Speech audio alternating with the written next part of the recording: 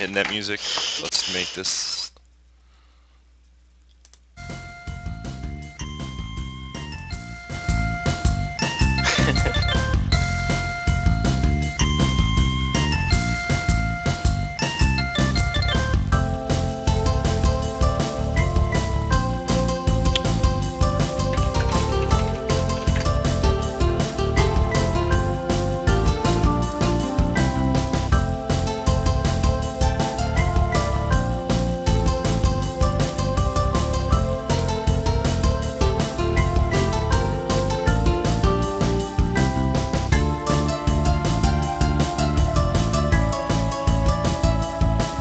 Is it coming up? Still working for me.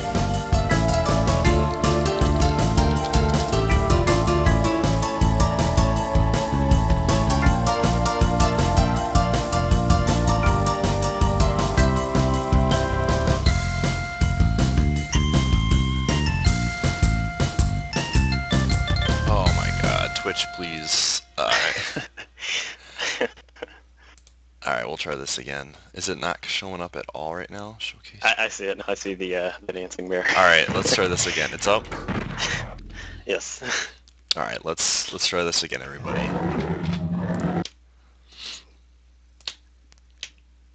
Can we keep this for the whole race? There we go. I don't think everybody heard racetracks. We're gonna have to play it one more time. Alright, good.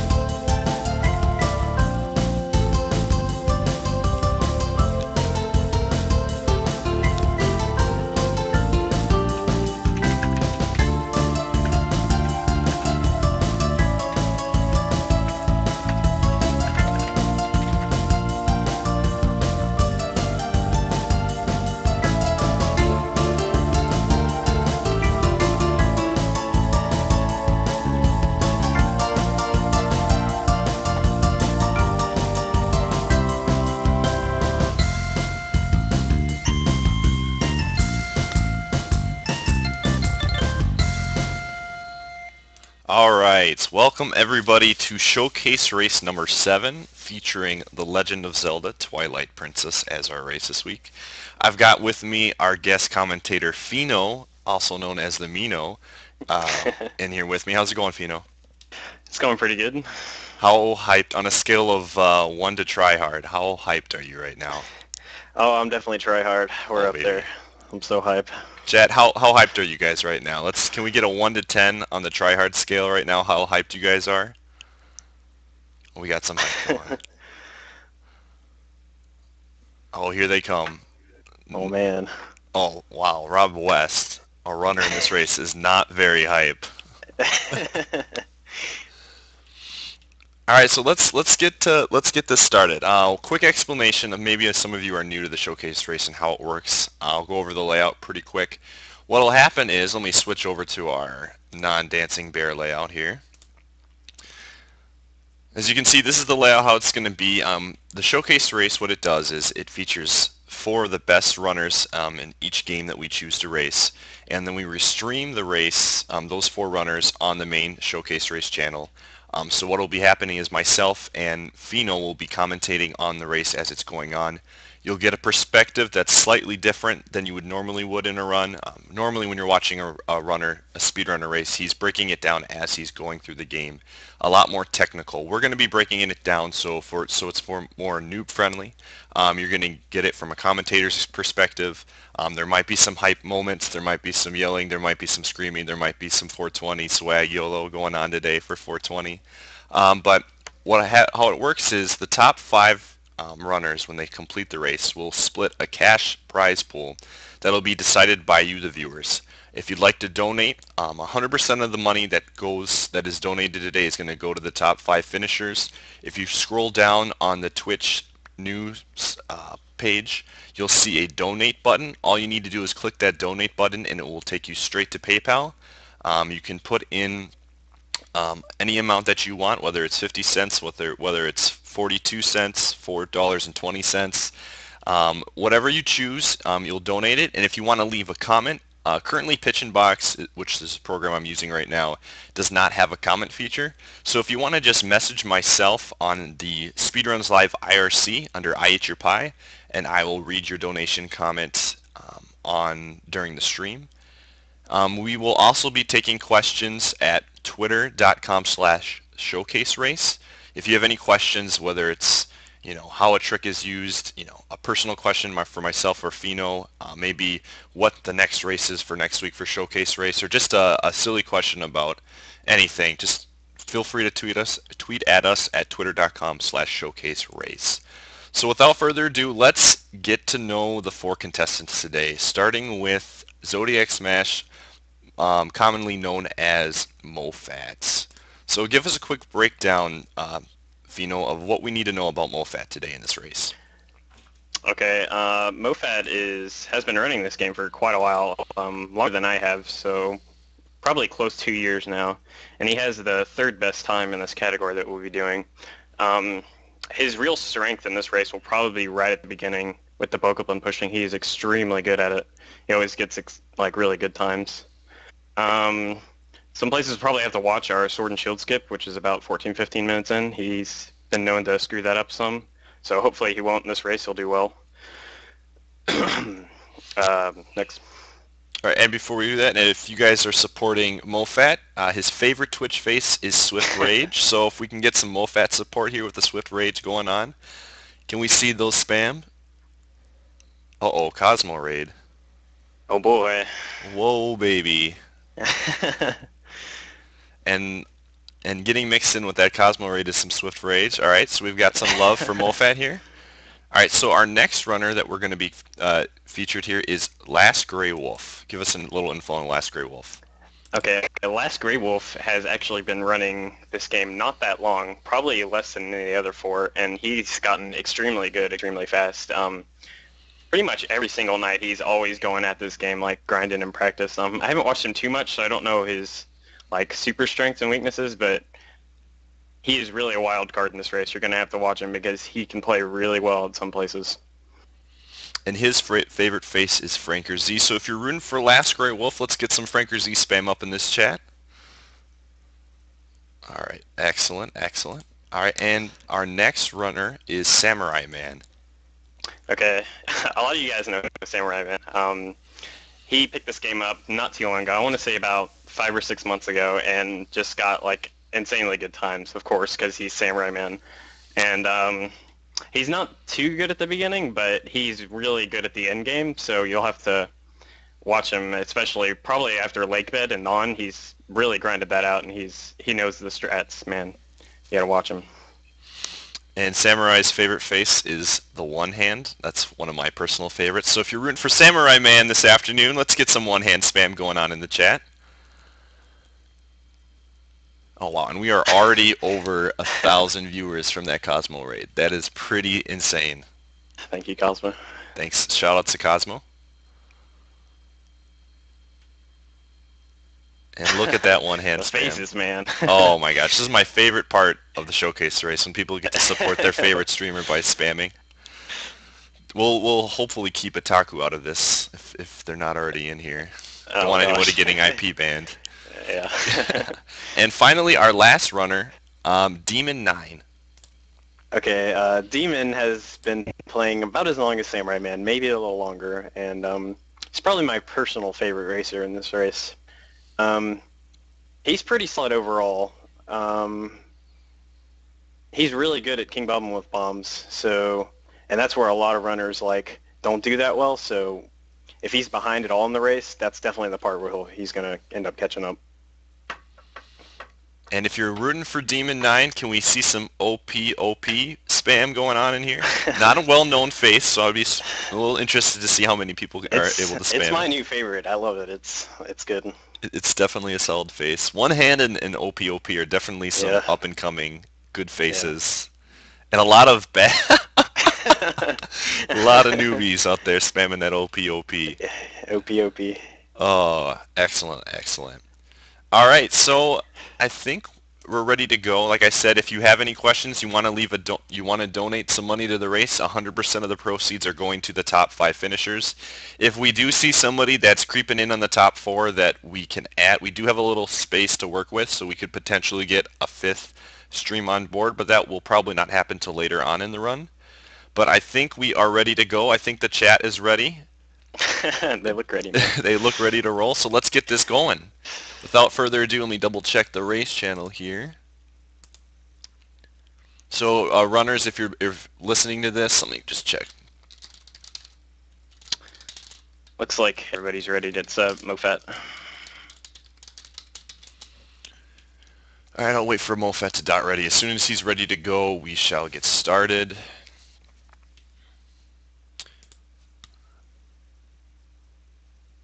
Alright, we'll get back to the main page here. And I'll be updating this prize pool as we receive donations. Again, any questions, feel free to tweet at us at twitter.com/showcaserace. And make sure to follow these guys at their own channels if you want to just be watching them individually as well as the race. It doesn't have the twitch.tv in front of it, but all of those names are accurate to their Twitch accounts. So for example, if I wanted to go watch Last Grey Wolf, I would just type in twitch.tv/last_gray_wolf, and the same for the other 3. Mofat is actually Zodiac Smash as well, but he goes by Mofat in the community, so I just put that in there in parentheses. Mofat looks like is ready to go, so without further ado, let's get this started. Alright, I'm hype. I am Who's hype in chat? Come on, let me see some try hard. Oh my gosh, I just want to see the whole chat. Before I unenter, I want to see the whole chat filled with tryhard faces. Just only tryhard faces.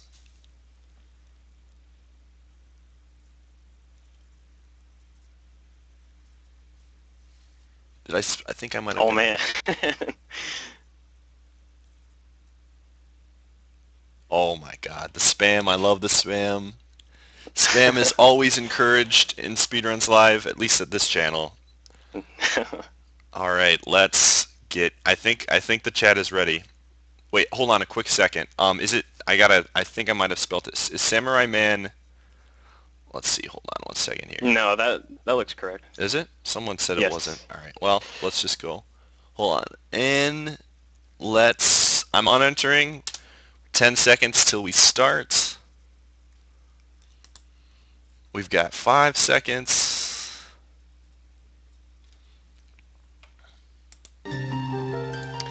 And go.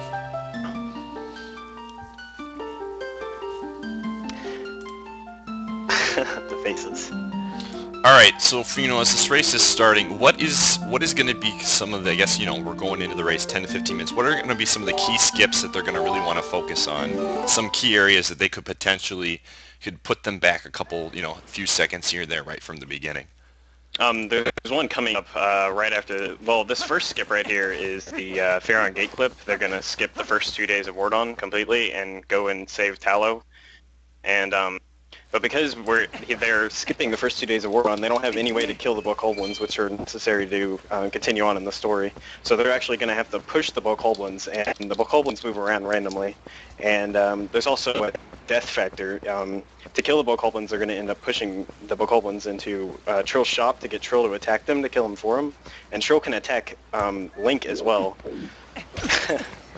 So if Link dies, he's going to have to go all the way back. They're going to have to go all the way back from South Faron Woods, and that's going to probably cost them a minute or two. Oh wow! So they really don't want to die, and it can be really difficult at first. So it looks like most of them got out so far. Samurai Man's still okay. He's out too. Looks like Mofat just got through as well. Yep. So this is skipping. I mean, how much, time-wise, is this skipping for day 1 and day 2? Yeah. Day 1 and day 2 take about 5 minutes, so it's saving. Well, that's 5 minutes with actually running up and getting Epona, so it's probably close to 4 minutes saving just doing this. And then they're going to be saving more time by not having to do some of the side quests after day 2, fishing rod and such.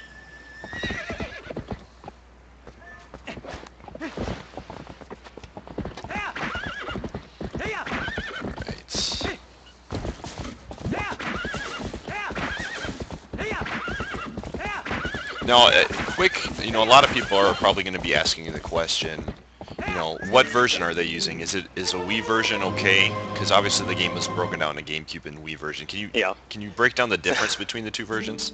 Yeah, so some of you probably noticed that everybody's playing on the GameCube version, and the two versions, the Wii and the GameCube, are mirrored of each other, and they're not really that too different, but on the GameCube version there's a glitch called LJA, Long Jump Attack, and it does not work on the Wii version with the Gale Boomerang. It does work with enemies and targeting, we'll explain that a little bit later, but it doesn't work with the Gale Boomerang, and the Gale Boomerang really opens up this glitch to like use it anywhere in the game, and allows for a lot of sequence breaks, and since you can't use it in the Wii, there's a lot of time lost by not being able to do it.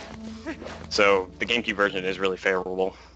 Additionally, all of them will be, everybody's playing on the American or the PAL version, because on the Japanese version of this game, there's a glitch called Map Glitch that saves a good chunk of time later on in the run, and it just flat out does not work in the Japanese version.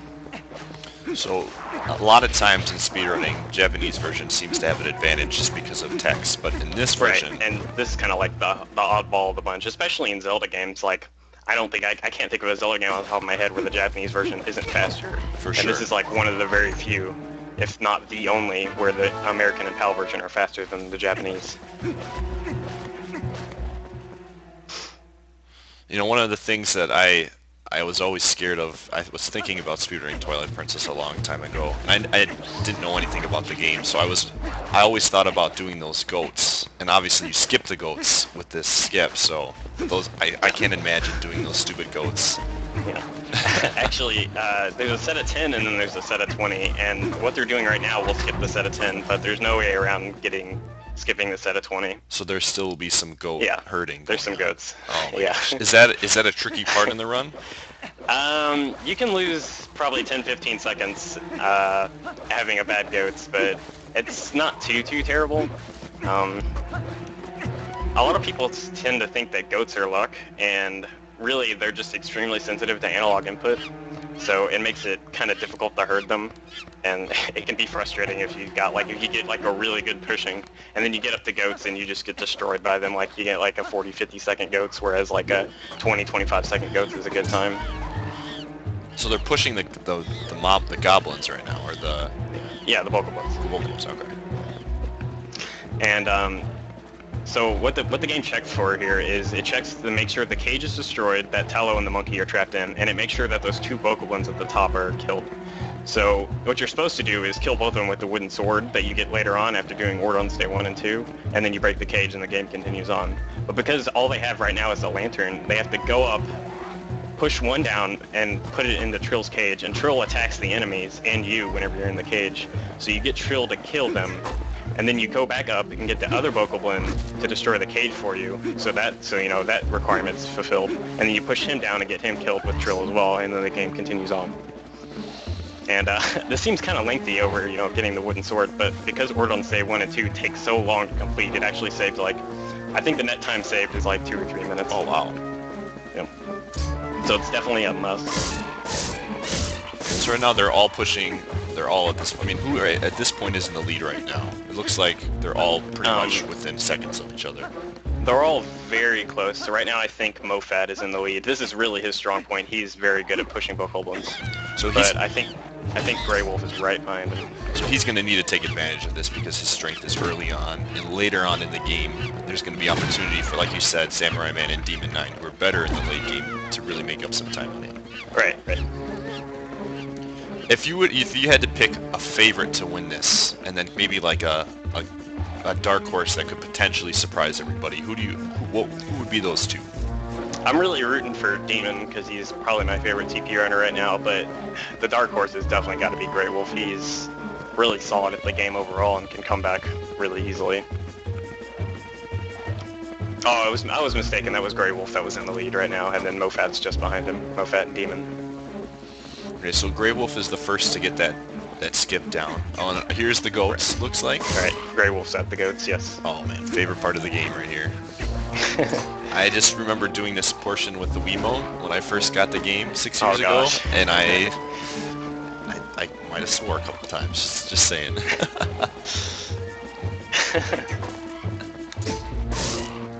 Yeah, these goats can be really trolling. There's actually situations I've had in the past where the goat will be right in front of the barn and you can, do the whoop at him and he'll turn all the way around. Like he'll be facing towards the barn and he'll just turn all the way around and run off. And I don't know, it's just a weirdly programmed aspect of the game, I suppose. So it looks like Grey Wolf's in front, Mofat's trailing behind in fourth, Samurai Man in third, and it looks like Demon 9, depending on how this goat goes, is going to be second or first. Yes. And it looks like, yeah, Grey Wolf finishes goats.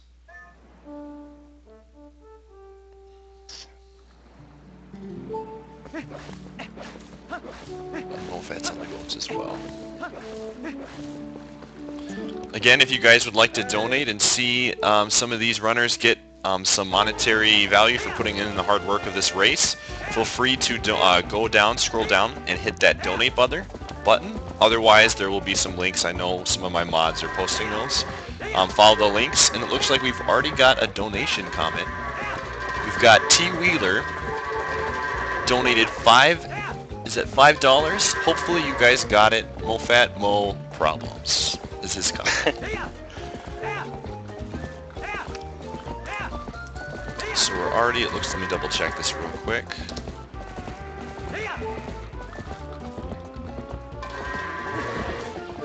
Oh wow, holy crap, holy shit, we got a lot of donations already. Oh wow. Alright, so you just do your commentary, I'm gonna get this situated, give me 1 second here. Alright, so Grey Wolf is just now getting into the series, and really there's pretty much everybody else is right behind him. They're about to get into the sewers as well. And the sewers are really interesting because there's a lot of little time savers in it, and they can really add up. Probably most notably is what we call first frame Midna jumps.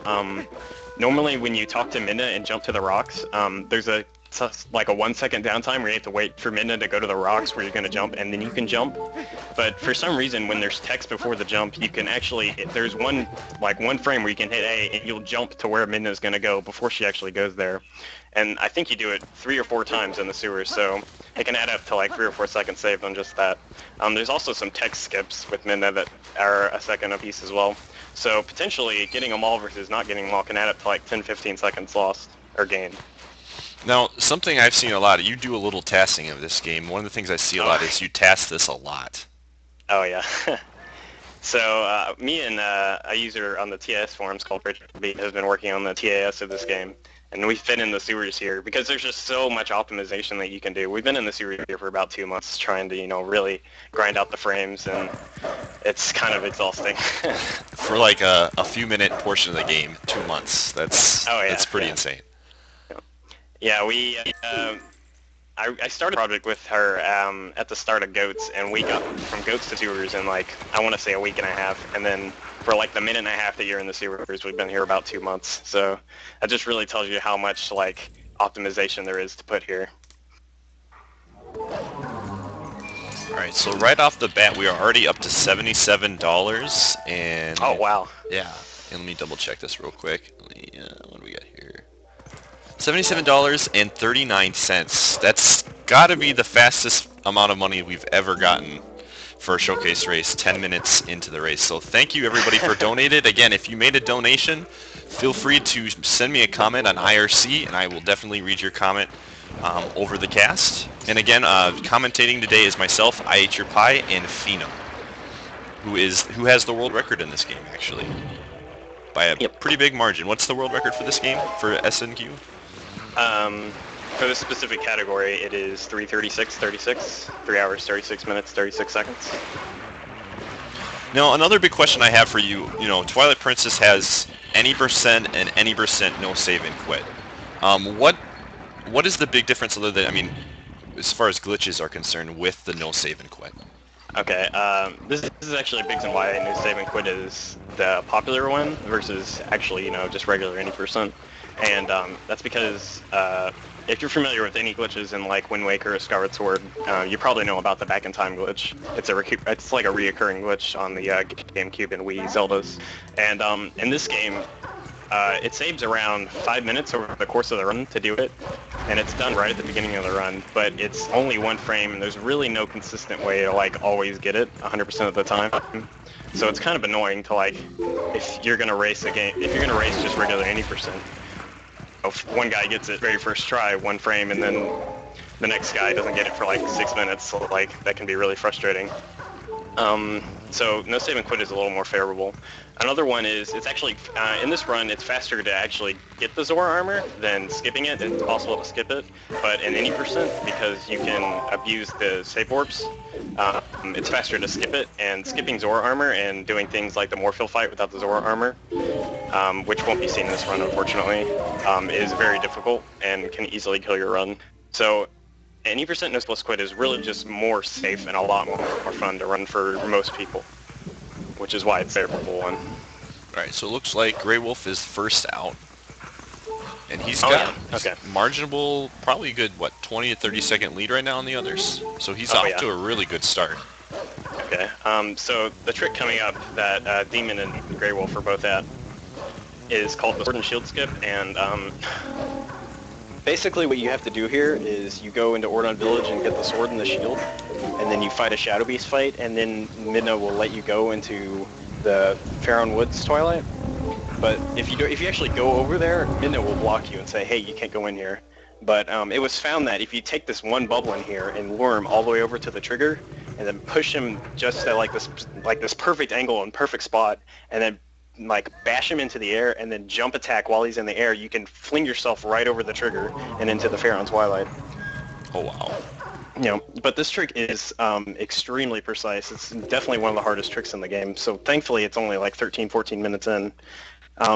Doing this trick over, like, if you just go and flat out get the sword and shield and you don't try it at all, it wastes, versus like actually getting it first try, it wastes probably 2 to 3 minutes. So it's pretty imperative that, you know, people want to get this trick.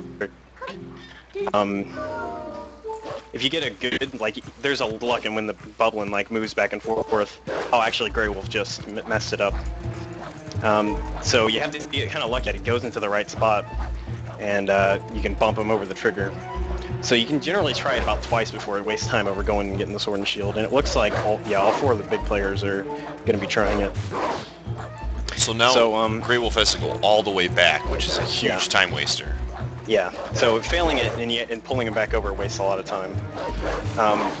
If you're wondering why, he actually bumped him in the air and it did kill him. So if you're wondering why he didn't try, oh my gosh, Demon got it. Okay, so Demon's in the lead now because he got that. How big of a time to see where this is. Okay, so if you're wondering why he bumped him in the air because the bubbling wasn't dead, for this trick to work, you have to actually target the bubbling while he's in the air. And you can only, after the first attack, if you attack him again, he's going to die. So you can actually bump him in the air the second time, but because he's dead, the game realizes he's already dead. So it's not going to be able to target him while he's dead. So you only get one shot at it, and if you mess it up, you have to jump off the bridge to like refill his health and bring him back over. It really is quite a dumb trick. Okay. Okay, Mofat got it too. So Mofat's now in second place then. Second, right. He's right behind Demon. So just like that, and he's right there again. Okay, Grey Wolf just got it too. So excellent. Right now the lead is Demon, Mofat, Grey Wolf, and Samurai Man.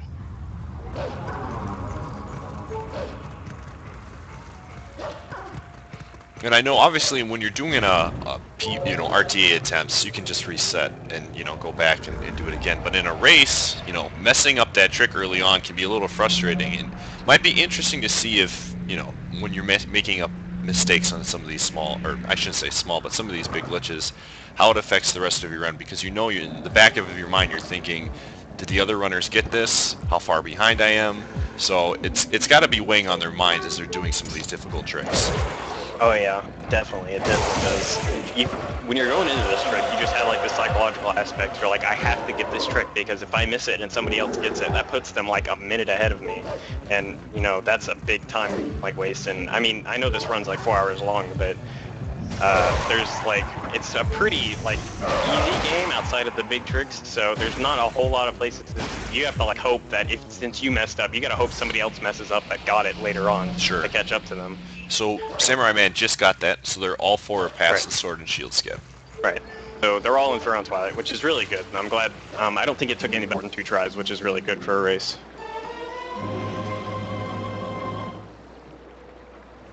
Okay, so once you're in the Twilight,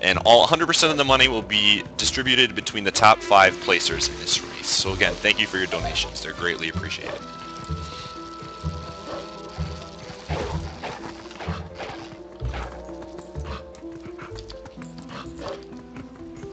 So we got Mofat still in the lead at Sacred Grove, and Last Grey Wolf, Samurai Man, and Demon are all tied at the EMS jump.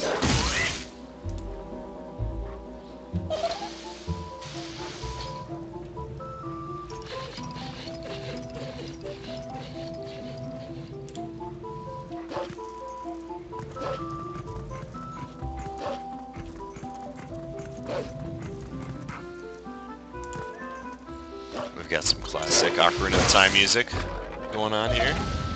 All right. Little Lost Woods action.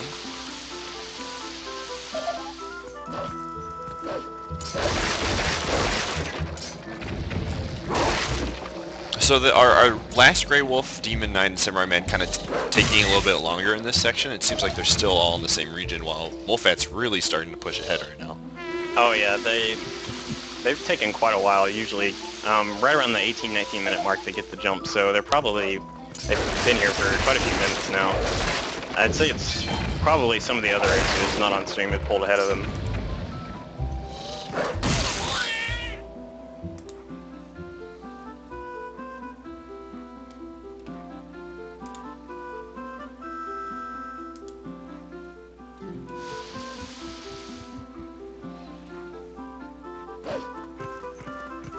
So again, you said normally you want to do this till after the first 3 dungeons are beaten to get the Master Sword, correct? Right, that's correct, right. The trigger for Midna to appear to actually let you jump around to get to the Sacred Grove isn't there until you complete Lakebed Temple and Midna's Desperate Hour. So getting here early, really, especially the warping factor of having the Master Sword really saves time. Okay, Grey Wolf finally got it. He's in the Sacred Grove, and Mofat is at the Master Sword puzzle. So he's about at the Master Sword. He's making good time.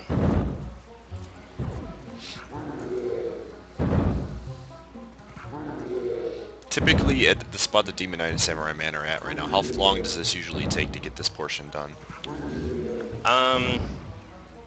Usually it's first, second try, so I really wouldn't say choking because it's not that hard, and maybe they're just really nervous because it's a race. I've noticed Demon's gotten the wrong swings on the guy quite a few times, so he's just kind of getting unlucky.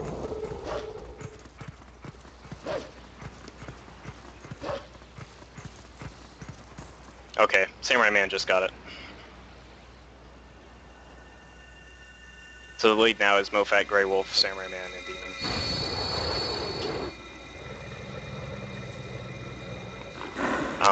One of the really awesome things about Twilight Princess running is you can skip almost all the cutscenes in the game just by, pressing start. You don't have to, it's not like Skyward Sword, you have to unlock hero mode or anything. You can just skip it right off the bat. But the Master Sword cutscene, which is actually a pretty long cutscene, it won't let you skip. I guess because it just decided it was so important that you can't skip it. So Demon Knight finally gets it, so he's going to the grove as well. Alright, so they're all in the grove now.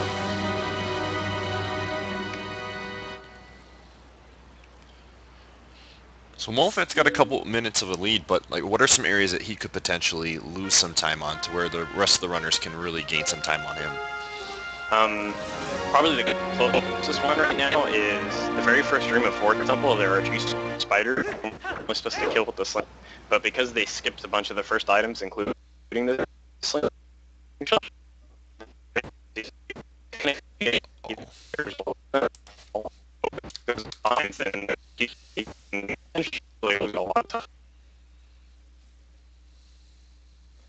probably the next big spot is the bridge clip in 4. Be just a little bit out of spiders. I've seen Mofat mess it up a bunch in the past, so could potentially fall behind there.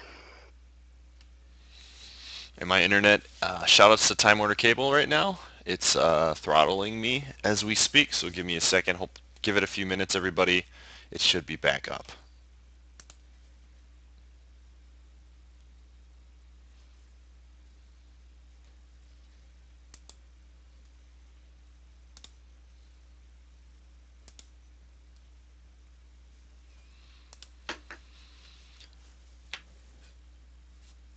And I'm just going to refresh some of these.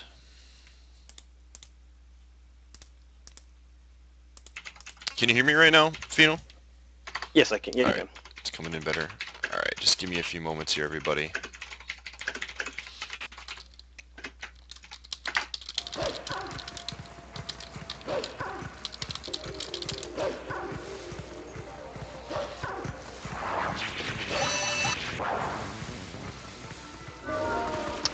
It looks like Grey Wolf got the Master Sword puzzle.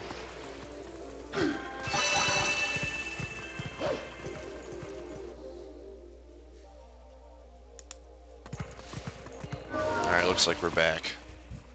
Just getting through the ads, there we go. Twitch money? Yeah. Gotta support the streamers. Sports streamers, man. And Okay. So Mofi got the Master Sword, and he immediately warped right back to South Faron Woods to complete the vessel. He wants to clear the tiers. Something interesting, which you'll notice he's doing right now, is you're supposed to jump all the way around with Midna, but because you have the Master Sword already, you can actually transform him into human in the Twilight, which you're not supposed to be able to do, and just cut straight through the mist with the lantern. oh wow. Yep. So, a question for you. Because technically when you get the Master Sword, you're skipping 3 of the dungeons. Why do you have to go back into, like, the Forest Temple and some of the other ones? To actually get out to Hyrule Field and get to, like, the other areas of the game, there's a trigger that's being blocked, that blocks you, and it doesn't go away until you've completed the Faron Twilight and completed the Forest Temple. There's actually a way around it, but it's not done in this run because it's slower. For multiple reasons. The third temple is completed because completion of the third temple and thereafter at Midna's Desperate Hour, which triggers after you beat the third temple, opens up the rest of the game, which you need to, you know, go to the desert and get into the city in the sky and all this other stuff. The reason why only the second temple is skipped is because it doesn't really unlock anything necessary. The biggest thing unlocked by it is being able to get into the third Twilight. And there's actually a skip we'll be seeing about at the 1 hour, 5 to 10 minute mark that will let him get into the third Twilight early. Okay, so it looks like everybody's right about at the Master Sword or doing the puzzle, and Mofat has just finished clearing the Twilight. So, I mean, he's got, what, about a 3-minute lead on everybody else at this point? Or? Yeah, 3 or 4 minute lead of the other streamers here. Yeah. So since he has the Master Sword, he doesn't have to... Normally you're supposed to get the key from Koro and then do this really long side quest where the monkey steals your lantern and puts you through the mist. But because he is warping and he already did the North Faron part of the warp, he can just warp straight there and skip all of that. That probably saves a good 3 minutes just having the Master Sword early at that point, because that sequence with the monkey is so long. Okay, so because this is another thing, if you have Master Sword early, you can actually just walk right around this wolf. You don't have to talk to him at all. And this is the wolf that gives you an ending blow. So you can actually do the whole entire game up to Ganondorf without ending blow. But once you actually get Ganondorf on his back to actually kill him, the game won't let you do it unless you do this sequence. So it's kind of frustrating that this is like one of the bottlenecks of the game is ending blow, but what can you do? If you were able to somehow skip that, how much time would that save? Just this cutscene, essentially? Pretty much this cutscene and learning, so I'd estimate 2.5 minutes, maybe 3. It's pretty long. He talks for a while since it's the first encounter with him.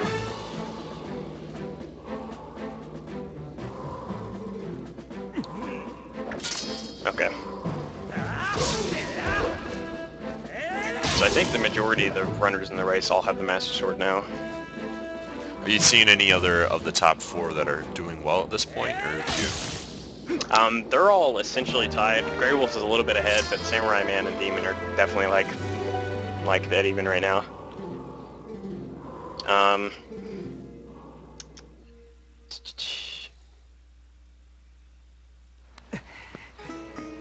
Well, pull up some other streamers and see how they're doing. Okay. Just because Mofat and Demon were on that for so long. While we're doing this, I'm gonna go ahead and read. I didn't really get a chance to say how much everybody donated, so I'm just gonna go through the list real quick. To give a shout out to everybody who's donated so far. Just give me 1 second here. So we've got $2.50 from Chris. Thank you, Chris. We've got 1 cent from Barnaba. Thank you for that 1 cent. Much appreciated. We've got $2 again from Jussie. $5 from Thomas. $1 from Eric.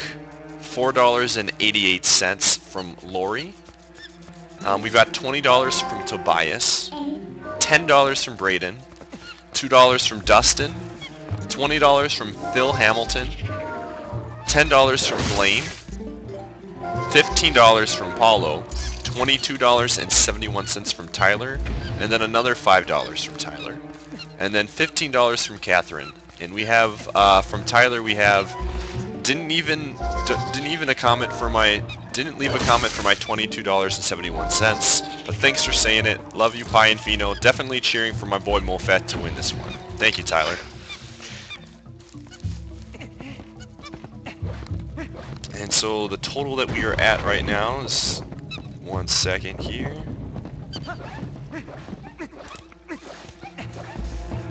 We are up to $135. So first place is getting at least $70 for finishing first in this race. So excellent start to the donations, guys. Keep them coming. Again, if you have any comments that you would like to be read with those donations that aren't posted in PayPal, feel free to message me on IRC at IHPie. If you have any questions regarding different aspects of Twilight Princess, questions about the showcase race, questions for me or Pheenoh, feel free to tweet at us at twitter.com/showcaserace. And we greatly appreciate everybody showing up. This is definitely an all-time high for the showcase race with over 1,000 people watching within the first 30 minutes. So keep it up, everybody. We'll try to do our best to keep this going as well. Okay. Look, some other streamers, it actually looks like Jack268 and Innerslice are just a little bit ahead of Demon and Samurai Man. Okay. But they're all very close still. Mofat's a good lead on pretty much everybody.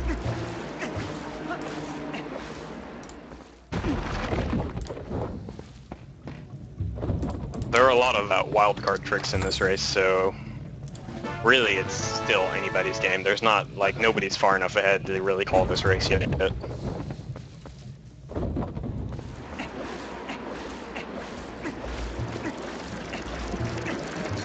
Yeah, shoutouts to Cosmo for rating us today. Much appreciated. Oh yeah, definitely. You're awesome, Cosmo.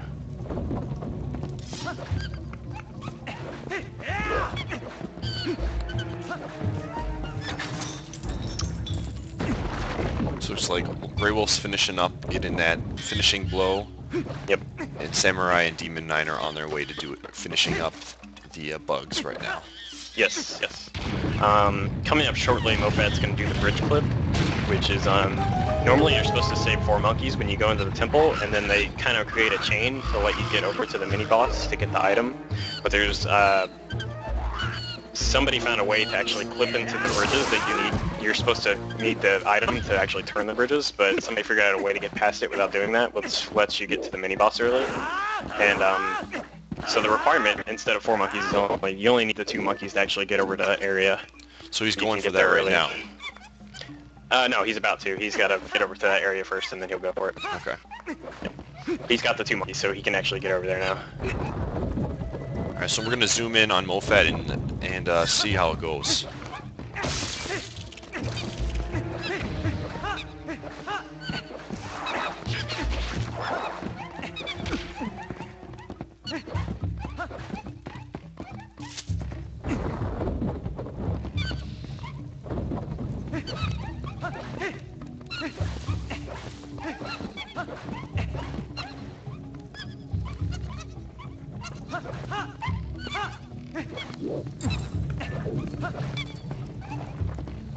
Looks like Grey Wolf is... Okay, he got past the spiders.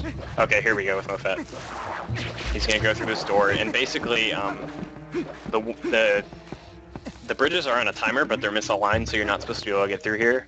You'll see him bring up Minda and then immediately put him away. If the wind is blowing, for whatever reason, talking to Minda forces the bridges to move immediately. Okay, he missed it once. So, this could be potential for somebody else to catch up. He goes out the door and back in to reset the bridges. And he's just gonna keep trying it until he's gonna like clip inside the bridge's like texture on the right side, and then he's gonna jump to the other one.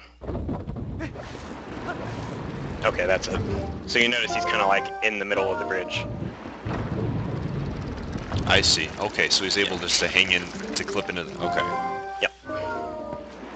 There's actually 2 more bridges that are misaligned, but for this one you can actually just make it with a jump while they're turning. Now, would you say that the boomerang that you get in this dungeon is probably one of the more stronger items in the game, Oh, yeah, just with the fact that wind? It's hands down the most broken item in the game. Which, right after he gets it, probably like 2 more minutes away, you'll see kind of why it's so broken. Alright, we'll bring it back out to everybody. Okay. Alright, so we got another donation comment from Spyro the Sheep. He says, all the hearts for Last Grey Wolf, donated $15 to see him win. So thank you, Spyro the Sheep. With that, if you're rooting for Last Grey Wolf, can we get some Franker Z spam, as that's his favorite Twitch face going on right now?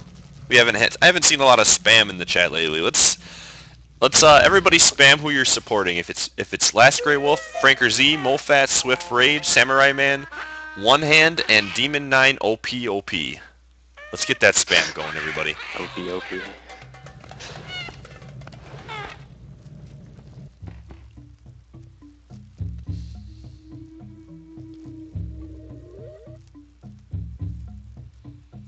And here it comes. We see a lot of One Hand. Wow, we got some tri-hex going on in there. I don't think... They're just hype. They're just building up the hype. Okay, so Mofat has the boomerang.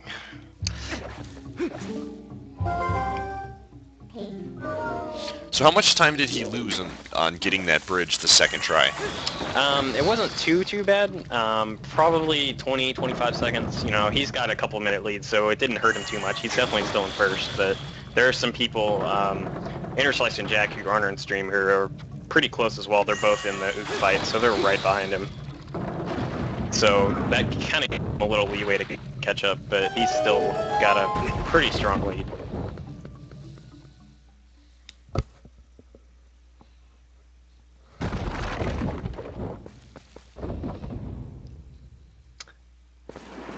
So you might notice the monkey there in the cage, and he just ignores them, because after he gets the boomerang, he doesn't need to free any more monkeys, because he can skip pretty much the second half of the dungeon. Scumbag is Link, not freeing the monkeys, dude. Yeah.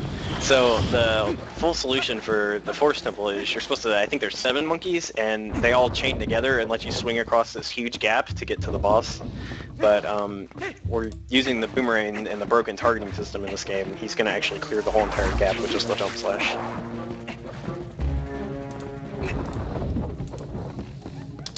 If you've never seen a long jump attack in this game, it's definitely interesting the first time. Now, is the long jump with the boomerang difficult, or is it one of those things where you just kind of get used to it? It really depends where you're doing it. Because of the requirements to do the actual long jump,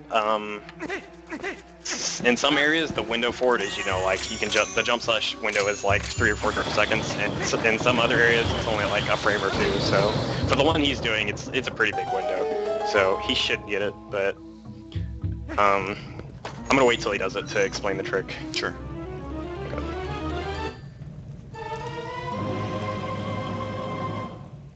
Okay, so Demon 9 getting that second monkey.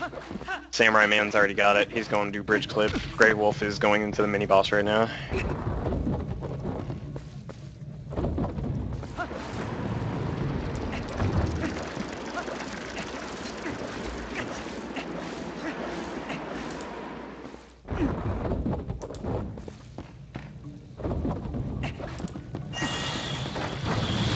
Okay, after Mofat goes through this door, he's gonna do the LJ. So this is the area with the huge gap, and the boss door is on the other side, and he's just gonna jump slash right over to this tree.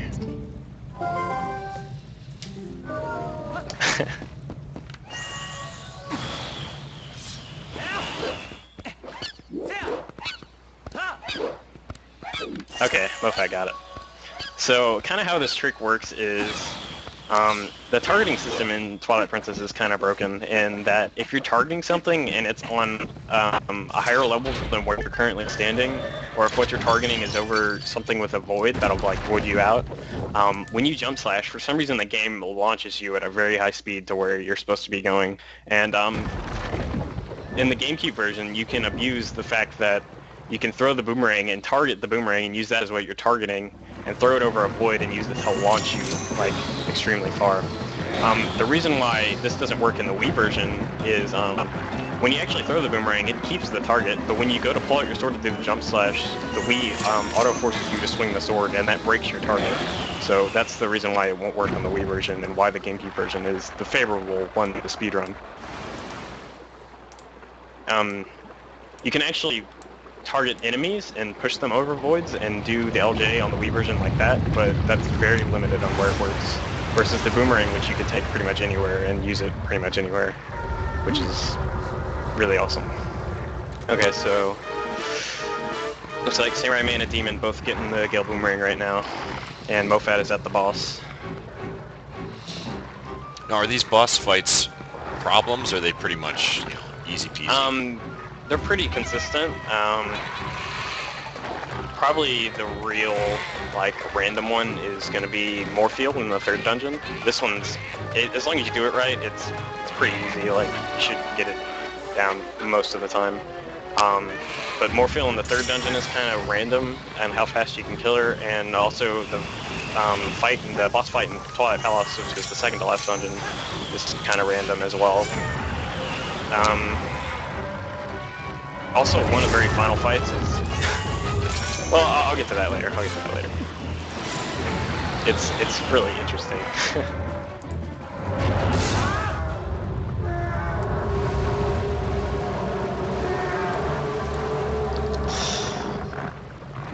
Okay, looks like Mofat has killed the boss. And, Grey Wolf's jumping over to the boss key.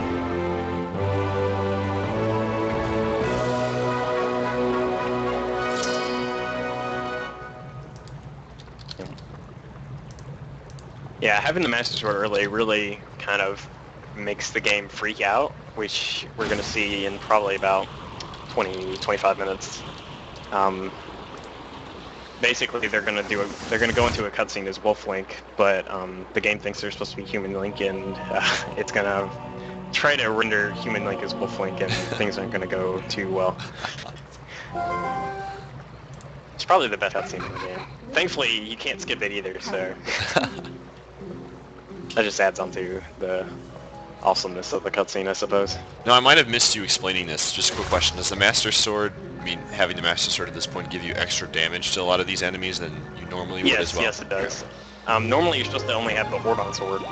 And I don't know the specific damage, I just know that the Master Sword does double whatever the Ordon Sword does. So, I didn't mention this while they were fighting the mini-boss, but normally the mini-boss takes 2 full cycles. Like, you get him down, you beat him, then he gets back up on the poles and jumps around. But because you can do double damage, you can actually kill him in 1 cycle, which is just extremely quick.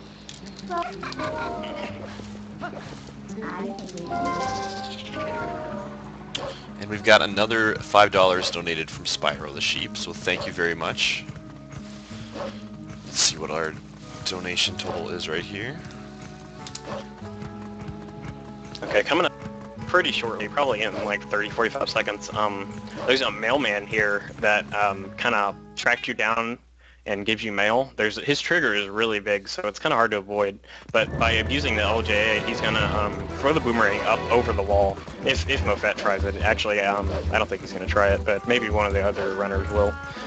It saves around 10 seconds, but you throw the boomerang up over the wall so it's over higher ground, and then you just jump slash right over this trigger, and it skips having to talk to this mailman. Yeah, Mofat didn't try for it. There's actually 3 mailmans that they will encounter in this run, and it's possible to skip all 3 of them, so that one's the hardest of all of them to skip, so it's probably why I didn't try it, but the other ones are on the bridge to Hyrule Castle later on, and it's pretty safe to say that everybody's going to try it. It's not that hard at all to get. Okay, looks like Last Grey Wolf is fighting the boss, and Demon and Samurai Man are both right at the boss.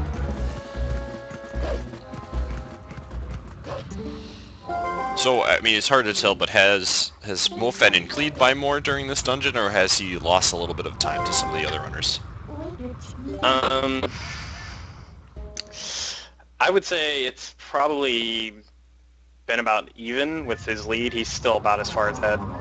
He played pretty well, and so did all the other runners. They really didn't mess up at all. Maybe he lost a little bit of lead on that first room with the spiders. He didn't do too well, or maybe on the bridge clip. But other than that, the lead's been pretty consistent.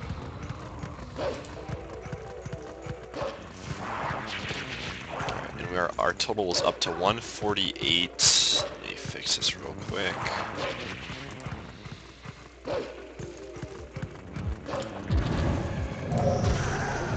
148.79. So excellent.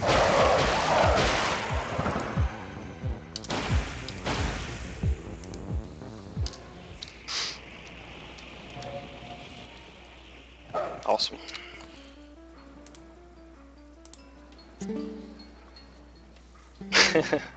Reading some of the race channel comments are kind of funny.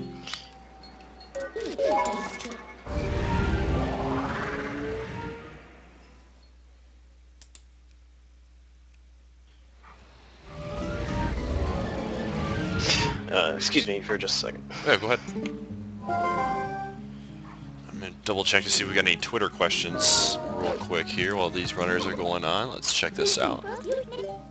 Do we have any Twitter questions? Check it.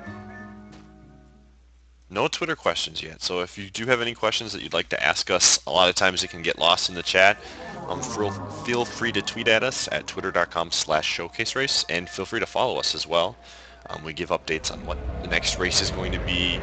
We do update it when we do get the VOD up for the last race. So definitely give us a follow, and if you have any questions, shoot us a question. We would love to answer them.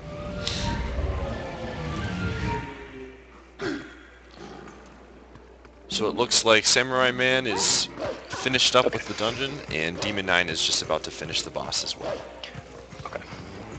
Okay, Grey Wolf, yeah. He's going out to Hyrule Field now. He's done with Diababa.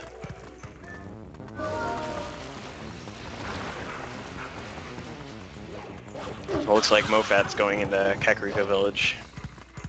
He's about to start the second Twilight. These Shadow Beasts here can actually be kind of trolly. When you go to target the two right here, sometimes Wolfwing just will flat out refuse to hit one of them, and it'll only hit the second one. And when that happens, they just like respawn and you have to do it again. Thankfully it didn't happen there to Mofat.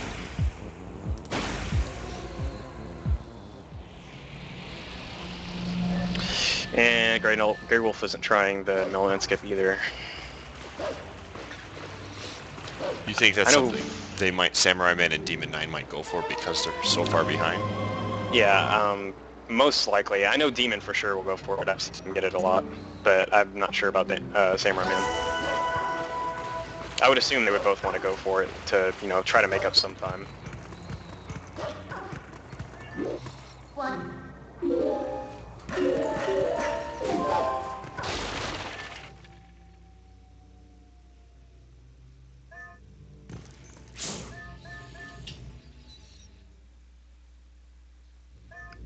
Oh, Samurai Man's not going for it either.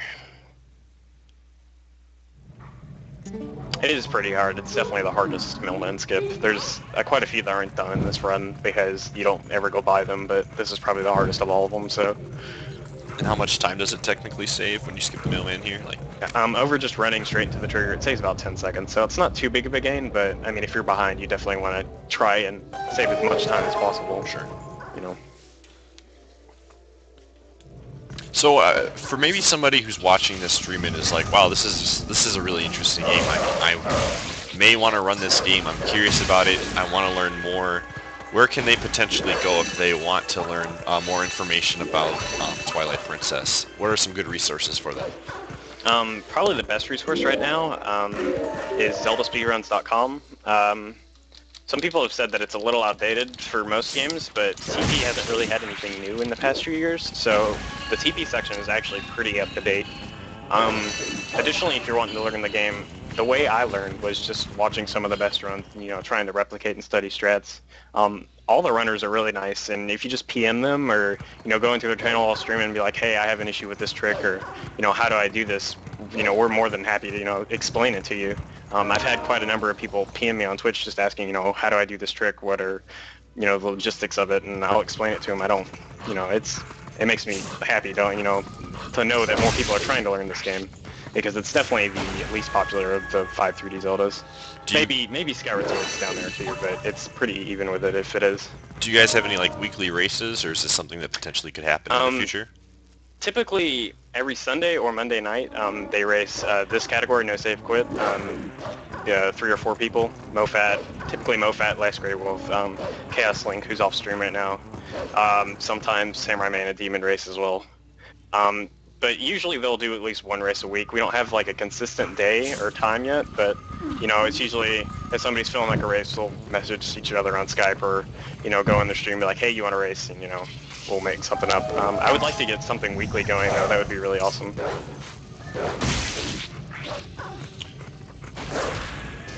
So shout outs to everybody. We're getting closer to that 1,300 viewers. So again, appreciate everybody showing up and supporting this week. It's pretty awesome to see you guys get excited about watching Twilight Princess. I know Pheenoh's probably pretty hyped right now. I am. I'm so hyped.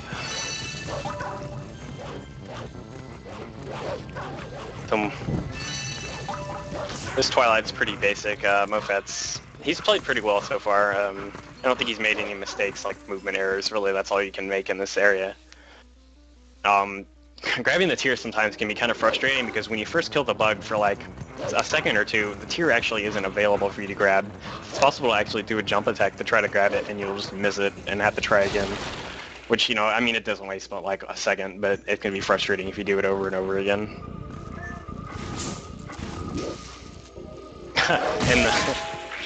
and the tunnels too are kind of like, the way you have to face the tunnels when you're trying to crawl into them are kind of specific, so you can actually just hit A to go in the tunnel, and if you're not facing the right way, you'll just like bonk into the wall, and it's kind of like a smack in the face. It's like, it's just the little things in the Twilight can really get you sometimes. I mean, just from personal experience, as far as movement-wise, what do you prefer in the game? Like, Wolf Link or regular Link? Just from a personal experience. Usually, I try to be Wolf Link as much as possible because that's fastest, but in some areas it's just flat out faster to roll as human because there's like it takes like 8 seconds to transform into human, and only some places are accessible as human and only some are accessible as wolf. So I mean, if you're human and you need to go to some place like not too far away that's human, that you have to be like climbing a ladder for, where you got to be human. Sometimes running, like by transforming a wolf, running there or transforming back wouldn't be faster, even though Wolf Link is just a little bit, it runs typically faster in most areas just because of the transform time.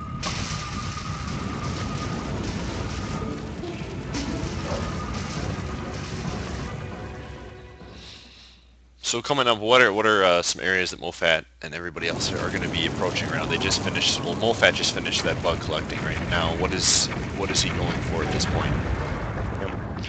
Well, once he finishes the bug collecting, he's gonna. They're all gonna tame Epona because Epona is required to do one of the glitches. The glitch I mentioned earlier to get into the third Twilight early.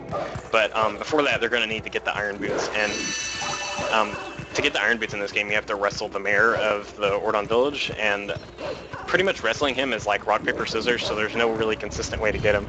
So they can lose a lot of time if they get really unlucky, if they pick the wrong like move to do while wrestling. And then the clip to get into the Twilight, which will come right after the wrestle, they have to actually run into a gate with Epona behind them, and the gate has a luck factor, and the gate has to swing like the perfect way, and they have to be rolling at like the perfect angle to actually get through. So you'll probably see a couple people here just bonking into the gate repeatedly trying to force the gate to let them through. They have to get so lucky for the gate to actually push them through. So if anybody's gonna swap places like in terms of lead here, it's definitely going to be either at the wrestling with Bo or at that gate clip. Potentially, how much time could you be losing at wrestling with Bo? I mean, I've seen Mofat get pretty mad during those portions of the game. Yeah. You probably won't, even if you get really unlucky, you probably won't lose like maybe upwards like a minute and a half if you get really, really unlucky.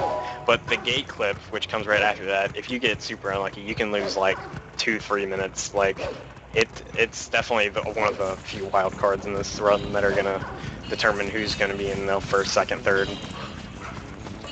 Especially if like Mofat gets it first try and it takes like Demon like, 50 tries, then it's gonna just increase the gap, or decrease the gap if it takes Mofat like 50 tries and Demon gets it first try. So how far are we away from the gate clip, just for reference, so when we can zoom in on when they're doing it? Mofat will be doing it around the hour and 5 mark on his timer. Okay. So in about 9 minutes, 8 minutes.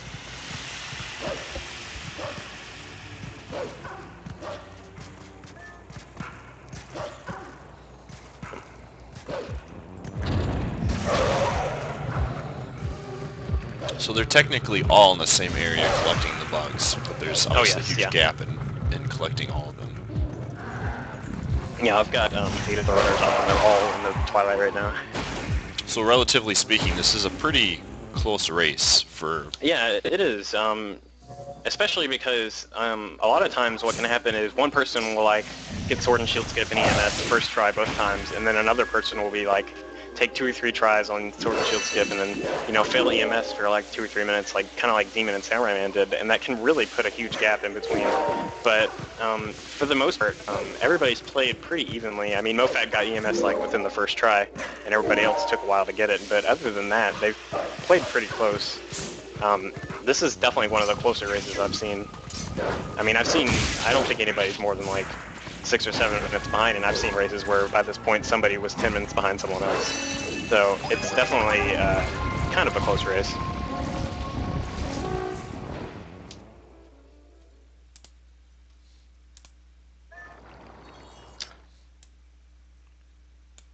So Mofat has finished the Twilight, and there's Grey Wolf is getting kind of close to clearing it. So we got a quick question for you, Pheenoh. This one's Sure. from, looks like Chamasnia? Sorry, it's from Aaron, is his Twitter name. It says, for Pheenoh, what would you do if your record was broken today? If it was broken today, I guess I would start practicing again. I haven't really practiced this game in probably a month. I've kind of been picking up other games, so I guess I would start practicing and, try to beat him again. I'm always trying to stay on top as much as possible. That Bomberman Hero hype? Yeah, I've been playing Bomberman Hero, and it's such a good game. If anybody's looking to pick up a new game, Bomberman Hero is definitely where it's at. It's really easy to pick up. It's a lot of fun, too. Shoutouts to Ness Kamikaze and Kirkyu, going back and forth with that world record the past couple days. Oh, yeah, man. When Ness got the record, I was like, wow. And then Kirk beat him by like a minute, and I was like, wow. Like, I couldn't believe the game it could go any much slower. Yeah, see, Fox, Bomberman Hero is on 64. Yes, it is. And you can download it on the VC as well. Mm-hmm. Alright, so they're looks like Mofat's going to tame Epona at this point. There's actually, if you fall off Epona while he actually turned into human to do this cutscene, which is a little slower, but if you fall off Epona while you're as wolf, you actually have to warp away and then warp back to fix it, because the game kind of gets in this glitch state where you can't tame her again. So he played it safe here in turn C. He fell off, but he's probably happy he played it safe, because now he can just get back on and try it again. But the downside of that was if you don't go into that cutscene as wolf, you don't get to see the really funny, like the game trying to render it. So I'm sure somebody else will do it. It's pretty interesting if you've never seen it before.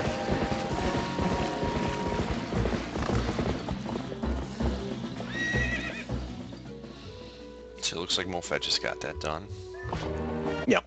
Now Mofat's gonna warp back to Ordon Village. He wants to wrestle bow and get the iron boots.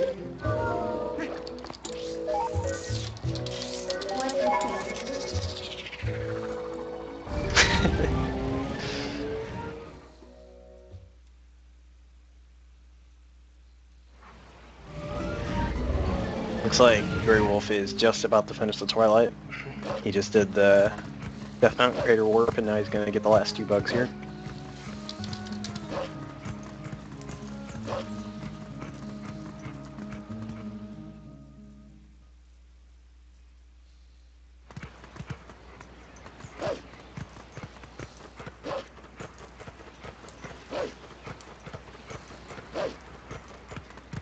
I just had one job.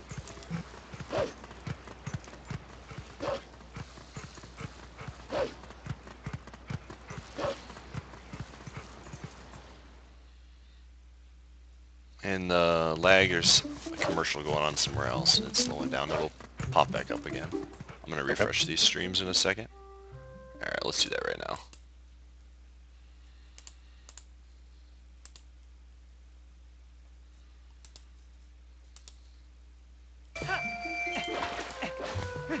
Let me know when it's up. Everything should be good now. Okay. So you may have missed it, but Mofat got an orange rupee behind the house. He's actually gonna. It's pretty imperative that he gets that because to get the city in the sky later on, he has to warp the cannon away and fix it, and it costs 300 rupees to fix it. So over the course of the run, the runners will be try to collect an aggregate of 300 rupees to fix the cannon. Typically, you wanna have it before you have to get up to that point because hunting down rupees is not good because that would waste time. Degree. It won't let you down. Alright, Grey Wolf is about to tame Epona. It's too strong.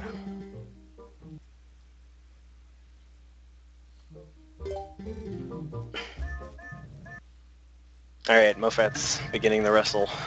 Here we go. We'll see how this goes. That RNG. So it's kind of peculiar how the wrestling works. You have to wrestle him 2 times in a row, and basically he has 3 different moves that you can do, and it's like rock paper scissors. You know, one move will always beat the other, and if you tie, you'll just kind of like smack heads. So on the first one, he actually has 4 moves he'll do, and the 4th move is just to do nothing. It's kind of the game, like, you know, trying to give you an edge to, you know, feel how sumo is done. And then the second time you go around, that like nothing move is removed, and you only have the 3. So you have to, you know, we'll say grabbing him is playing rock, and you have to hope that the other guy plays paper, so you can, you know, push him off the edge. And if you get 2 in a row, you can typically get him off. That was pretty much perfect. Mofat got like a perfect wrestle on the, oh, that was the second one. So he got a really good wrestling there. So, for the other players to, you know, keep up with Mofat, they're going to have to get a good wrestle as well, which means they've got to get kind of lucky. Okay, Grey Wolf transformed into human for the thing as well. And so did Samurai Man. I don't think anybody's going to do it, unfortunately. Maybe Demon will. So right now, Grey Wolf and Samurai Man are really close to each other then. Yes, yeah. They're like... Grey Wolf just finished the taming and Samurai Man's about to start, so they're very close. Demon's about to trigger the sequence to start the taming, so they're all 3 very close.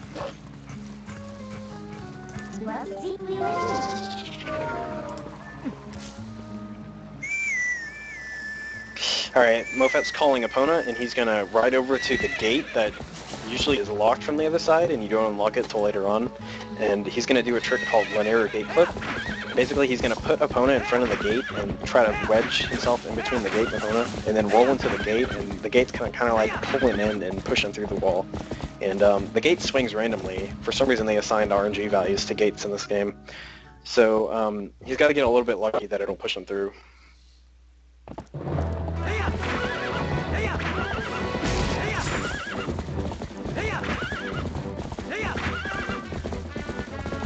Okay, let's see if Demon does the cutscene here.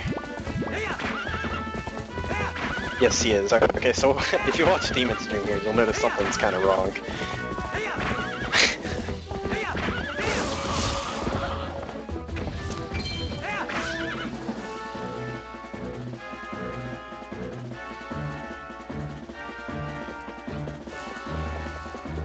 So the game, yeah, the game doesn't think you're supposed to be able to be Wolf at this point, so it just auto assumes you're human and starts to try and put Wolf Link together as human. And it comes out really strange.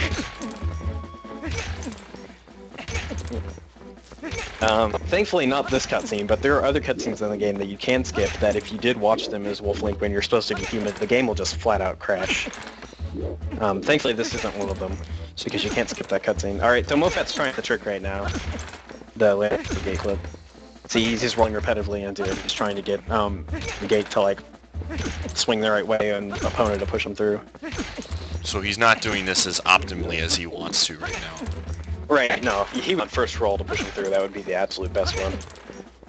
And he's he did like upwards of 15, 20 rolls there and didn't get it. So now he's going to like realign Epona because sometimes if she's not aligned the right way, it won't work either.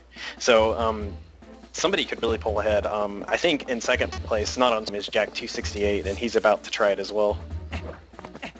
Oh, he's right behind Mofat then. Yeah. He just called Epona, so he's probably about a minute behind him. But Right, okay, Mofat just got it. Yes. So you see he was kind of inside the gate, and then he transforms into a wolf because it's faster. He runs.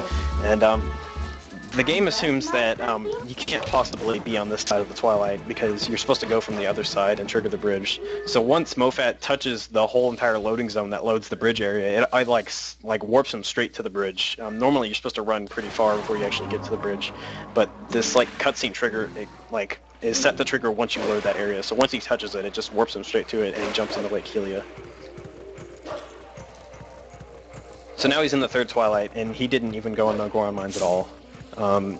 And you're supposed to have the bow and arrow at this point, and it's going to be required for something later on, right before Zora armor, and he's going to do a trick to get around that, which we'll get to that point. Looks like Grey Wolf just finished up bow, and then Samurai Man is almost done as well.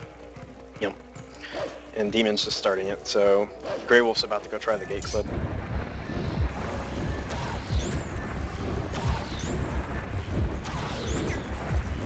So there's a trick here, and I highly doubt any of the runners will do it.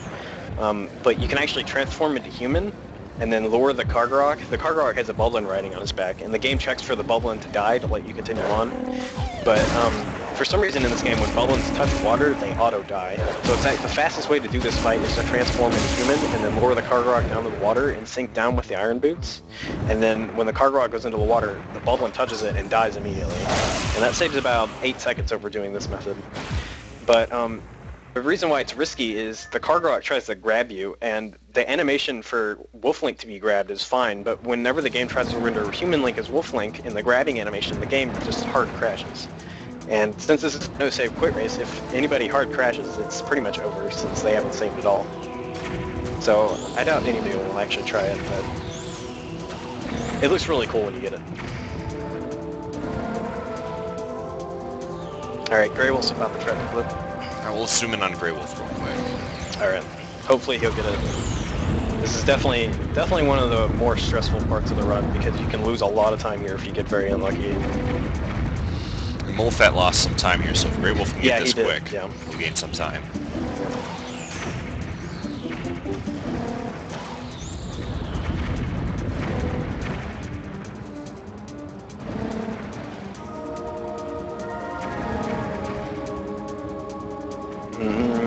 He's not through yet.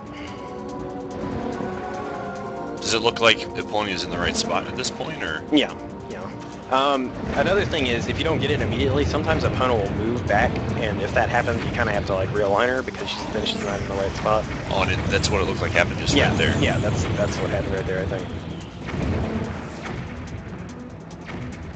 Yep. If you angle her the wrong way, sometimes when you bonk, it'll like fling you out. So that's what happened right there as well. Kingdom Hearts. So it looks like he's having about the same kind of gate clip as Mofat. Samurai Man is at it right now too, and it looks like he's struggling with it as well. Oh, and that's what it looked like happened just right. So we're getting a zoom in of what's going on with Last Grey Wolf. You're hearing Last Grey Wolf. Looks like they're in a Skype call. Yep. If you angle her the wrong way, sometimes when you bonk, it'll like fling you out. So that's what happened. Okay, actually, so it looks like Samurai Man just got it. So he just passed Grey Wolf. He was behind him, and this trick let him pass him. He's struggling with it as well. And you got it pretty quickly, about maybe 7th or 8th roll. Yeah. Okay, Grey Wolf just got it too. Hearing Last Grey Wolf. And it looks like Demon's trailing behind. He's about to go try it as well. All right, let's get in on Demon quick.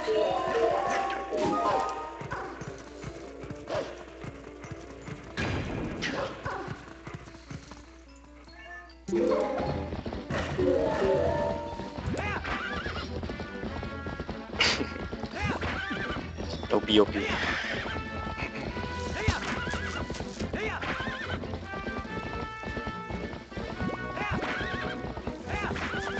Alright, here we go. See how fast you can get it.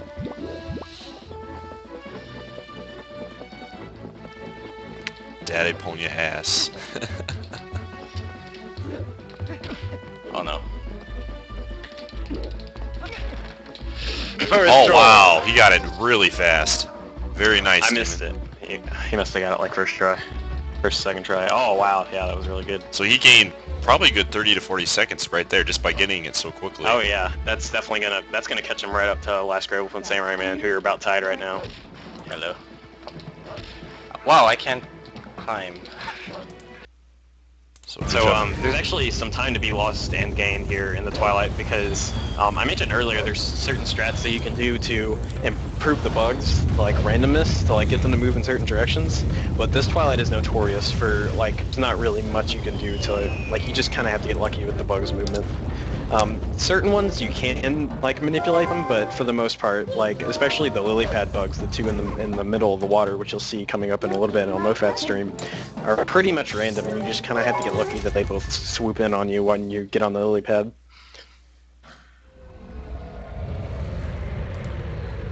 And I'd just like to take this time to again thank everyone for donating so far. We've raised over $158 that will be split. Oh yeah, you guys rock. If you'd like to continue to make donations, feel free to go scroll down. There's a donate button on the new Twitch layout. Otherwise, click the link that some of the mods are posting. Again, 100% of the donations will be going to the runners, to the top 5 finishers. In first place, we'll get, in the very least, 50%, and second place, we'll get 25%. So again, thanks to everybody for donating, for checking this out. Keep the hype going. Let's keep it going. Let's see if we can get over 200 for these runners. Oh my gosh, Demon is trying the strat I was talking about. And he got it too. Oh wow. What a risk taker, man. How much how much time did he save? He just saved about 8 seconds over the other runners. Oh wow. Which I mean it's not significant, but oh yeah. It really counts, like all these little time savers. I'm really surprised somebody tried for it. I thought I was the only one stupid enough to try it in a race. I mean, at this point, you can't help but think that chat has the chat favorite right now has got to be Demon 9 for going for. He's been going for all the skips. He went for the mailman skip. He went for this skip. Let's get some OP spam right now. If you guys are rooting for the good man, Demon 9. I'm rooting for Demon. I don't know who you guys are rooting for, but I'm rooting for Demon. I don't know why you wouldn't. This guy is. He takes all the risks, man. He really wants to win. He's trying to make that comeback from messing up earlier. Okay, so MoFat just got the linear vessel, and so about the timer's at about 1:14:45 right about now. So in the linear Twilight takes about 10 minutes. So if you can tell if MoFat's finished about 1:24, 1:25 that he had a decent Twilight, or if he finishes like 1:26, 1:27, he kind of had a bad one. Really depends on the big thing that you can lose time on is the lily pad bugs I was talking about earlier, because they're just so random and annoying. So this is a huge opportunity for some of the other runners to get lucky here and kind of make up some ground. Oh, and wow, the OP spam. The OP, man.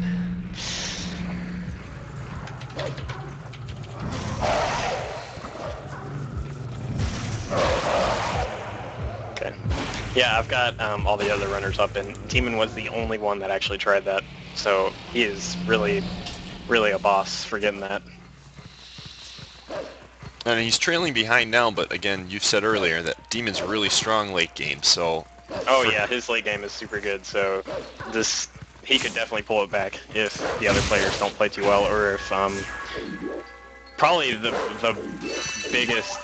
I feel like I'm saying wild card a lot because there's a lot of tricks in this game that are wild cards, but probably the biggest wild card is around the hour 50 mark is King Bubbling with bombs, because... normally you're supposed to do that fight with arrows, but you don't have arrows because we skipped the Goron mines. So they're going to have to actually pull out bombs on opponent and try to time the explosions right when Bubbling passes them. And the window is very tight, and it's a very difficult trick to do. So if people mess that up and other people get it, it can be like minutes gained or lost on another person. So... And I mean, everybody is very close in this race. Like, MoFat's not as far ahead as he was now because of the gate. And, Demon, doing insane stuff.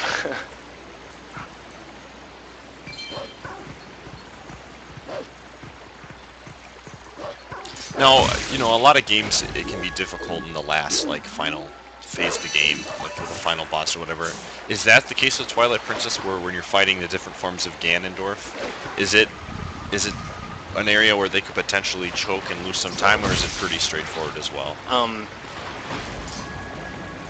It's pretty straightforward. The one boss, the very first form of Ganon, which is Puppet Zelda, you have to hit her 3 times with this electrical ball that she throws at you, and the amount of cycles that she takes, like she'll never throw 2 in a row, and the minimum she'll throw is 7. She'll throw 7 times, or she'll do 7 attacks rather. And it's completely random how many attacks she's actually going to do. So, you know, if somebody gets really lucky and gets the 7, they're going to save a lot of time over somebody who, I think the max you can get is 14. Like, it's a 2-minute difference. Oh, wow. Like, just not getting, like, you just have to get lucky. Like, entering the fight, there's nothing you can really do. So, somebody could be, like, a minute behind somebody else going to the final fight, and they get lucky, and the other person doesn't, and they can pull ahead of them. Like, right at the end. So, it really is quite an interesting game. Okay, something that a couple of the runners have already done, actually I think all of them have done, are Thawed Zora's Domain. And something a little interesting is, you're supposed to, when you're going up the Goron Mines, the meteor falls, and Minna says something along the lines of, oh wow, that was close.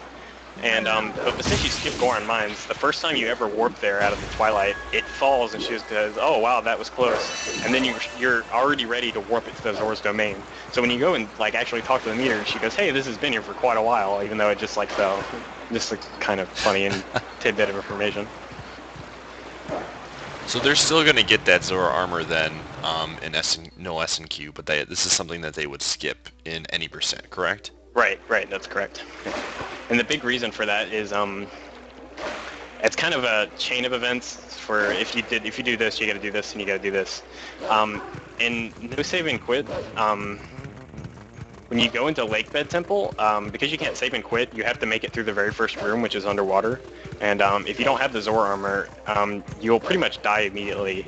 The way to get around that is to do something called the air refill trick, which requires pulling out a water bomb and then swimming with it, which the game doesn't normally let you do. And then when you drop it, it just refills your air meter for whatever reason. But in No Save and Quit, the only way to actually get water bombs in the early game is to fish them out, which would mean you have to do Ordons Day 1 and 2, and you also have to go way out of your way to go find a hole with water bombs in them and fish them out. So it's actually slower than just going and getting the Zora armor. But in any percent, when you enter the dungeon, you can just save and reset, and it automatically puts you on the surface. So that saves a huge amount of time over No Save and Quit, which can't you know, abuse the save warps to save time in there. Sure. Yep.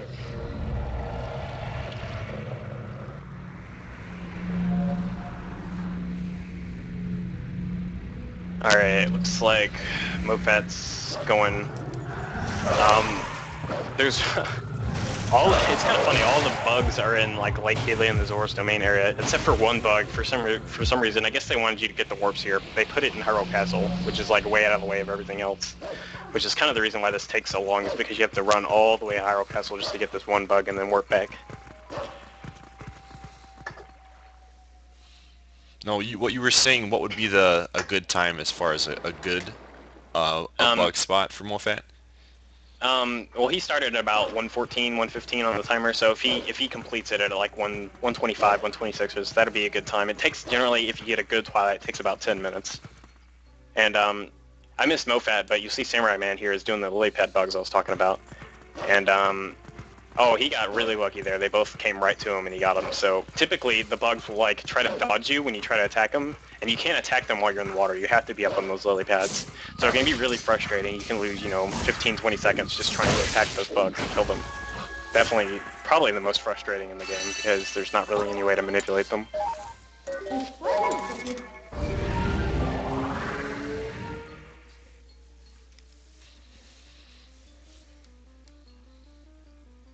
So is this the last bug collecting phase that they'll be doing? Like they won't have to do this Twilight bug collecting anymore after this? Right, this is the third and final one. And this is probably, when I ask people, you know, what they think of Twilight Princess, what's their, you know, least favorite, most favorite part of the game, this is like the Twilight parts of what most people say they don't like the most. And it's probably just because it takes so long and it's kind of lengthy. They kind of brought it back in Skyward Sword, the tier collecting or whatever, but they improved upon it because they made it kind of like a time attack thing. So people liked it more in that game, and this is just kind of long and boring. And if you're not speedrunning and trying to like optimize, you know, you can be like falling asleep while you're doing this, maybe in like a casual playthrough or something.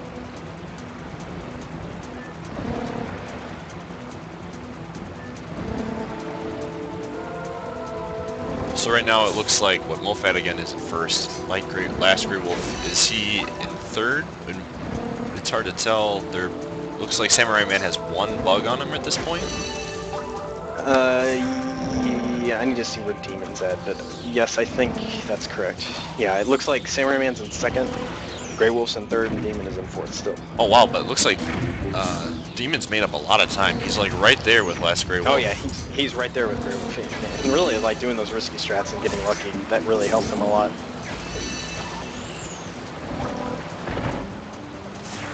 But from what I can see, nobody's clicked the Twilight yet. Mofat's still in first.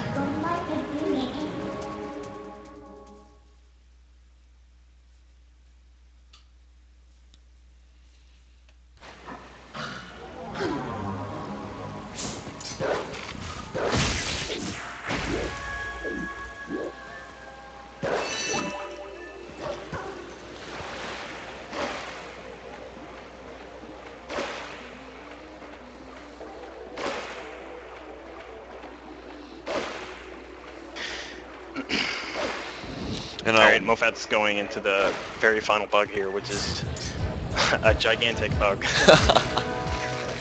You would think it would be worth like 3 or 4 tiers, but it's actually a leverage bomb, which is unfortunate. Yeah, whatever. You can continue with what you're saying. well, I was just gonna say I'm gonna just start posting the. If you guys want to check out these guys' channels, just by themselves, feel free to follow these channels. I'm gonna just start posting them in the chat right now.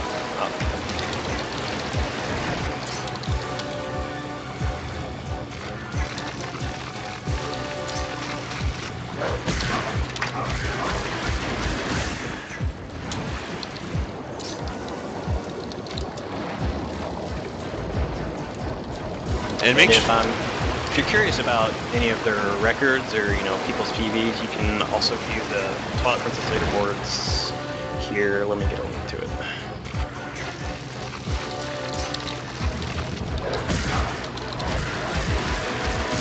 Oh, CSR's gone slow. And be sure to follow Pheenoh, everybody. He's the world record holder in this game. He's the best player, and he's obviously his commentary has been amazing so far this run. Make sure you guys give him a follow. Follow him on Twitter. If you'd like a good laugh on your Twitter feed, definitely follow Pheenoh because your Twitter feed will be filled with retweets by Pheenoh. He's the king of the retweets. I'm the king of the retweets.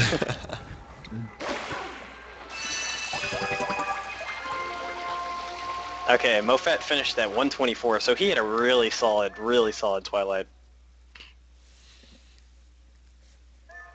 That's extremely good, considering when he picked up the wrestle. Okay, so upcoming on Mofat's stream is the map glitch. This was the glitch I mentioned earlier that does not work on the Japanese version. Basically, he's going to go to Snowpeak early before, normally you Arbiter's grounds and then you fish out the reek fish and you get the reek fish scent and that lets you go through Snowpeak. But we skipped the fishing rod, so he doesn't have fishing rod. So what he's going to do is trick Midna into talking to him while he's trying to warp away, and the game's gonna actually start the warping sequence and start unloading loading zones. But Midna's gonna go, wait, you talk to me, so I'm gonna like hold you in place, and basically he's gonna be in the Snowpeak area without any loading zones at all. And that's going to let him get to Snowpeak early. There's like this gigantic loading zone that forces you backwards when you don't have the reek fish scent, and that loading zone's not going to be there anymore. Okay, so it's pretty imperative that he has to hit this, because if he misses it, he'll lose 40 seconds. Okay, so he got it. Because if you miss it, you actually will warp away. It works kind of like the soup glitch in Wind Waker, if anybody's familiar with that. Except instead of losing a few seconds, you lose 40 whenever you do it wrong. So if he'd have failed it right there, he'd warp back to Zoro's domain. He would have had to run all the way down and try it again. But he got it first try, so now he can just run right up. Something also interesting, since this glitch removes loading zones, when he goes up to the top, he's going to... Normally you're supposed to dig into the cave to continue on the Snowpeak, but because the loading zone isn't there, if he digs into that cave, the game's just going to crash because it's not there. You're going to dig into the cave and it's going to go, wait, I don't know where this loading zone is, so it's just going to freeze. But what's kind of convenient is the Howling statue at the top, which you use to get a hidden skill, which isn't necessary for this run, is still there, and the loading zone for it never gets removed because it's a different type of loading zone or something like that. So he's going to howl at the statue and go into the howling sequence and then back right out of it, and it's going to refresh the Snowpeak area it's going to have the reach percent like blocking at the bottom, but because he's already at the top, he's not going to worry about it anymore because he's already passed the trigger that forces you backwards, and that's also going to restore the cave loading zone. So it's just kind of convenient that this glitch removes loading zones and you wouldn't be able to continue on, but this one howling statue, which is right here, is here, and you can refresh the whole entire area and just continue on. It's just sort of one of those like, it's kind of weird that they put this here, and it like fixes its glitches. It's almost as if Nintendo is encouraging speedrunning secretly. They purposely make these mistakes. There's actually quite a few dead ends. I didn't talk about them, but there's quite a few dead ends that the Master Sword creates, and it's just like there's a lot of like tricks that just make these dead ends like not like it's not a dead end anymore. So it's just kind of convenient like that how everything worked out in this game. So Demon, Last Grey Wolf, and Samurai Man are all fighting the final boss right now. Wow, so they're within seconds of each other at this point. Oh yeah. And the Wolfette. Looks like Samurai Man is in second, and then Grey Wolf and Demon are about tied. And Wolfette's what, about a 3-minute lead on everybody else? 4 minutes? Yeah, something like that.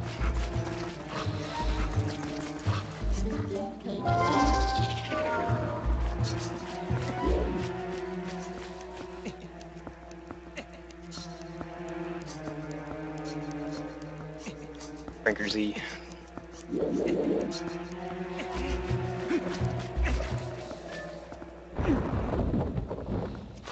Alright, Samurai Man just warped to Zora's domain. He's about to try the map glitch, so it's really important that none of the runners miss this trick because it'll cost them 40 seconds each time they miss it. Is it a difficult trick, or is it just...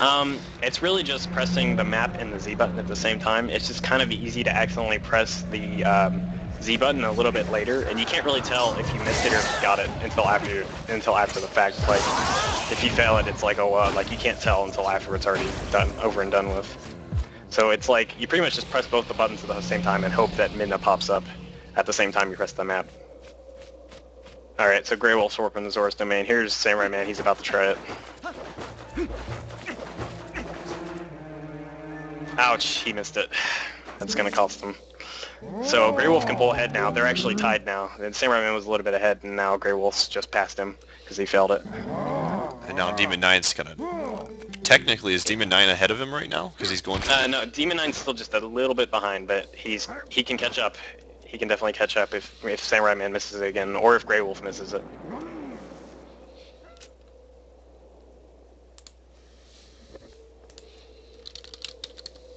So Mofat is starting the snowboarding sequence. Alright. So here's Grey Wolf, he's gonna try it.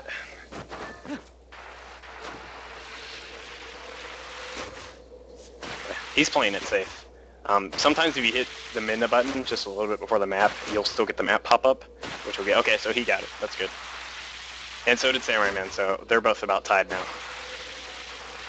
With Grey Wolf maybe just like a second or two ahead. And then Demon 9's going for it right now as well. Demon 9's about to go for it right now.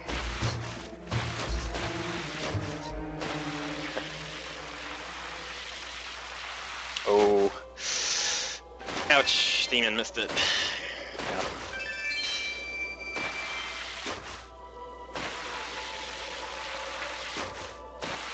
So, Demon was really catching up from his fall behind, and then now he's a little bit more behind now. Mofat doing the snowboarding sequence. It's pretty easy to fall off during snowboarding, and you have to redo the whole entire thing again, which will probably cost you around 50 seconds. So it's, you know, the runners really got to be careful. It's pretty hard to control snowboarding. I mean, I would think Mofat knows he's ahead by a little bit, so he's probably... Is it easier to, you know, you can do safe strats on the snowboarding portion to make sure you don't fall off? Yeah, pretty much. Yeah. He's probably definitely playing it safe. Looking at his rupee count right now, he... it's kind of... You can save a little bit of time by getting the rupees there. If you miss them, that's okay. There's like backup rupees later on for the cannon. But it looks like he got most of them, which is good. So Snowpeak is kind of... one of the nerve-wracking parts of the run, because you have to intentionally take damage for 2 different tricks, and you only got 4 hearts, and both tricks do half a heart of damage. So if you miss them a lot, you're actually you'll die, and dying is extremely bad in this situation, which I'll explain shortly. Is there a reason why you only Is it because you only beat one dungeon? Is that why you have 4 hearts, or? Yeah. Normally you're supposed to have completed Forest, Goron Mines, Lakebed, and Arbiter's Grounds before you get to this point. And he's doing this right now so he can get the Zora armor for Lakebed, because he needs the ball and chain. He needs it early, so he's doing Snowpeak right now before Lakebed. And so you're supposed to have like 6 or 7 hearts here, but you only got 4 because all you've done so far is the Forest Temple. And it's pretty unfortunate because there's no hearts, there's no hard drops in this temple like at all. The only hard drops are right outside the door. Maybe that was Nintendo trying to make it harder, I don't know. Okay, so you notice Mofat picked up the Aku there, and Aku is like an optional item when you're playing the game. If you're playing through the game and you're like halfway through the dungeon and you want to take a break, you can warp out with the Aku and save the game, and then come back later and warp back to that room specifically, and you don't have to go back through the whole dungeon again. Well, the Aku is kind of broken, and they didn't think about warping back in certain areas. So what Mofat's going to do is he's going to swim back down the river and talk to Isa to play her bomb minigame. And to actually complete the minigame, you need the bomb arrows to do it. And he doesn't have arrows because we skipped Goron Mines. So what he's going to do is he's going to get the bomb bag, and when he goes to actually start the minigame, he's just going to warp out and steal Isa's bomb bag. And this is the reason why dying here is so fatal, because the game put the check in here to make sure you wouldn't steal this bag. So they made it if you die or if you what's the other condition? There's another condition. If you save, if you enter the save menu, if you die or enter the save menu, it deletes the bag, and you need the bag to complete Lakebed. So it's going to be imperative that they need to complete all of Snowpeak, get to the ball and chain early, and then do all of the Lakebed sequence with the Zora armor without dying at all. And after that point, they don't need the bag anymore. But they have to do you need the bag during that whole entire sequence. So it's really important that they don't die, because they'll lose it and they'll have to go back and steal the bag again. Oh, I just want to announce we're 1,300 hype. We are at 1,333 viewers right now. Awesome. So we're getting there, everybody. I'm gonna take a quick break to do something real quick. I'll be back in like 1 to 2 minutes. So just carry on with your commentary. Pheenoh, I'll be right back. Okay. So Grey Wolf and Samurai Man are doing the snowboarding, and it looks like Demon got the map glitch on his second try. So he's about to do the snowboarding as well. So he didn't lose too much time there. I guess this fight is really the only difference between Grey Wolf and Samurai Man and Demon right now. So they're trying to catch up to Mofat, get into Snowpeak Ruins. Mofat is actually, he just went down and killed the Shadow Beast, so now he's going to get Isa's bag, he's going to talk to her, and then after he gives her the bag, immediately warp away and just steal her bag.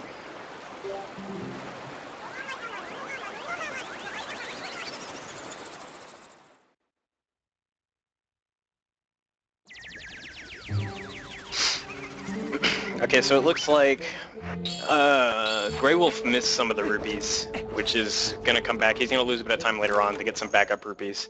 But it looks like Samurai Man got him, so that's going to put him like 5 or 10 seconds ahead later on. Demon is just starting the snowboarding, so maybe he'll get him. Mofat's going to solve this block puzzle, and then he's going to do one of the glitches to get to the ball and chain early, which is basically he's going to pull out a bomb and then jump in the air, and while he's in the air, the bomb's going to explode and knock him to the side and let him get up onto a ledge he's not supposed to be get out into, and then he's going to abuse the LJA and get over to the northern courtyard early.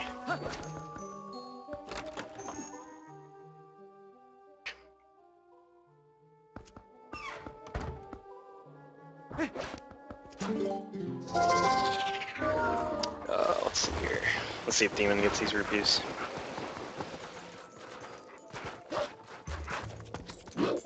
Okay, Mofat's at the jump. So he's gonna align at a very specific spot and aim towards the wall he needs to bounce on, and then he's gonna time the iron boots with the bombs, or he's gonna use the iron boots as timing for the bomb explosion. Oh, he went just a little bit too late, so he's gonna try it again.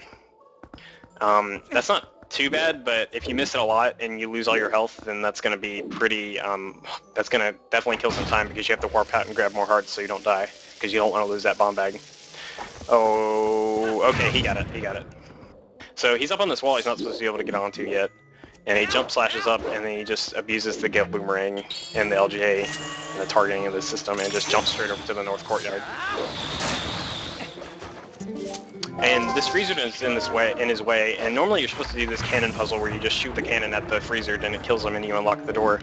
But he's actually going to jump into this out-of-bounds area and open the door backwards. See, it's kind of funny looking, because... Okay, he got it. That's awesome. So he just jumps like straight out of bounds right there and just opens the door backwards. And that lets him get to the ball and chain. He's going to fight Dark Hammer here.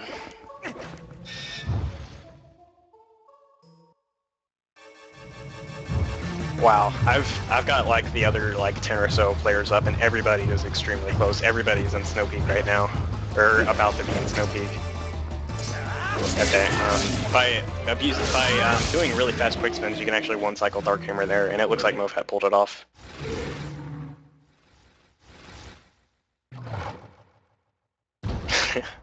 Bomb shit in Zelda games, who would have thought?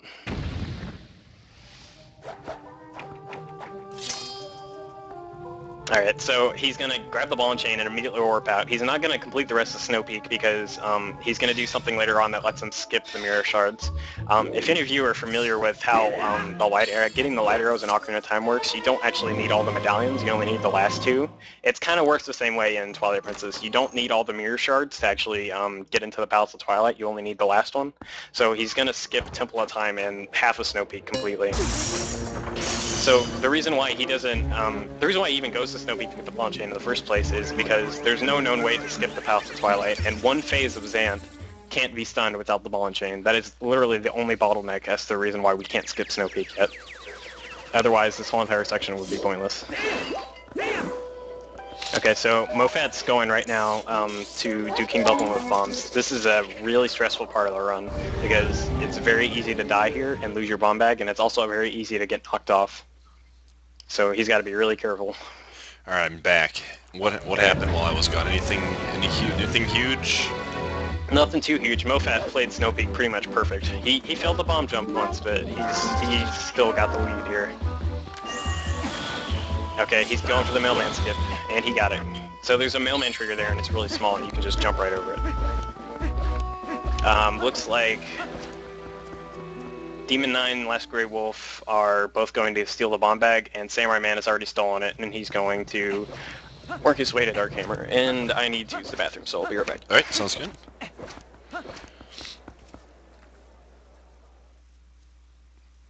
Again, everybody, for those of you who might be new, this is the showcase race. We are a part of Speedruns Live.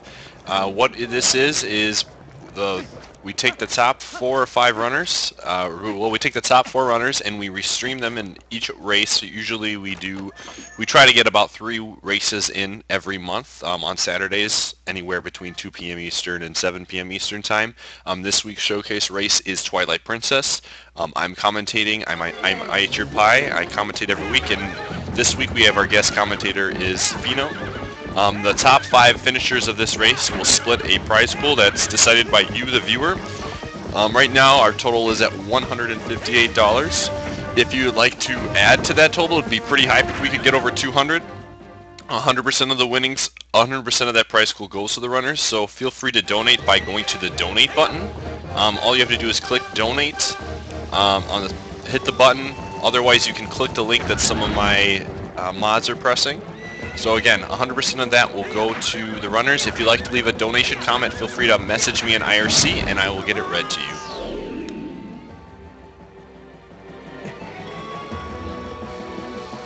Alright, I am back. Welcome back. Okay, so let's see here. Okay, Mofat's doing King Bubble with bombs here. So the timing to throw this bomb on this guy, this is the only way to beat him since they skipped the bow and arrow. Normally you're supposed to shoot him, and you can't slash him with your sword because he has 2 shields. So the only way to do it is to pull bombs at very specific moments and then throw the bombs at him and hope you hit him. He takes 3 full hits, and the first 2 times it's not too bad, but on the 3rd one he starts to swerve randomly. So it can kind of be tricky. And it looks like Mofat got 2 in a row there, so if he gets this 3rd one, he'll pretty much have had a perfect fight. Awesome, Mofat, perfect. It was absolutely perfect. So Mofat again, another opportunity where he could potentially lose some time, and he again is perfect. Yeah. And Samurai Man's getting the ball and chain right now, so he's about to go do that fight as well. Oh, Samurai Man has to be careful here. He doesn't want to die. Dying would be very bad. Okay. Looks like Grey Wolf and Demon are both going for the bomb drop right now.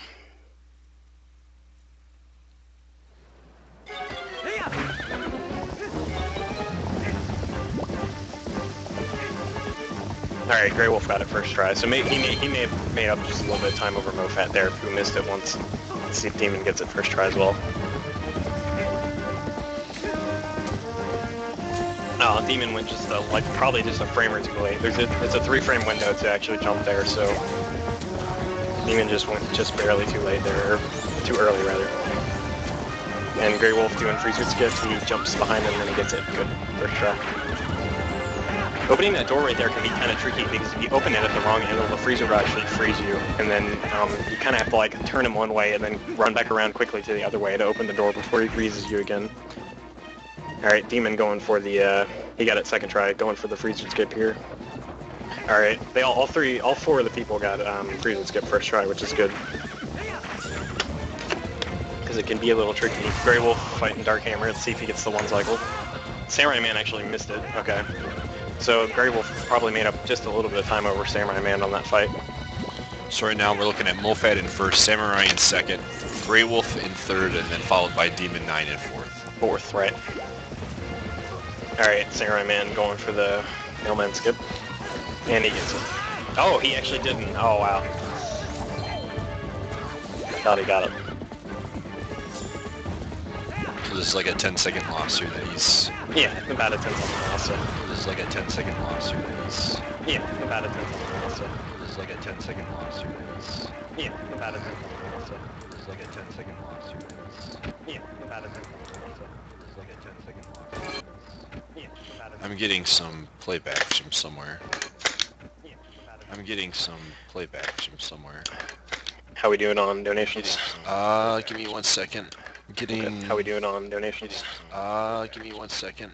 Getting... Alright, okay, Mofat is doing a really important trick. He cannot fail this or else he's going to have to redo the whole entire bubble section again. He cannot fail this or else he's going to have to redo the whole entire going to be very careful. So basically there's a King Bubble and 1 trigger here, because... So basically there's a King Bubble and 1 trigger here, because... I want to make sure you... There you go. Okay, he got it. Good. So basically, what the game checks for here is once you have the Iron Boots, it places the King Bubble and 1 trigger in front of that gate, and because he does a linear gate clip, they never ever go back to Kakariko, so they never have to actually do the fight. But the trigger is still there. Like, you never trigger the fight, it just stays there. So when they're doing the Zora armor sequence to go into Kakariko and get the Zora armor, the trigger is still there, and if they trigger the fight, it's going to cancel the Zora armor sequence, and they're going to have to do that again. So basically what they have to do is, there's 2 triggers to enter Kakariko. One will lead you into the King Bubble and 1 fight, which you don't want, and then there's another trigger further back, which will actually take you into the Zora armor sequence, which is the one they do want. So they abuse the LJA glitch to actually jump over the first trigger, and then they walk behind it and get into the second trigger and, you know, get into the Zora armor. And Samurai Man is doing the bubble and fight, and he's gotten perfect so far. He's on his 3rd bomb, I think. Or maybe he missed. He's at 22 bombs. Maybe he messed it up a little. Okay, he actually missed that one.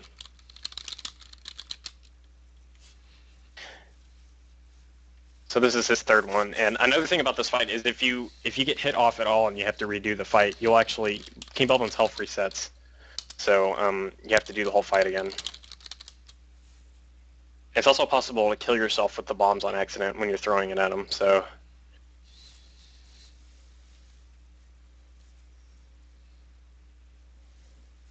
Okay, Samurai Man got it.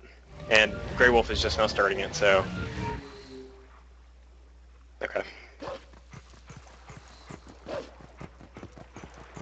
And Mofat has completed it and has his Zora armor, so he's going into Lakebed Temple right now.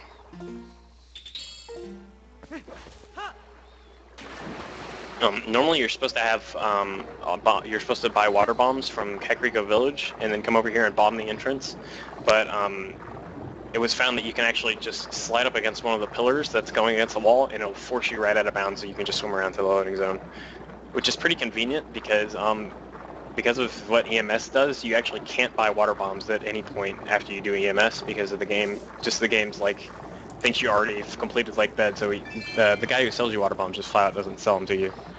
So this is really the only way to actually get in at this point. All right, so Okay. I've been getting a lot of feedback that Jack is in second place right now and not too far behind Mofat. Is that still? I'm gonna add him into the stream, so we're gonna have 5 He's people. actually not in second place. Flame Ringer 0629 is. Oh wow, so it continues. Well, let's just keep it at 4 then, because if it's constantly changing. Yeah, he was in second for a while, and now Flame Ringer is.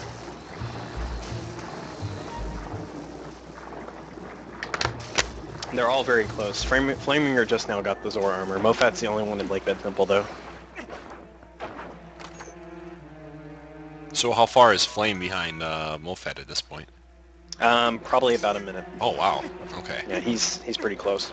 We'll get some more people on here as the race goes on. I'd like to keep it to 4 for now, just so it doesn't get too crazy. But definitely when we get hour and a half left of the race, I'll start adding at least one other person to the channel. Okay, so everybody has completed the bubble and side quests, or the 4 here have at least.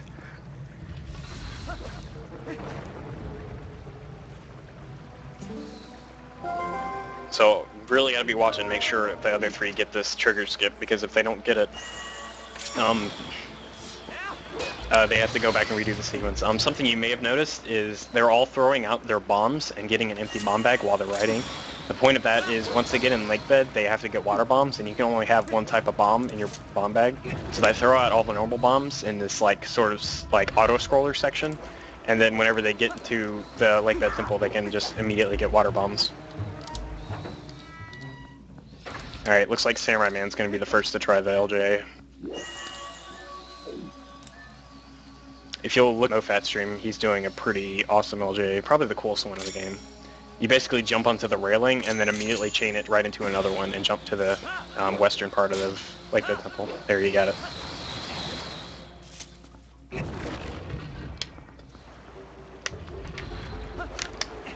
Alright, Samurai Man trying the LJA, let's see if he gets it. Okay, looks good so far. Okay, he got it.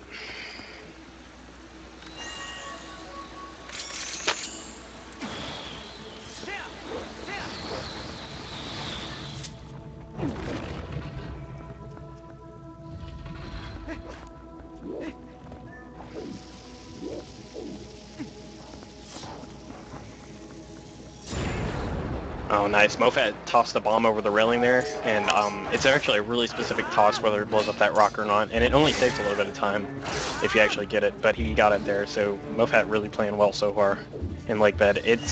I didn't mention this at the beginning, but Lakebed is probably one of Mofat's weakest parts, and he's definitely playing it well this time.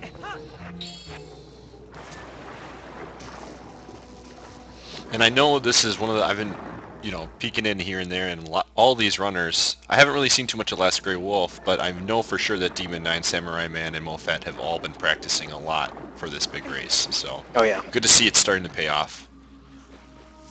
Yeah, looks like Last Grey Wolf kind of messed up the carriage ride. If you don't hit the cargo rocks carrying the bombs in time, they'll actually throw the carriage off course, and that's actually what happened there, so he's losing a little bit of time. Demon trying the LJA right now.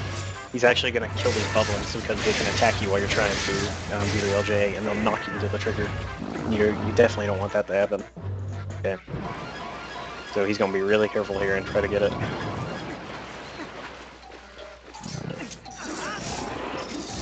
And... Alright, that looked good. I think he got it. Okay, he did. And Last Grey Wolf trying it too.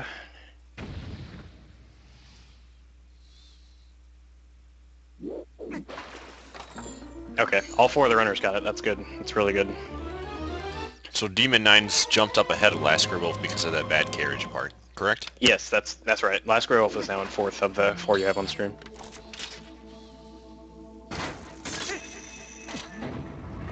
And Samurai Man is about to get into the Lakebed Temple. He's about to do the Pillar Club. Mofat just finished the boss fight, and he's about to go do the only boss key skip in this game.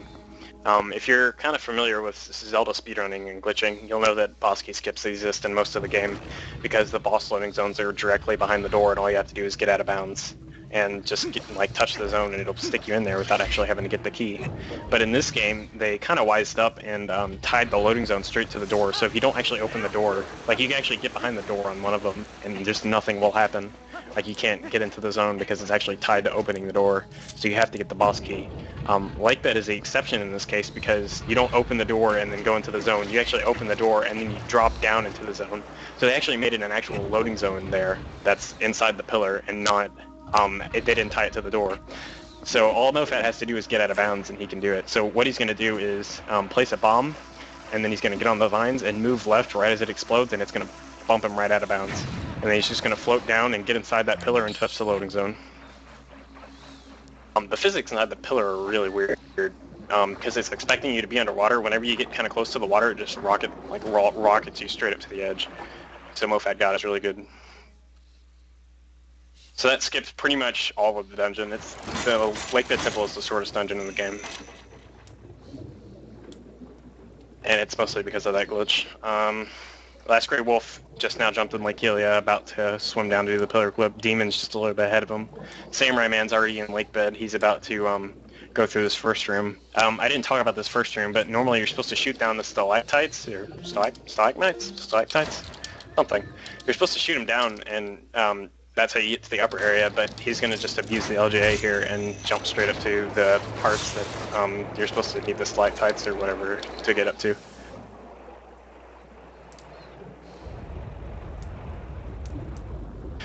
Alright, last Grey Wolf doing pillar clip, and it looks like he missed it. He's just going to try again. Demon already got it. He's in there swimming in. Stay in school.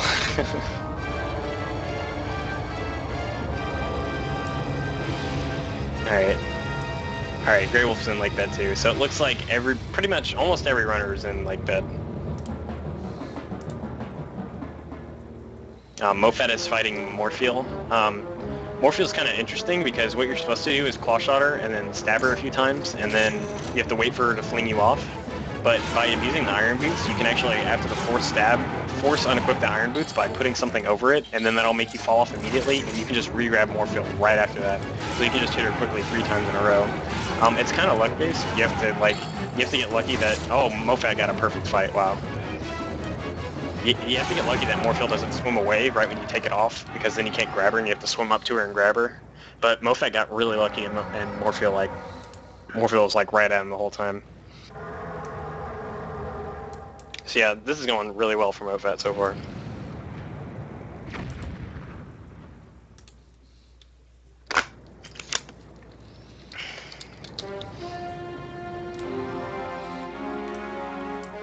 So we're about at the halfway mark here. And, looks like Samurai Man was going to do the LJ in the gear room and actually fell down, so he's going back around.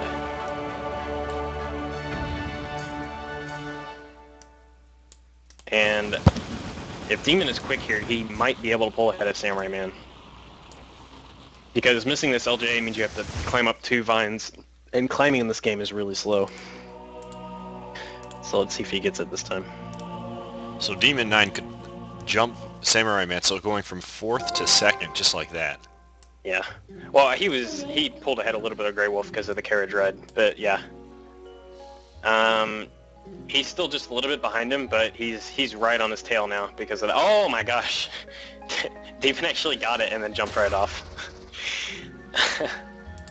That's unfortunate.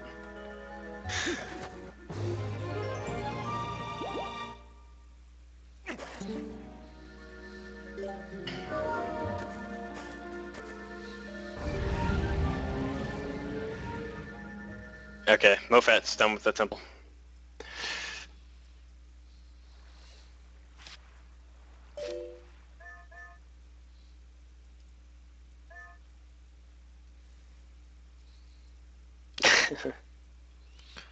Yeah, that split went really well for him. I noticed that he saved a lot of time. He's actually not too far behind his PB, which is pretty insane for a race time.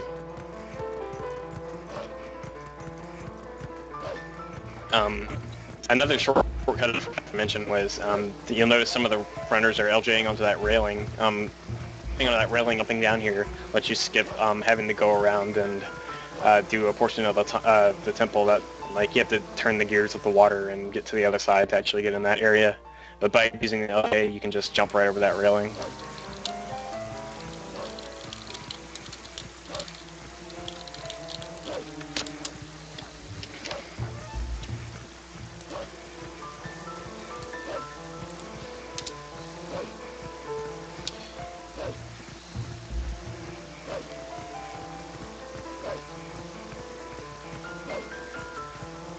Alright, looks like Grey Wolf, Samurai Man, and... Okay, Samurai Man's just got the clock shot, but Grey Wolf and Demon are both fighting the mini-boss. So they're within about 30 seconds of Samurai Man, and not too far behind at all? Oh yeah, they're really close.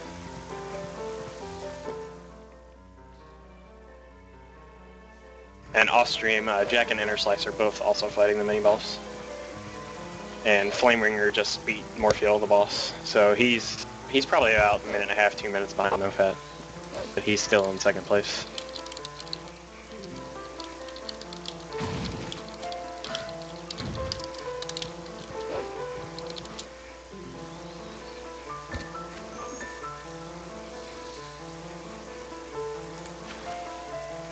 We're so close to hitting that 1,400 viewer mark. We're at 1,385 right now, so keep it up, everybody.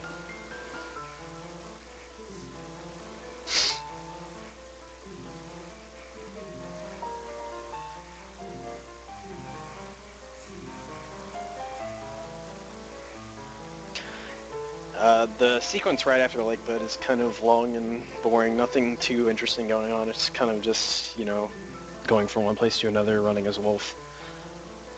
But after that, they're going to go into Arbiter's grounds. Not too much time can be lost or gained here. Demon and Samurai Man. Samurai Man got the Vine Clip first try, I think, and Demon and Grey Wolf are both about to try it as well. It's pretty easy to accidentally clip and bounce while you're doing the Bosky skip here, so...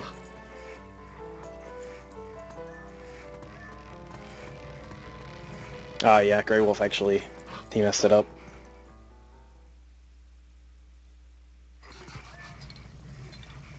Looks like messed it again, yeah. Yep. And Demon got it, so he pulled ahead of Grey Wolf there. He was behind him a little bit. Alright, Grey Wolf got it as well, so... Like seconds. They're pretty much even, yeah. No, one of them could accidentally clip and bounce here, so... It's still anybody's game. Okay, Demon got it. And Grey Wolf also got it.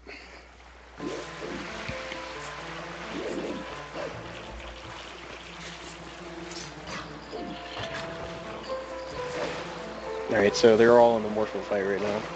Demon and Grey Wolf in the first phase, Samurai Man on the second phase. Mofat doing Minna's Desperate Hour.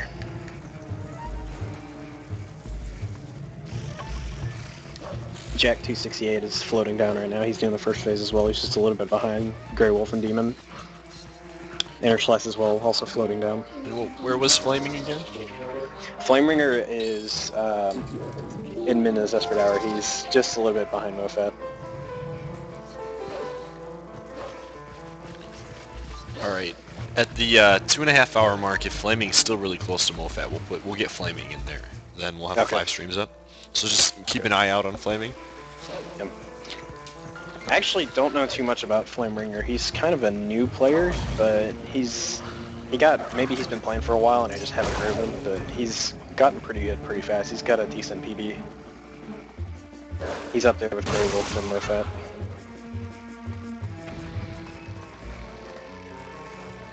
Alright, Samurai Man boss done. Looks like Grey Wolf is starting the second phase. Demon is doing the second phase as well. And he got that quick phase that Mofat got earlier. Oh, perfect fight too, just like Mofat.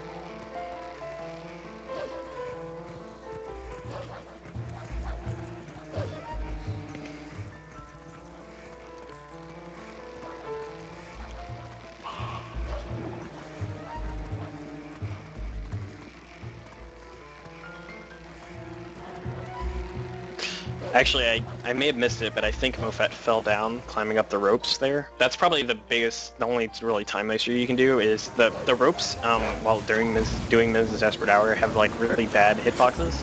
So a lot of times you'll go to like walk on them and Wolflink will just jump off and you'll have to go like up the spiral stairs again, which wastes a good 15-20 seconds or even more if you're up really high and you fall down.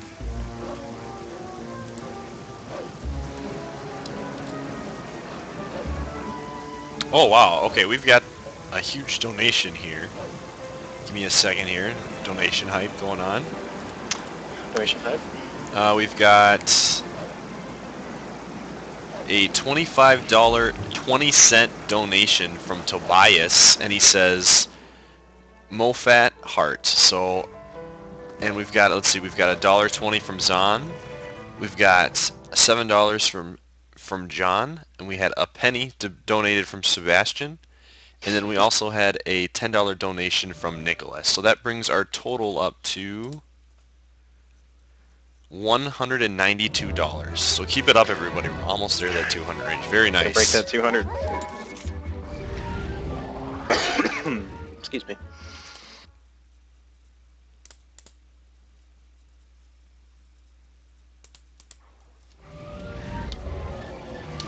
Alright, looks like Demon, over all the runners, has pulled into 3rd place.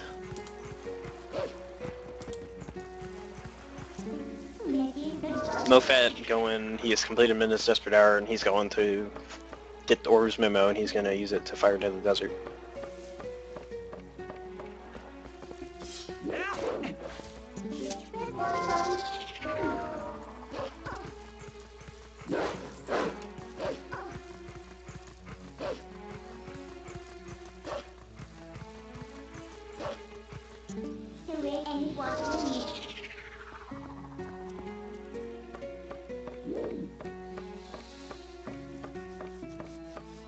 Oh wow, Mofat's really getting close to catching up to that PB time, actually. Oh yeah. He can make up a lot in City in the Sky too, so he's been playing extremely well. Now, City in the Sky, is that a difficult level, potentially? That is probably the most technical level of all of the dungeons. A lot of LGAs down there. So it's really easy to, you know, for Mofat, I know he didn't play too well there in his PB, so it could be, if he plays well, he could probably potentially gain like 45 seconds to a minute there over his splits, or, you know, he could play poorly and lose time over his splits.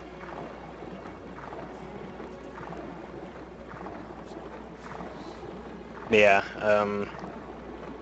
lots of little time savers there in terms of just all the LJs you can do.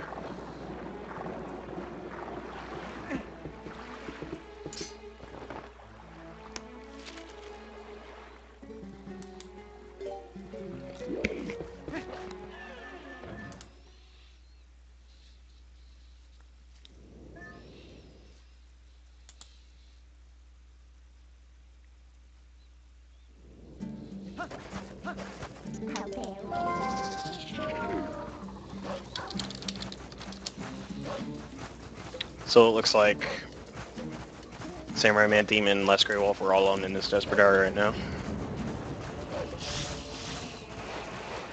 And Demon 9 is asking for a 100% race after this in the chat.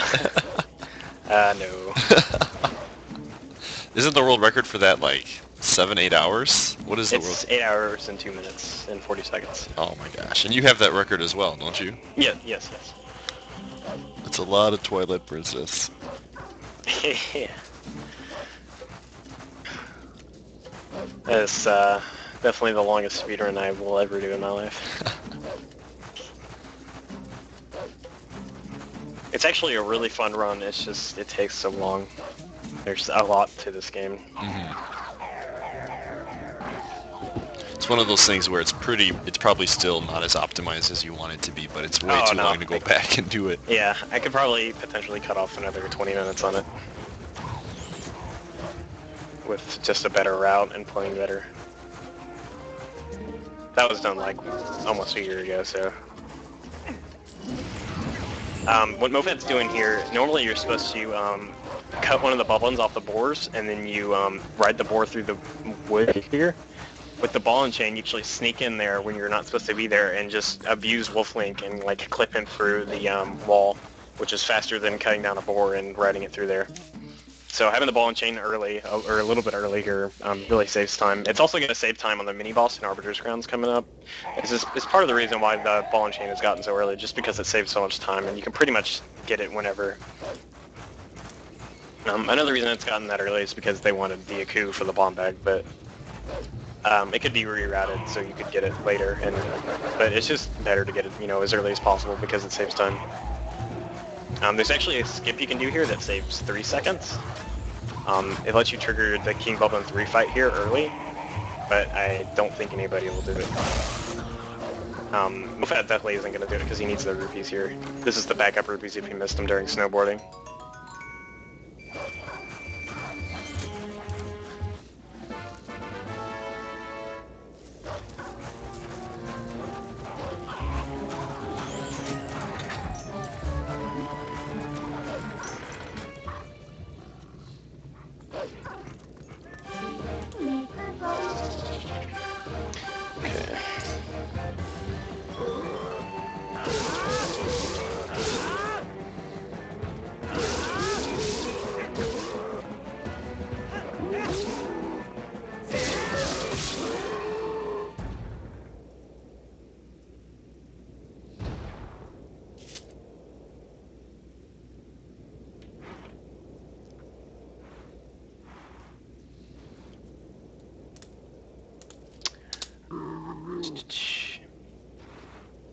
Okay. So pretty straightforward fight there with that guy. Yeah. You can kind of when you hit King Boblin, he kind of has like a downtime where you can hit him, and you can abuse the fact that you can chain quick spins together in this game to one cycle them. I'm pretty sure Mofat got it there. I wasn't paying too close attention.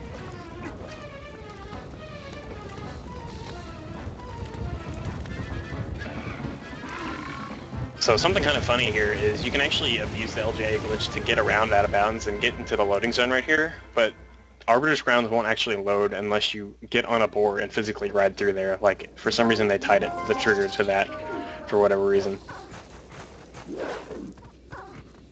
Alright, so Mofat just got into Arbiter's Grounds. Looks like Samurai Man's about to get the memo to blast to the desert. He's not too far behind.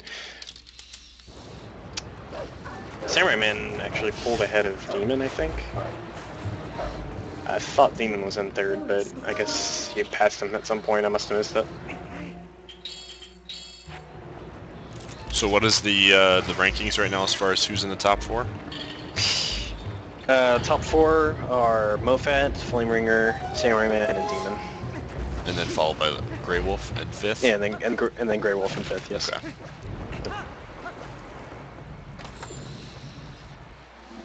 Something I also think is really cool, nobody has forfeit yet. There's about 15 runners and everybody is still in the race. Yeah, I'm pretty surprised because PP runners are pretty notorious for, like messing a big trick up and then just quitting.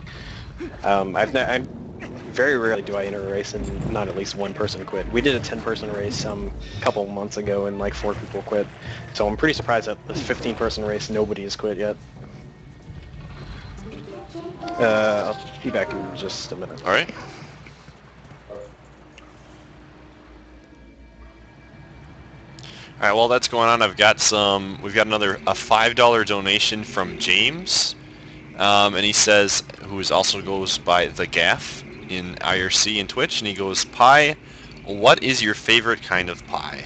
And question the Gaff. And my favorite pie is actually, it's called peanut butter cream. It's got the crust is graham cracker crust with peanut butter flavoring inside of it, and then it's got basically this nice whipped cream mixture with peanut butter flavoring, like mixed into this cream, and it's godlike. And then on the top of the actual pie, it's covered in caramel. So that is my favorite pie. Whoa.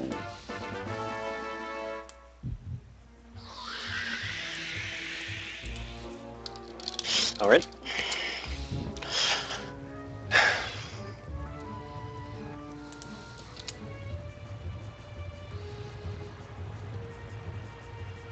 All right, so someone just donated. Keenan donated $8, which brings our total to $205.20. So we are over that Mark that $200. 200 mark. So thanks for everybody for donating. It's greatly appreciated.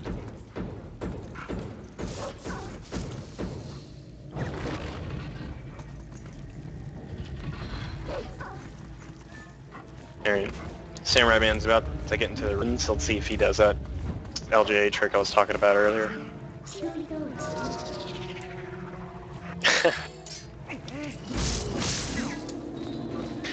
The clip here can be kind of frustrating because when you're trying to clip, the boars behind you are Wolflink's trying to constantly look at the boars behind him. So a lot of times you'll be running into it, and Wolflink will just pull backwards and run away from like the wall because he's trying to like attack the boars. It's just kind of a like glitchy area of the game. It wasn't really programmed that well because they weren't expecting you to actually get back there.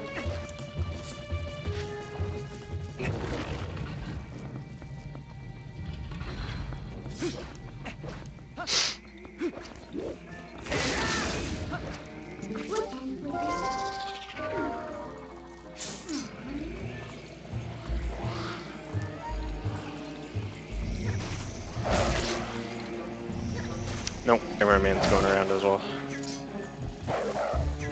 I suppose if anybody's gonna try it, it'll probably be Demon.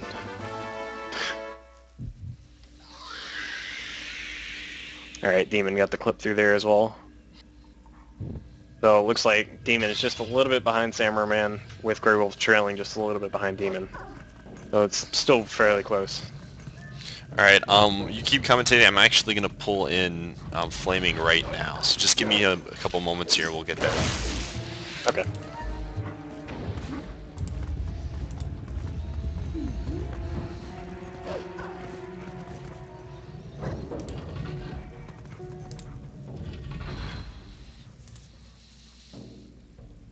Oh, Demon didn't go for it either.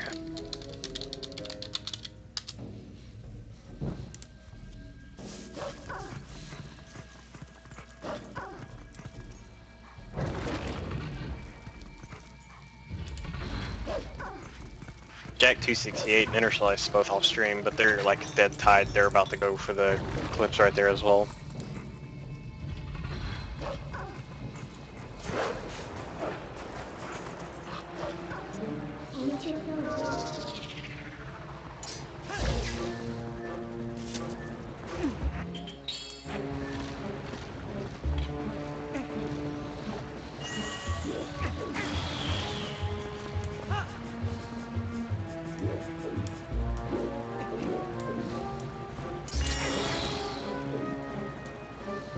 Alright, Samurai Man about to get into Arbiter's grounds. Demon, looks like Demon caught up just a little bit.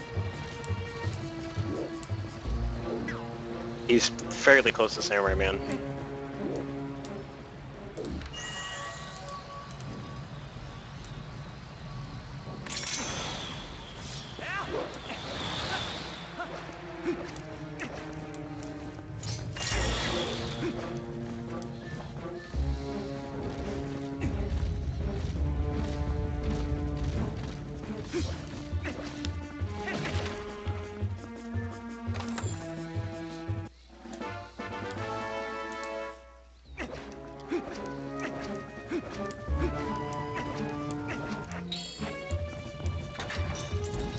Grey Wolf getting the safety rupees in the ruins. Samurai Man's in Arbiter's grounds. Demon's about to go in there as well.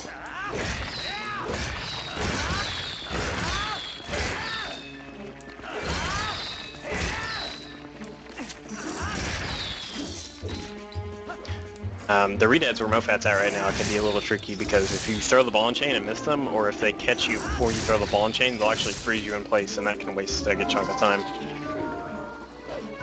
But thankfully he managed to get both of them before they froze him there. It's really convenient, but you have to kill 4 redeads in here, and all of them drop 20 rupees, so it's like an easy way to get 80 rupees while you're in here. So Mofat's already got the 300 required to complete the cannon, so he's good to go.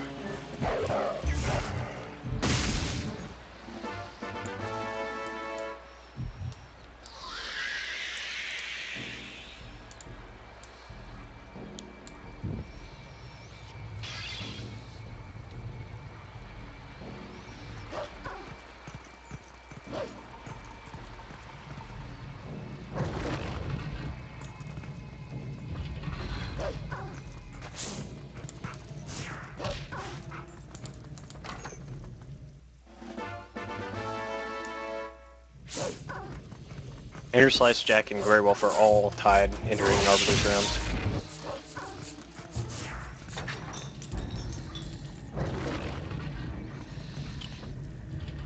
And Samurai Man is just a little bit ahead of Demon. Arbiter's Grounds, the first tab of Arbiter's Grounds is kind of monotonous. You have to go around it. It's like Forest Temple-esque in relation to Ocarina of Time, and you have to go and collect the 4 poses to continue on in the dungeon. There's theories on like possible ways to skip the 4 pose. If it could be done, it would save around 10 minutes. But nobody's figured out a way to do it yet.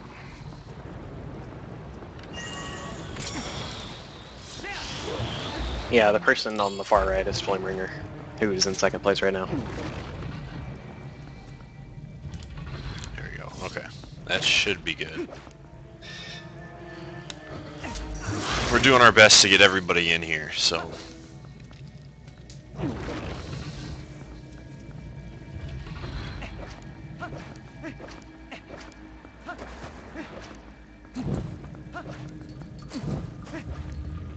Mofat's still got a good, probably almost close to 2-minute lead on Flameringer.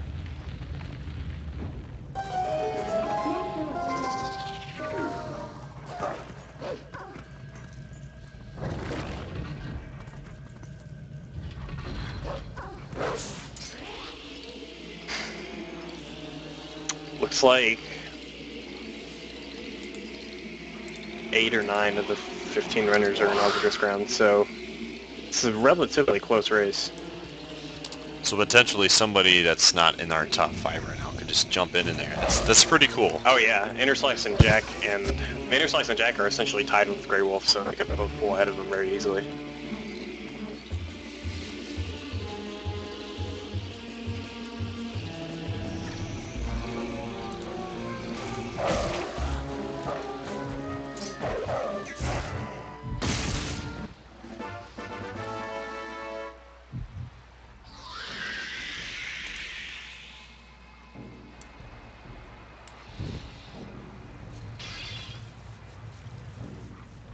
Alright, looks like Mofat getting that last postal. So he's about to go into the deeper part of Arbiter's Grounds.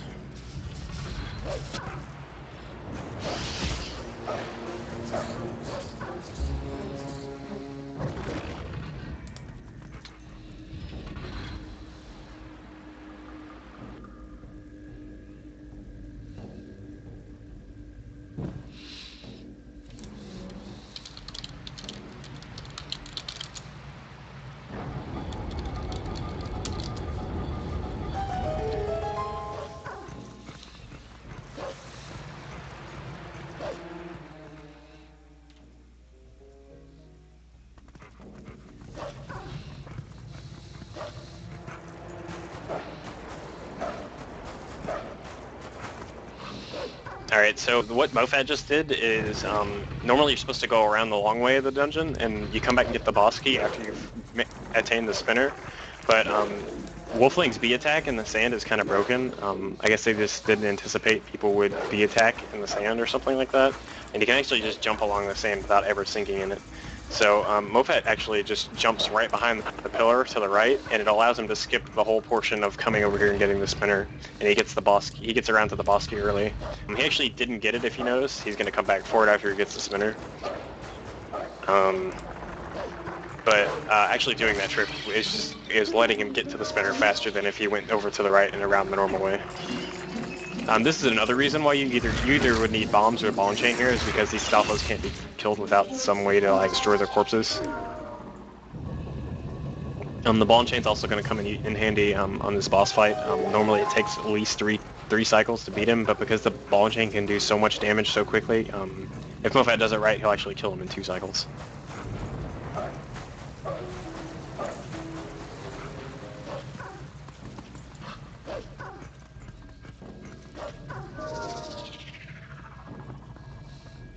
So Mofat again having a pretty consistent dungeon here, not too... Oh yeah, he's been playing pretty well for this dungeon too, so definitely probably the best I've seen him play in a while. If he plays well, I think he could potentially be ahead of his splits, which is amazing for this race.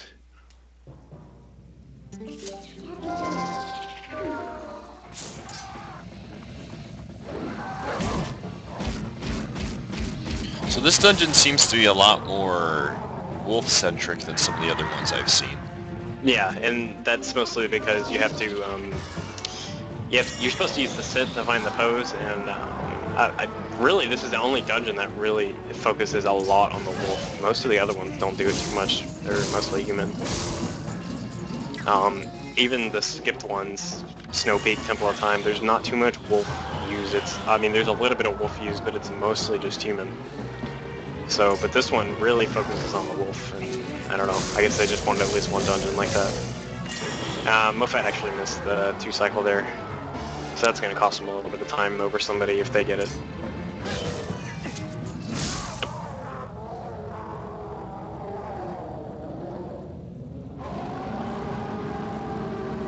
So if you'll notice, Grey Wolf right now is, he puts out that bubble there, and that's because ice and fire damage when you're wearing the Zora armor does 6 times normal damage, so they really don't want to get hit. So normally it does half a heart of damage when you get hit by that guy, and if you get hit with Zora armor on, it does 3 full hearts, and they really don't want that to happen.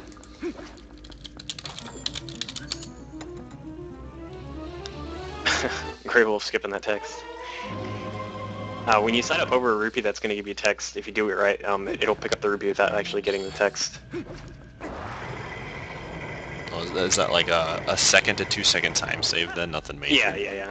Nothing major, but it's something to, you know, if you're trying to stack up the time savers, it can possibly make a difference if you're behind. Alright, looks like Moffat is heading back. He's going to fight the boss now.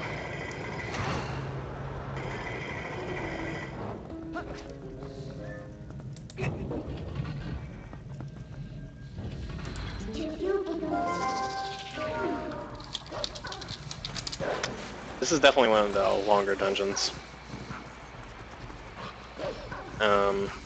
I think the longest dungeon in the game, I'm pretty sure, is Palace of Twilight, which is the second to last one they'll do.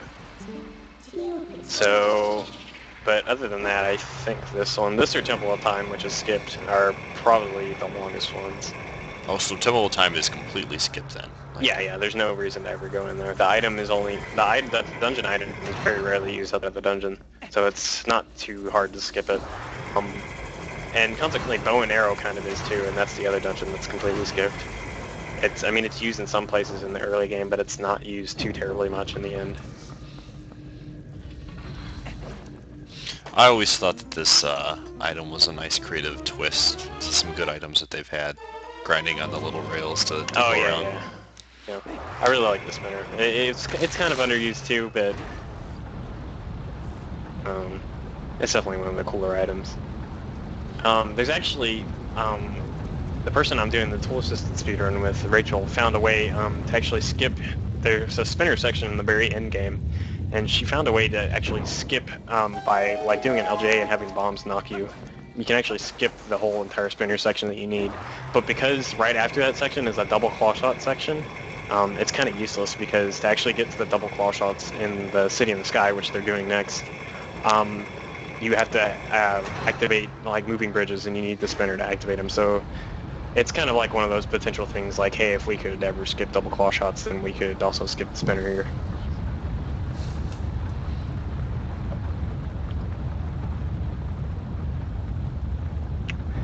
So Moffat's about to go to the boss of this one, and this is probably the most... Oh! He got on the railing and started going the wrong way. This is probably, in my opinion, the most annoying boss in the game. His first phase is pretty much completely random. Basically, you have to go down and hit his spine with the spinner, but he likes to spawn up little, like, Stalfos in front of him, and you have to, like, avoid the Stalfos because they'll knock you away and that you won't get to hit the spine. So you kind of have to get lucky that they spawn, like, in a good order so you can avoid them, and then you have to get down and, like, bounce off one and hit his spine. It's kind of... It really, you just really gotta get pretty lucky. So he could potentially lose a decent amount of time in this boss fight, definitely. Oh yeah, definitely. If he gets really, really unlucky, he'll probably lose like upwards of a minute. So the first 2 times are typically pretty easy, but the third one is like he likes to block you. So let's see what kind of fight he gets here. Okay, first two went well.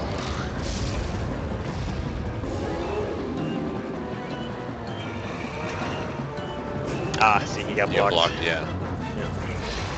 He's gonna try again. Oh, we got blocked. again. Yeah, dang. Oh, wow.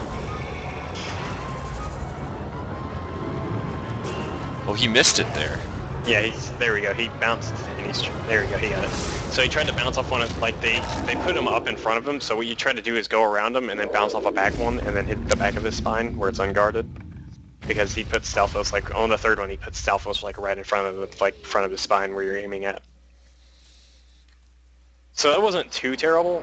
He did lose a little bit of time over, like, a perfect fight, but it definitely wasn't a bad fight. Like, I've seen had much worse.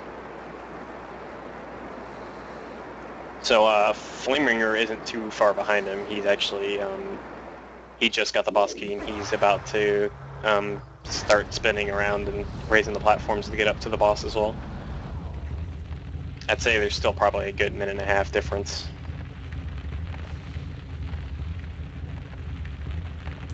Maybe a little less now because Mofat fell down trying to spin up to the boss, but, you know, we'll see. We'll see what kind of fight Flameringer has too.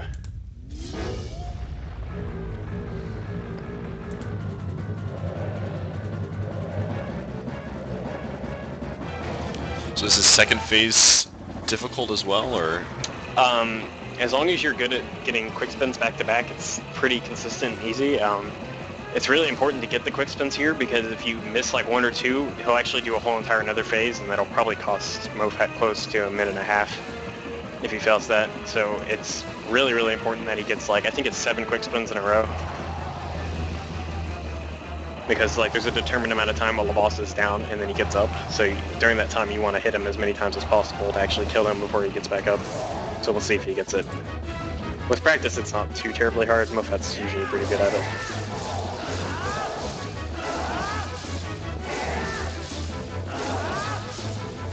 Alright, he got it.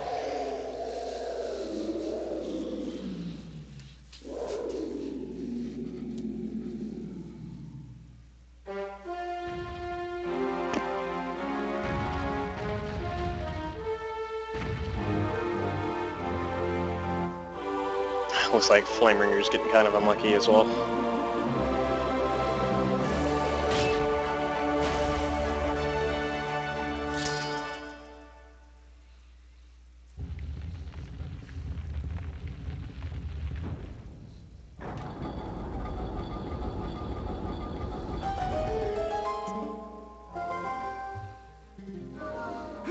Yep, getting the bounce offs. Oh, looks like this might be it. Ah, that sucks. Just missed it. Just missed it. He, like, his, like, elbow got him. You're gonna try again here, bounce off. Ah, elbow got him again. Elbow's too strong. If you go slow enough, it'll auto-force you off the spinner, so you gotta, like, roll up and do it again. So yeah, Flamir's not having too good of a fight. Demon and Grey Wolf, Samurai Man, like, all of them can catch up if they have a good fight here. So, we'll see. I think he'll get it this time. Ah, he missed again, that sucks.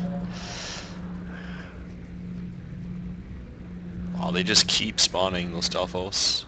Yeah. He got it. Finally got it there. Yeah, so he lost a good chunk of time over Mofat there. Mofat doing the final? No, yeah, the final warp. Yeah. So this can be a little tricky. You have to kill the last 2 with 1 quick spin. If it missed, he'll respawn the whole 5 again. It looks like Samurai Man is still in 3rd here. He's about to go up to the boss as well.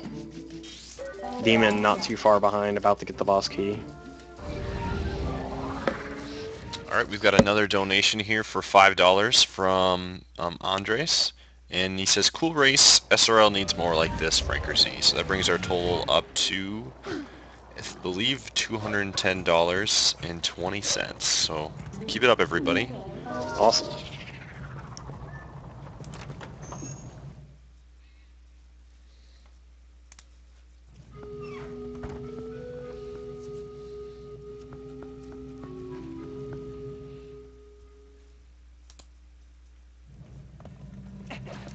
Alright, so Mofat's doing probably one of the biggest sequence breaks in this game. You're normally supposed to have to get all the mirror shards except for the City in the Sky one to trigger this event to go on the Dominion Rod quest and move that statue. But because it's supposed to be movable, by being in a very specific position, you can actually just transform into a wolf and clip right behind it. And that saves pretty much having to do Temple of Time and Snowpeak. So this lets him warp the cannon out early and go to City in the Sky way before he's supposed to.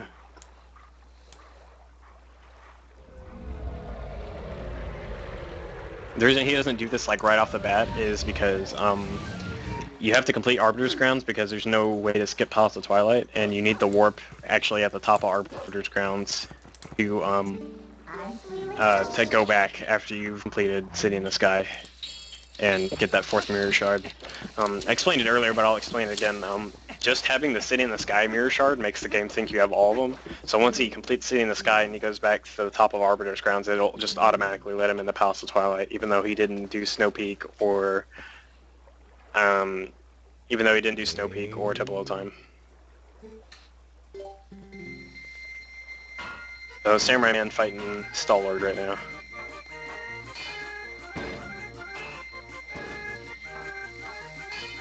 Looks like he had a pretty decent fight. Flameringer just beat Star-Lord, and he's going out to do the fight at the top. Oh yeah, Samurai Man gained some decent time there. It seemed like he had some good bounces. Yep. So Mofat's fixed the cannon. He's about to go to City in the Sky. He's got a pretty good lead over Flameringer. Samurai Man's not too far behind.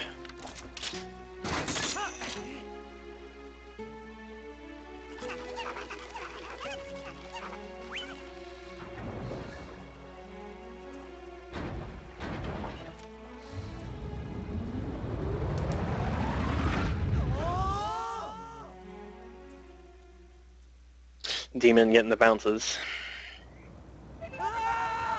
Ouch. Yep. Grey Wolf and Jack are about tied. They're both going up to the boss.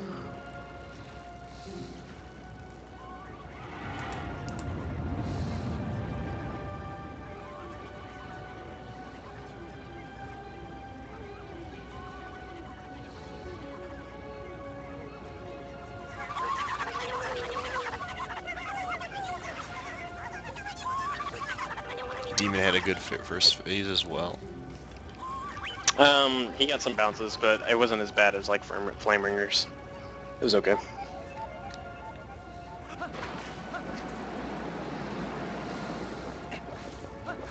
Mofat and City in the Sky. This is definitely, if Mofat's gonna lose time, it's definitely either gonna be probably here. His City in the Sky is probably one of the weaker parts of the run. That and Lakebed. But he did well in Lakebed, so he could do well here too.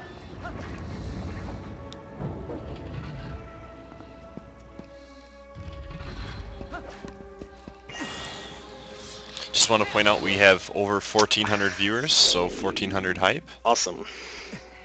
And Mofat just failed the first LJA. How much time did he lose right there with that? Wasn't much, maybe 10 seconds.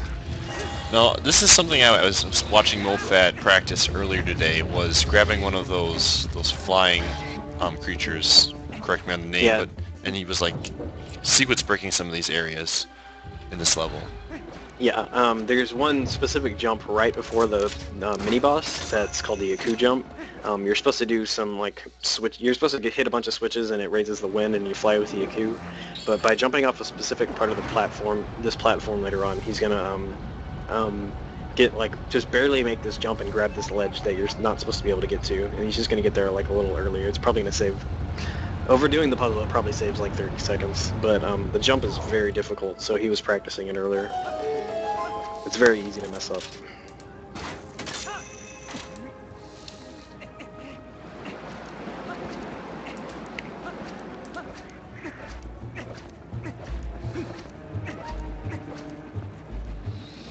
Alright, so Demon and Samurai Man are pretty close. Samurai Man just grabbing the heart. Demon's about to grab it too, so maybe I must have missed it, but I guess Samurai Man may have messed up the second phase here.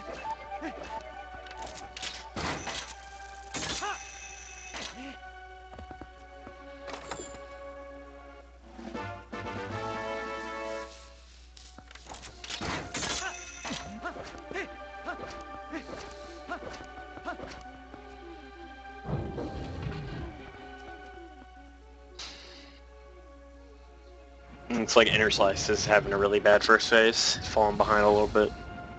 How's Jack doing right now? Jack is just a little bit behind Grey Wolf in 6th place. They're both fighting second phase. Grey Wolf's about to actually do the slashes. Jack's only just now starting the phase. Demon and Samurai Man both fighting the Shadow Beast at the top. So Grey Wolf just got hit there. Was that a big time loss? Oh yeah, he's got to go all the way back around now. If Jack doesn't mess it up, he'll probably pull ahead of him here for 5th place. Yeah, Rob West has been really close behind Inner Slice and Jack as well for this whole race. And actually, Rob West has pulled ahead of Inner Slice as well. Inner Slice having a pretty bad first phase. Yeah, so it looks like... Let's see if Jack gets this one cycle, he'll pull ahead of Grey Wolf for 5th. And he got it.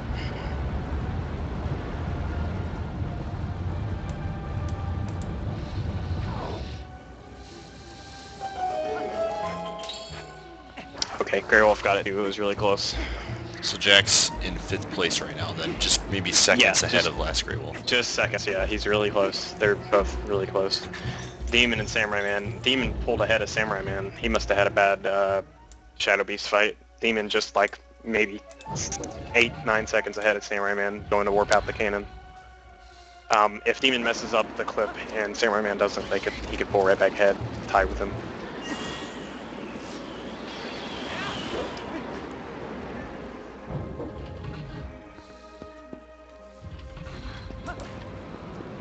Okay, Demon got it, and Samurai Man looking like he's gonna get it. There, okay, he got it too.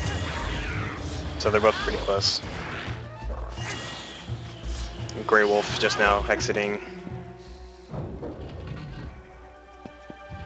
Arbiter's grounds, just barely behind Jack.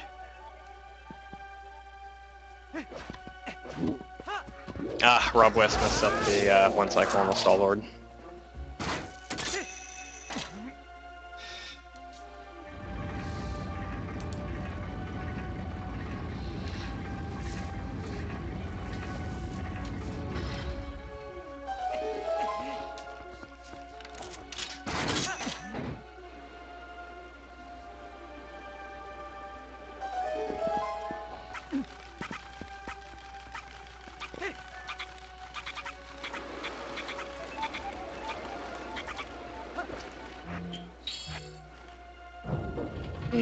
Looks like Jack had a little bit of trouble with the Shadow Beast. So him and Grey Wolf are like almost tied now.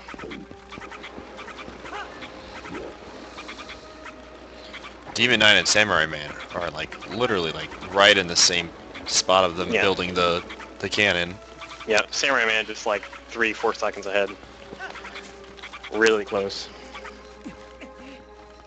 Same for Rob West and Inner Slice. Both of them just beat Stallard really close, like seconds apart, 2-3 seconds.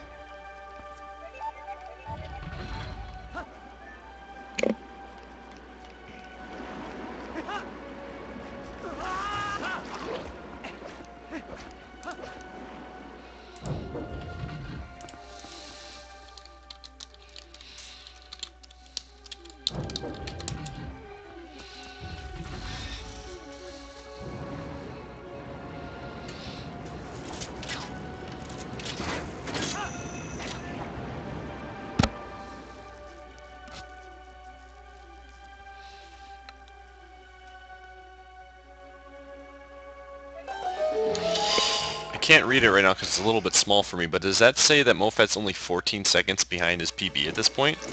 Yes, and he actually splits double claw shot, so if he does well here, good chance he could... Oh, wow. There's the strat here to use the ball and chain against the Arialphos is actually, it's pretty hard to do because the window, when you pull him down, there's like only a very tiny window to pull off the ball and chain before he jumps away, and Mofat managed to pull it off there. So he might save a little bit of time here because of that. Wow, he got it both times. That's really good. So it looks like Mofat's actually going to be ahead of his PB here by maybe just a few seconds. Excellent. I know Mofat has been talking about taking a break from Twilight Princess after this race possibly, so if he could go out with a nice PB, that would definitely be cool. Oh yeah. Samurai Man and Demon neck and neck. Same for Inner Slice, Rob West. Rob West pulled just ahead of Inner Slice just by a little bit. Looks like Jack having some trouble doing the clip here. And he's 7 seconds up on his PB right now for Mofat, so he's ahead now, which is crazy.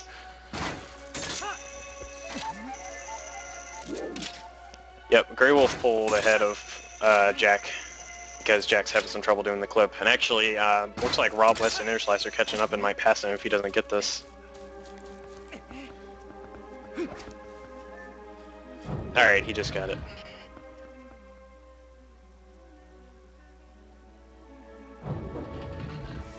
Rob gets it first try too. So Rob and Jack are really close now. Inner Slice not too far behind too.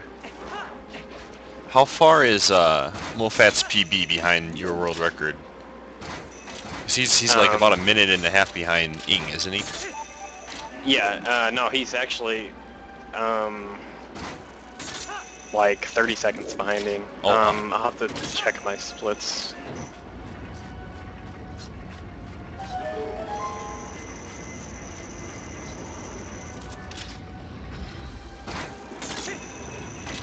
Yeah, Mofat playing really well this race so far. And that was with a really bad gate skip early on, and he had some trouble with, I believe, Sword and Shield skip was kind of slow as well. Yeah, I think it was second try for him. So, well, W split's not opening.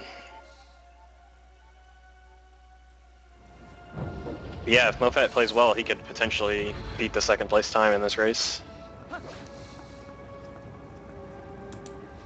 So I haven't had any spam lately, everybody. So let's get some spam going in this chat for this hype. How many of you are rooting for Mofat? Let's get some Swift Rage. Can we see some Swift Rage right now in the chat? If you're rooting for Mofat.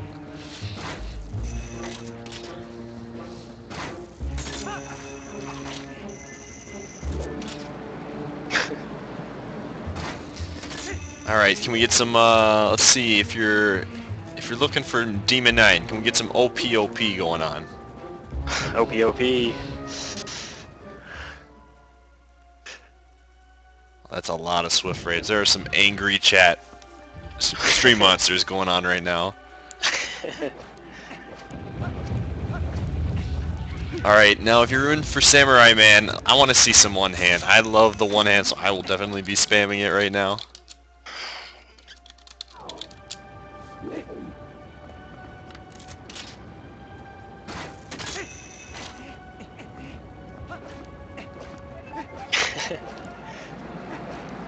And finally, if you're in for Grey Wolf, save the best for last in terms of faces. Let's see that Franker Z spam. Franker Z.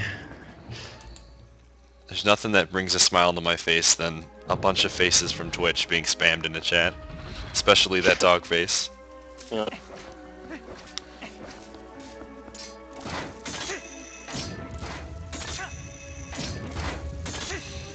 Let's see.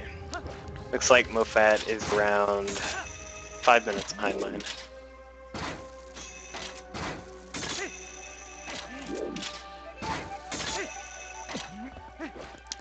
Now this is the spot where that skip that he was trying, correct? Or was that already done? No, he actually already did it. I must have missed it. I'm assuming he got it because he saved time. But yeah, that was right before he got the dungeon item. We're gonna see it here just in a second by Samurai Man and Demon and Grey Wolf. Demon is actually... Flameringer is still in second, but Demon is getting really close. Flameringer just got the dungeon item.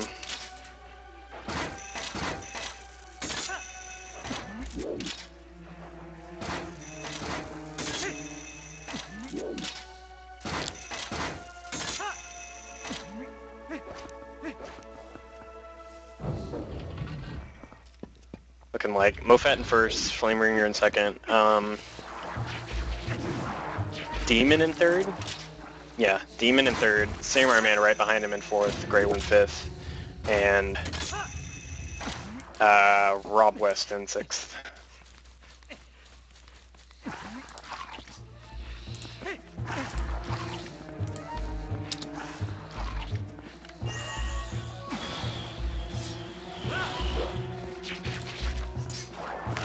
And I just want to point out that if we do have a prize pool going on that's generated by the viewers. Right now it's currently at $210. 100% of the prize pool will be split up between the top 5 finishers in this race. If you'd like to donate some money to the race, you can simply click the link that says donate now, the button. Otherwise, you can click the links that are being posted by the moderators in the chat.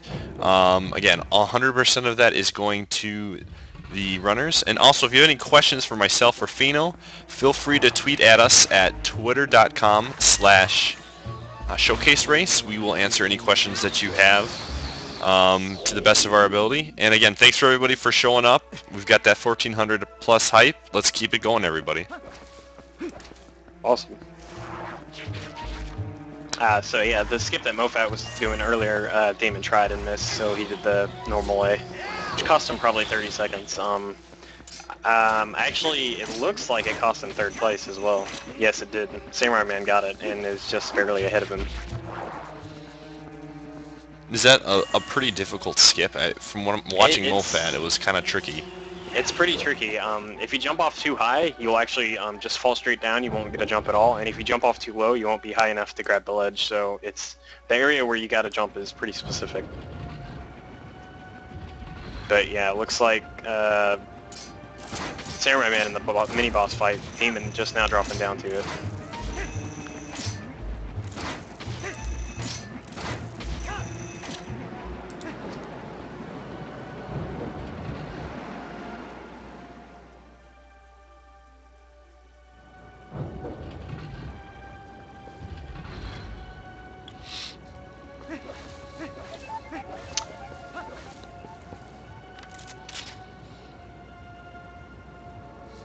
Flameringer's still got a pretty good lead on Samurai Man and Demon.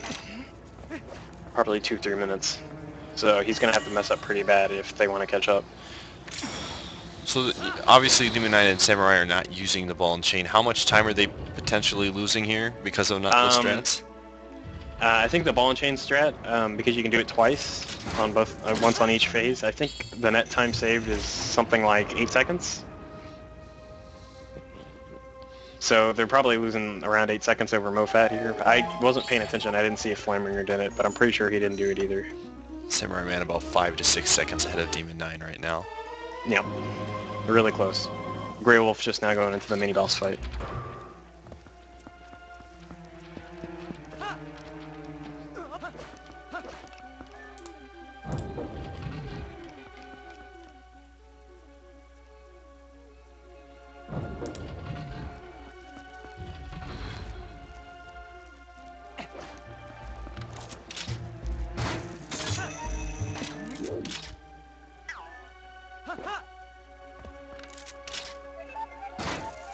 Rob West and Jack essentially tied. They're getting close to the mini boss fight as well, so... How far? So they're about, what, 30 seconds behind maybe Grey Wolf right now, Jack and Rob West? Jack and Rob West are probably... Yeah, probably 45 seconds behind Grey Wolf. They're pretty close, so really... 5th place for, as it's standing, are in between those 3. Anyone could get it.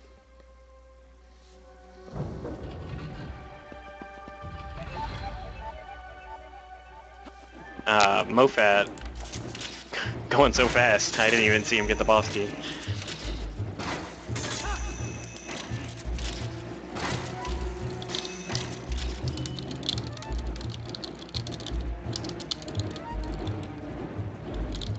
Alright, so this was, I believe, a donation comment that was left a little bit ago that I might have missed, but it's $5 for Demon getting Swedish storage. Oh wait, wrong game, Kappa.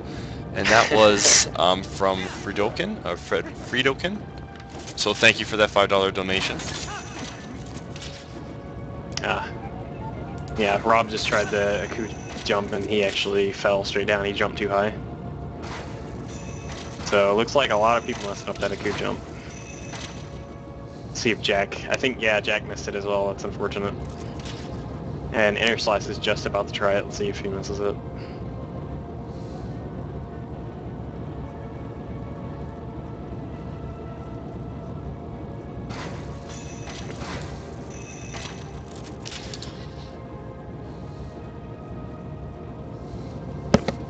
So it looks like pretty much everybody has missed this jump except Mofat.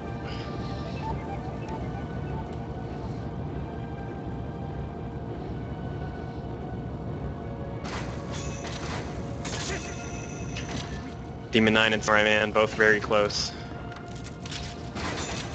Oh wow, I just learned something new.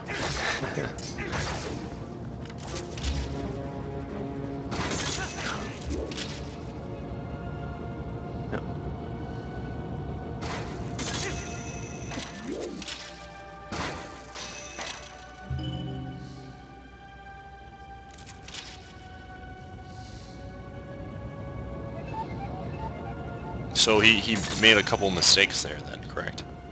Yes, Mofat? Or, Yeah, sorry, Mofat. Demon? Or Mofat. Mofat. Someone said that he missed the one cycle there. The He cycle. must have. Yeah, he must have missed the.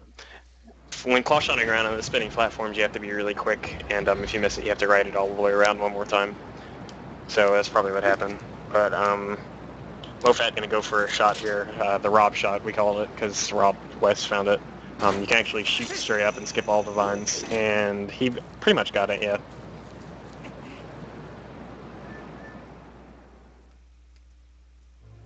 So Mofat at the final boss, not the final boss, but the boss of Sea in the Sky.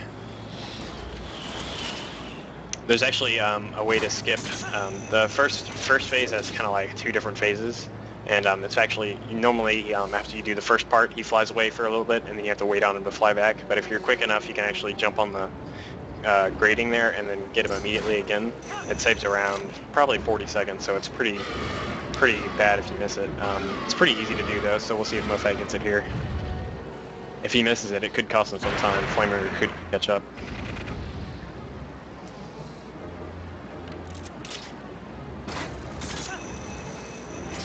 But he got it, that's good.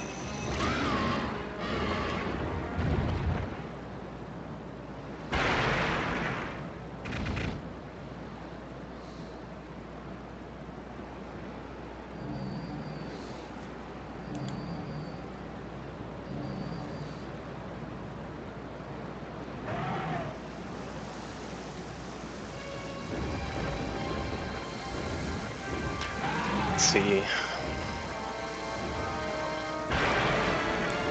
Looks like Samurai Man is in third, with Demon's one room behind him.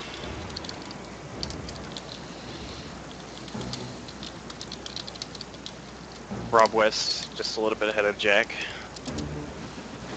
And Grey Wolf pulled a decent amount ahead of Rob.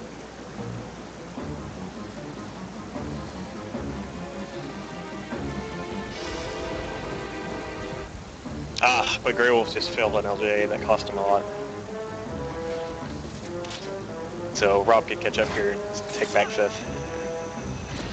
So Rob was at one point in fifth place Yeah. for a few seconds. Yeah, he was in fifth for just a short while, and now I think that I wasn't paying attention, but I think Rob had a bad aerial post fight that mini boss fight. So, and Grey Wolf pulled up ahead of him a good chunk of time, but Grey Wolf just failed an LJA that cost him a lot because he has to go all the way back to do the LJA again. So he's still ahead, but that gave Rob a little bit of time to catch up.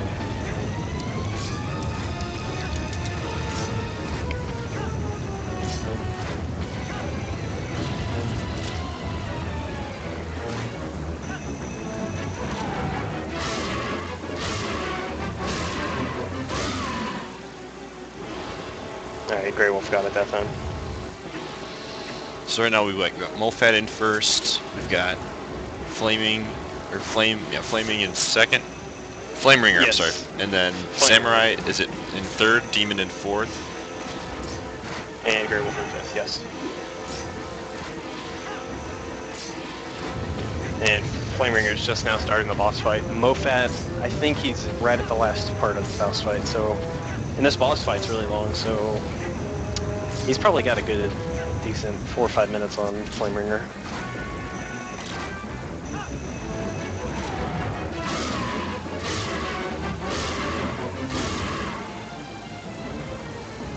Maybe less, maybe 3.5 minutes, but he's got a couple minutes on Flameringer for sure. And then Samurai Man he's probably 2 minutes behind Flameringer. So Demon just died. Oh wow. That won't cost him much. He jumped down there and forgot that normally you take a heart of damage, and he forgot he was probably only at 1 heart and just died when he fell down. He just has to jump down again though, so it won't cost him too much, but definitely a silly mistake.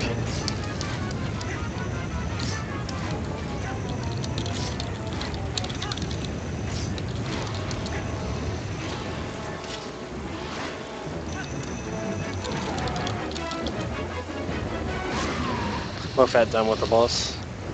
Flameringer just now starting the second phase, so yeah, I'd say Mofat's got a decent 3-minute time. And we're about a little around an hour left to go, maybe 30 to 40 minutes, somewhere in there, depending on how fast. Yeah, probably around 45 minutes left, yeah. 40 minutes. In those 45 minutes, are there going to be a lot of opportunities for Flame to make up that time? You know, not too much in Palace of Twilight, but if Mofat gets really unlucky on Puppet Zelda at the end, like I was talking about earlier, and Flame gets really lucky, then yeah, he could make it up, but... And it looks like Mofat lost he's behind his PB, it looks like, as well. Yeah, he lost some time here.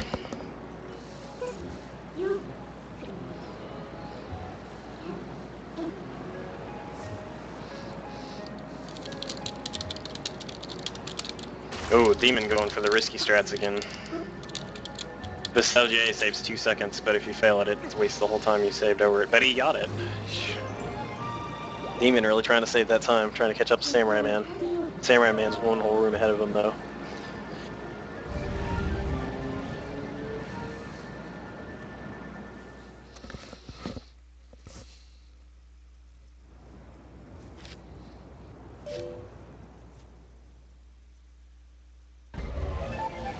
Broad West going for safety strats.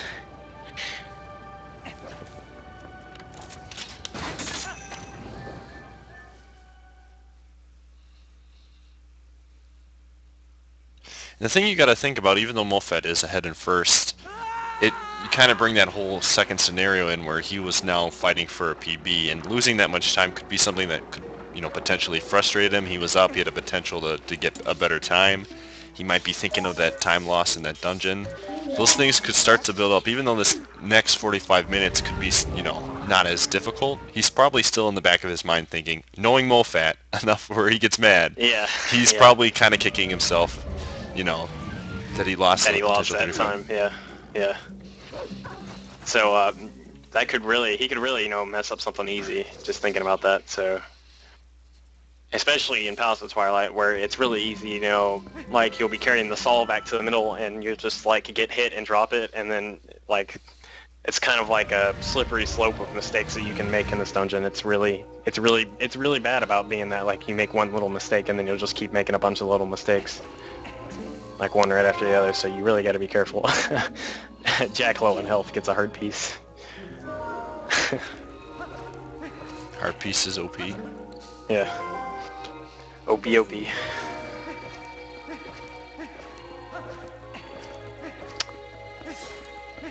Samurai Man just now starting the second phase. Demon about to start the first phase, so they're about a minute apart. Flameringer just ending the fight. So the distance between Mofat and Flameringer is about the same as the distance between Flameringer and Samurai Man. Because when Flameringer was starting the second phase, Mofat was finishing the fight.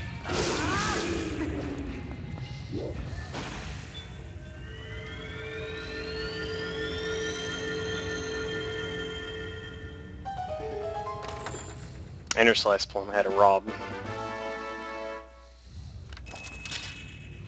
It's pretty cool to see that like there's about 8 people very close to each other. I mean, obviously Mofat's ahead of everybody, but like you're saying, Inner Slice, Jack, and Rob are all really close. They've all been like swapping places for pretty much the last 30-45 minutes. And all one of them has to do is pull ahead and then get a little bit ahead of Grey Wolf and they'll like fifth.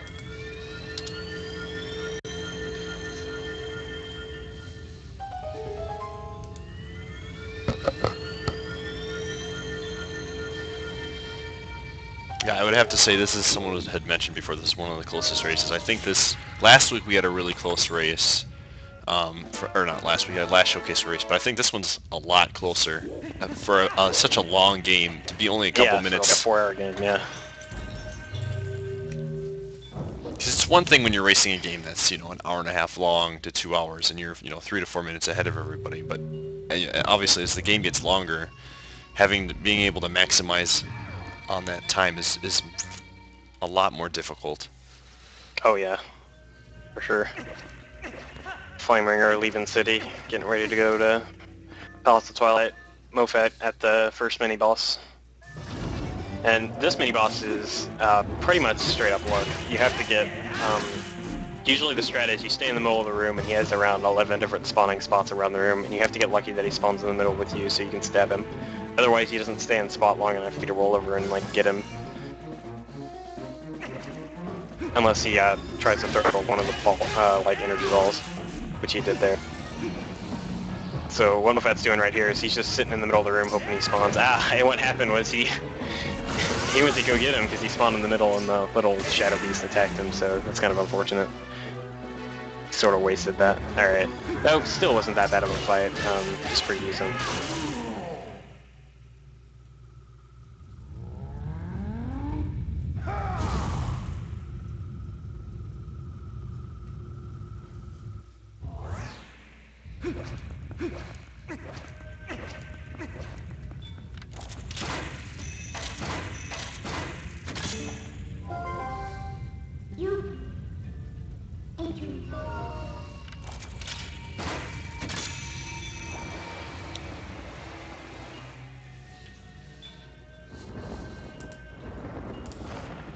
Rob West, Interslice Jack, all three in the same room doing the same thing.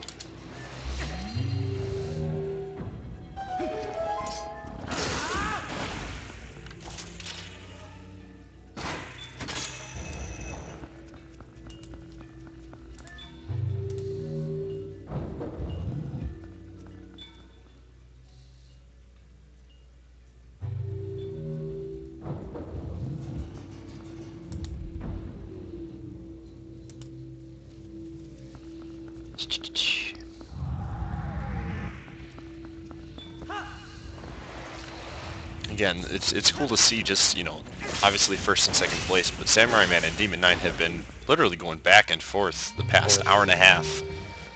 Yeah. It's really, they're very, very close in skill. I mean, their PVs are like 5 minutes apart, but it's like skill-wise, they're both very, very close. And I actually think Demon is playing well enough that he's behind his splits, but I think if he plays super well in Palace of Twilight, I think he could actually make up the time. He's 2 minutes behind, but I mean, he's on track to get under a 350 here, I'm pretty sure.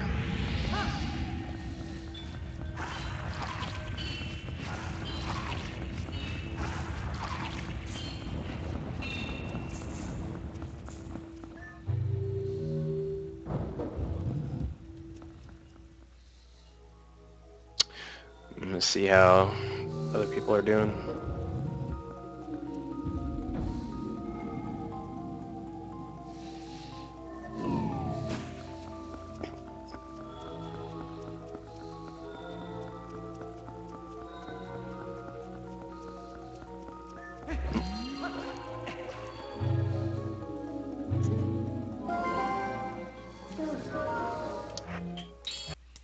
Refresh the streams real quick. So once Mofat gets the first saw there and takes it back to the middle, it actually activates the platforms and he can ride it over. But because he can LJA, he just jumps straight over with the boomerang because it's a little bit faster than riding the platform.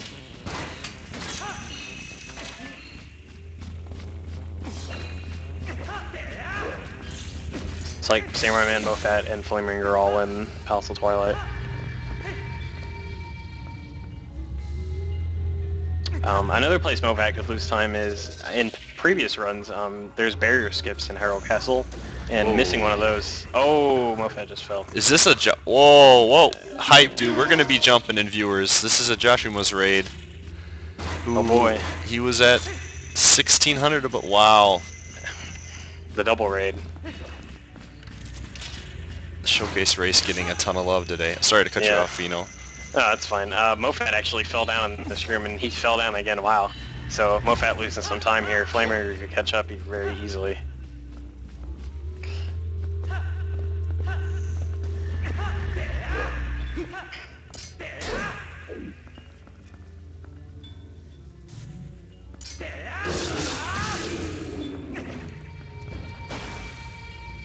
So how much time did that cost, Mofat there? Probably upwards of 40 seconds. It was quite a big loss. I mean, falling that mist transformed him into wolf automatically, so he had to get out of the mist and transform back into human. And when he went to claw shot the thing to get back up on the platform, he actually fell down again. He didn't fall in the mist the second time, but he fell down, so he had to do it one more time. So it was a pretty good loss there. He still got the lead by a good chunk, but oh, Flameringer getting attacked by the little guys.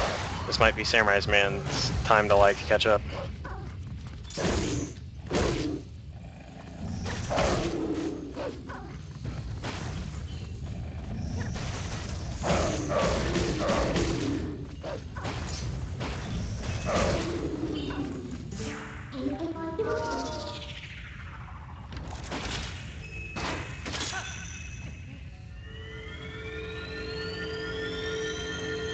Demon just getting into the Palace of Twilight.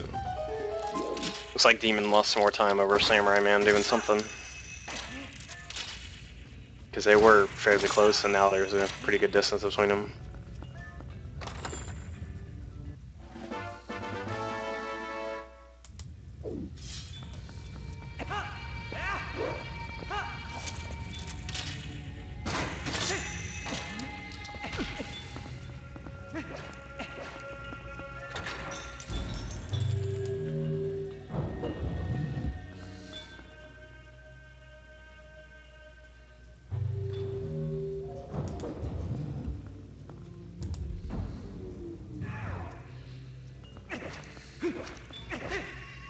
Grey Wolf getting in Palace of Twilight now.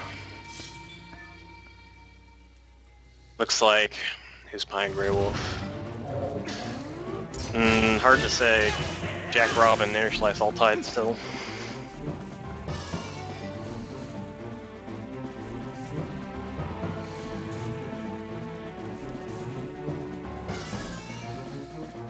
All you had to do was Franker-Z the damn train.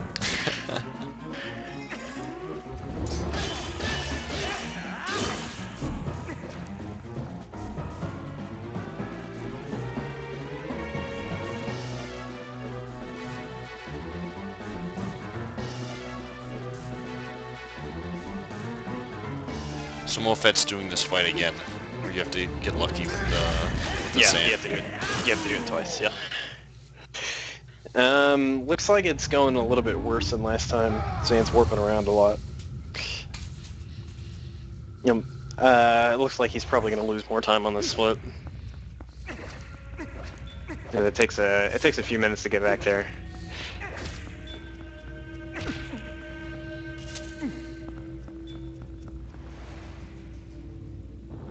Let's see, Flaminger's doing the room that fell in, though. Let's see how he does it.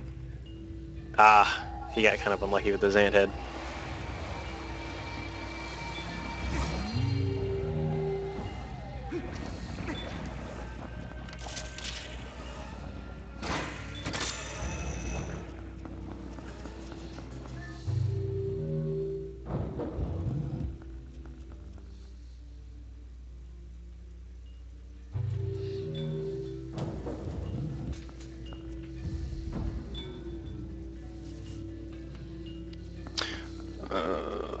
For those of you that came from Josh, just to give you a quick update of what this is the showcase race.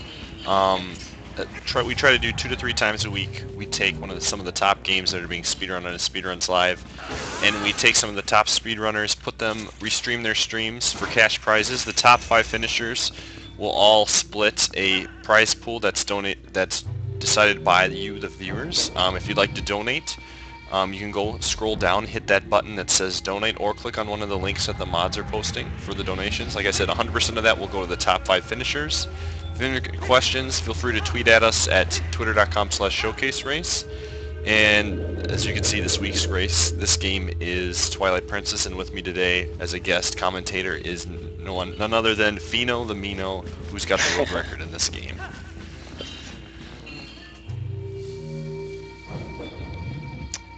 Okay. Flameringer looks like he caught up a little bit on Mofat. Still behind, but not as far. And Mofat about to get the butter sword. We are at 1,500 viewer hype, so thanks again. 1,500? Yeah. Wow. It's really awesome. I know this is a long shot, everybody, but I'm just going to throw it out there to see if somebody will help out. But we are currently at, let me just get as far as donations are, we are currently at 210. We are actually exactly halfway to 420 for a prize pool. I think it would be perfect for a 420 prize pool. Obviously, if we don't get there, I will not be disappointed. $200 is nothing to be ashamed of. But if you guys could somehow make it happen, that we could have a 420 prize pool, that would be a amazing. perfect ending. So just throwing it out there.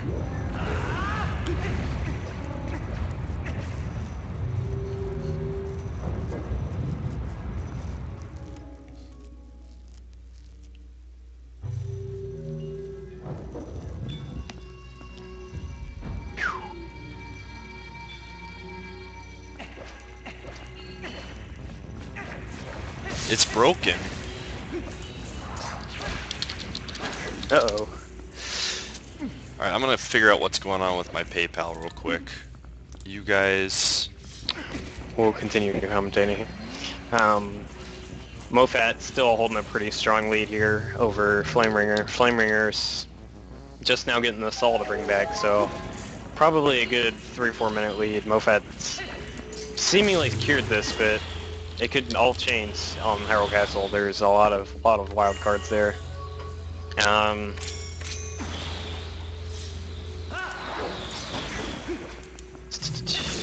Let's see. Grey Wolf catching up with Flameringer.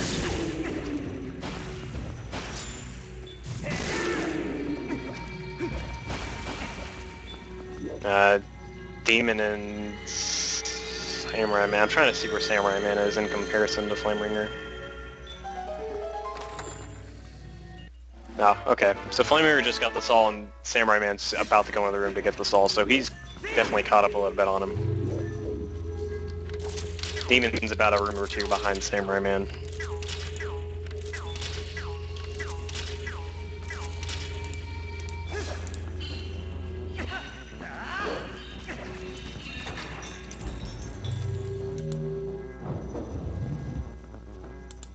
Ah, there goes Demon, he fell. In the same room Mofat fell in.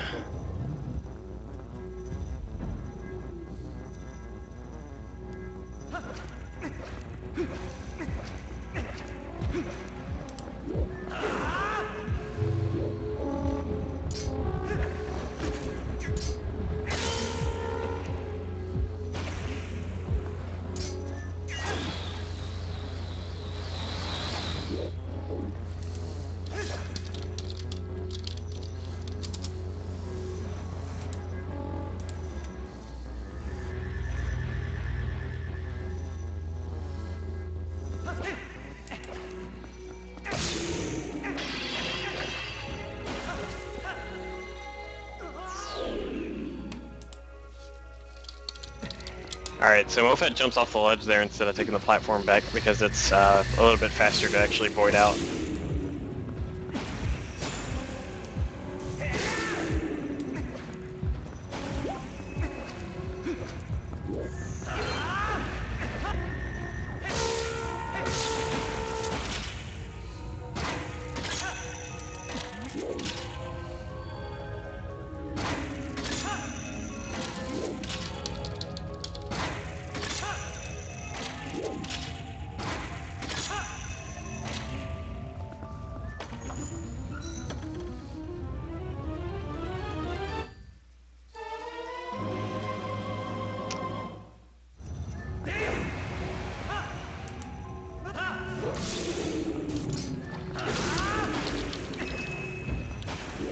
looks like, yeah, because Demon fell in that first room on the second side, Grey Wolf actually caught up to him. So Grey Wolf pulling ahead might actually get fourth here.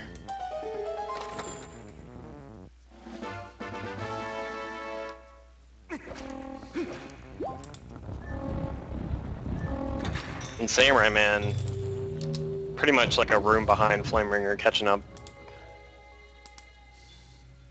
If Flameringer makes some mistakes, he could potentially fall behind.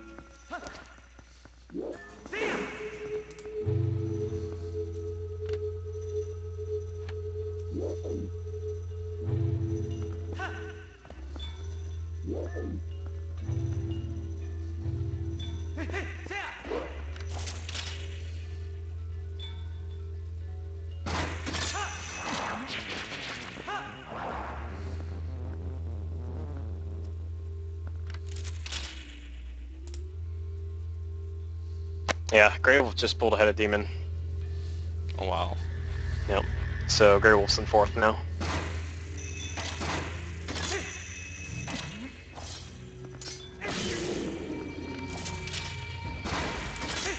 I've seen Mofat fall here before, so if Mofat falls, he could potentially lose a good chunk of time. Oh, he played it safe. He actually missed the platform cycle there, so now he's got to wait.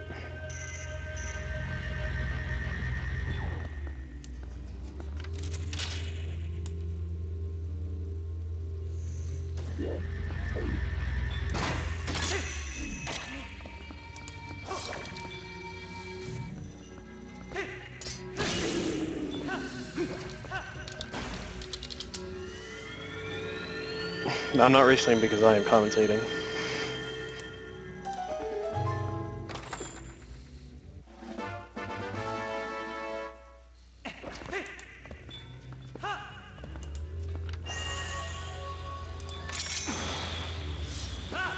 Alright, this LJ. And Mofat gets it, that's good.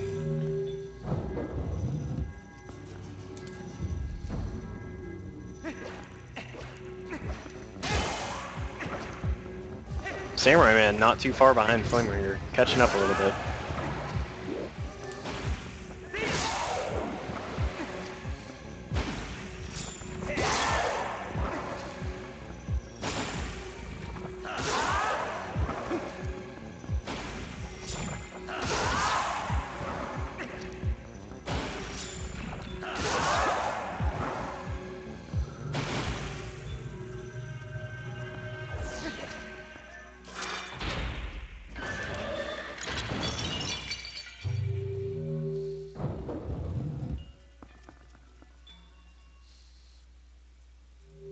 I'm getting hungry. I'm gonna order a pizza when this is over. Oh my gosh, that sounds delicious right now, dude.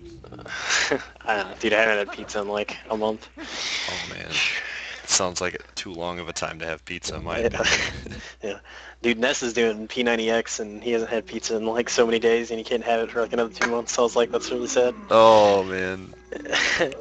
I actually had pizza that, like when I went for that 1 to 2 minute break, I ran downstairs and just like scarfed down 4 thin crust pieces real fast and ran back up here. Oh man, that sounds so good right now.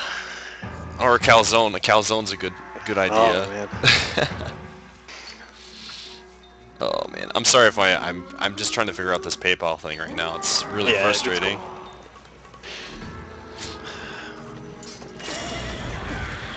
So you want to chat like pizza? No? Yes? Let's see some Frankers Z if you like pizza.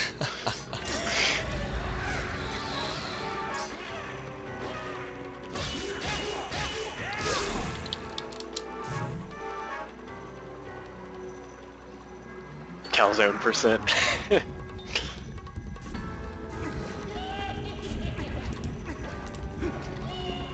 Damn, a lot of pizza lovers.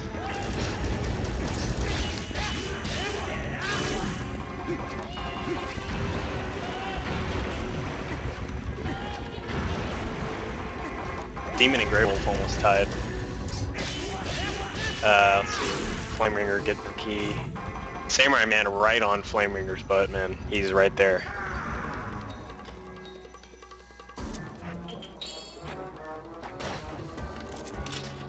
Probably 45 seconds behind him. Well, I don't know if he's gotten the boss key yet. Let's see. And he has, so he's right there. He's right there behind him.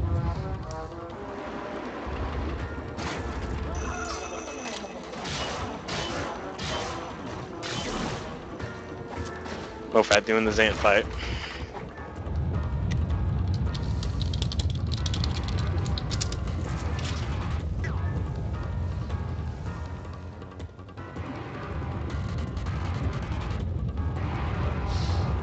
Oh, looks like it might be a pigeon. Okay, let's I'm not trying to get this.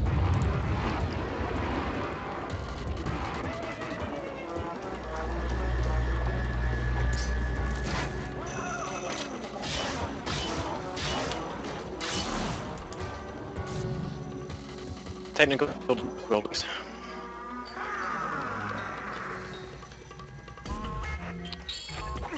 For the last case race, you guys used chip-in, didn't you?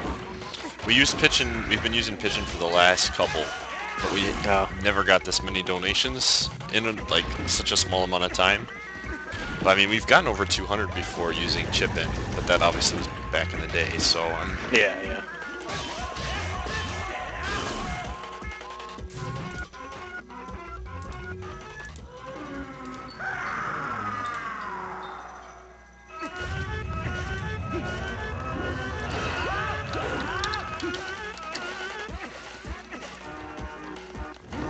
Ooh, Samurai Man was catching up, but then he missed the platform cycle.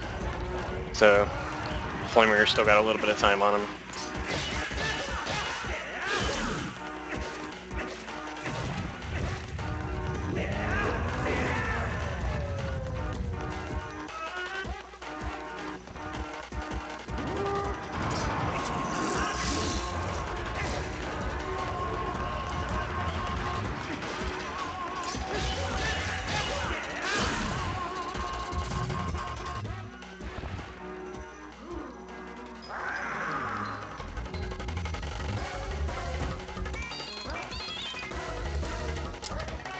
Mofat on the final phase of Zant here. Looks like, if he does this well, he might be able to save time. I don't know, it's gonna be close.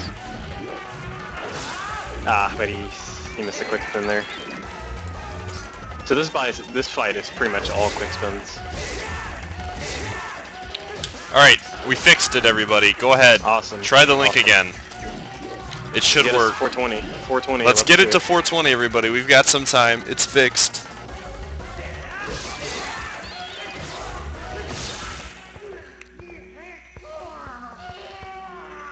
Alright, Mofat done with Zant.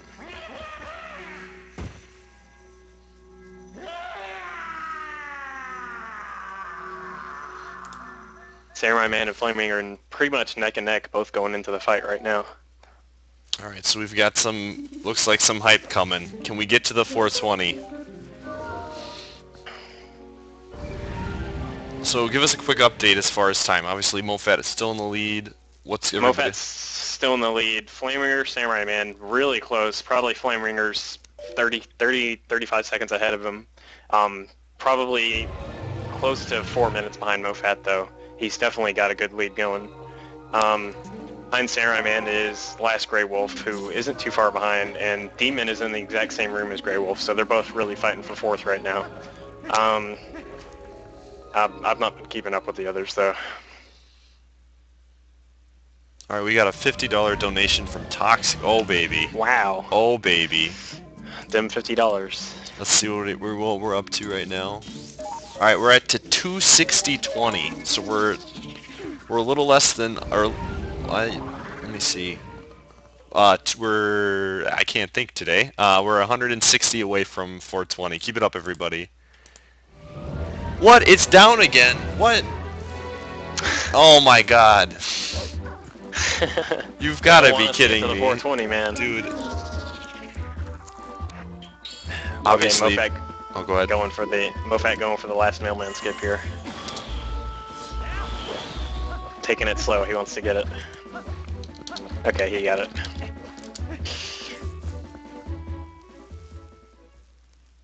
Samurai Man only one phase behind Flameringer, really close.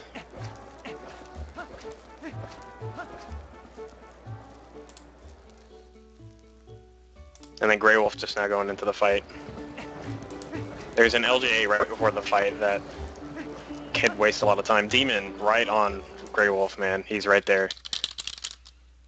Hopefully he doesn't fail this. Oh, he's not even gonna try it. He's gonna, taking it safe.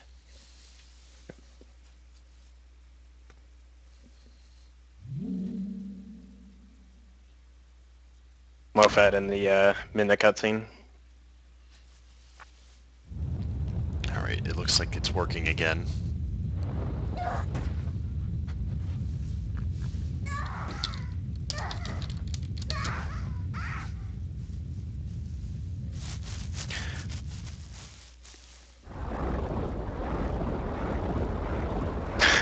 Hurry, go before it goes down again. Who's winning? Mofat is winning right now. He's got about a 3.5, 4 minute lead on the second place person. But there are some barrier skips and also a lug factor in the final boss fight, so it's still really anybody's game, or at least for Flameringer and Samurai Man. They could both make a comeback.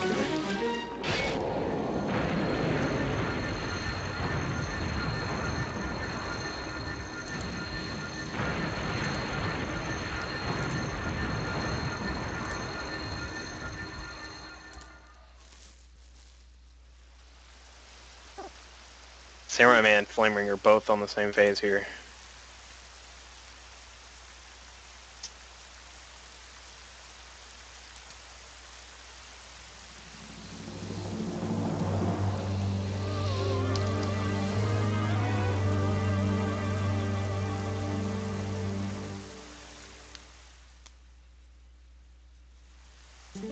Alright, here's Mofat. He's going to the final stage.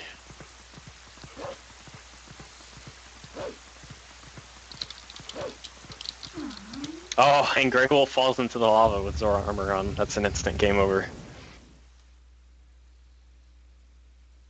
How much time did he lose right there?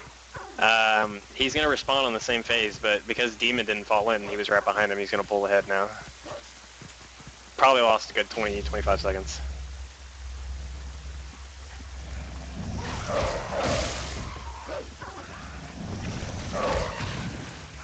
So yeah, no matter how many hearts you have, if you fall in lava with Zora armor on, it's an instant game over. Mofat doing the first barrier. You can actually skip this barrier, but it's the very, very precise, the LGA to skip it. And it only saves around 2 seconds, so most TP players just opt not to do it.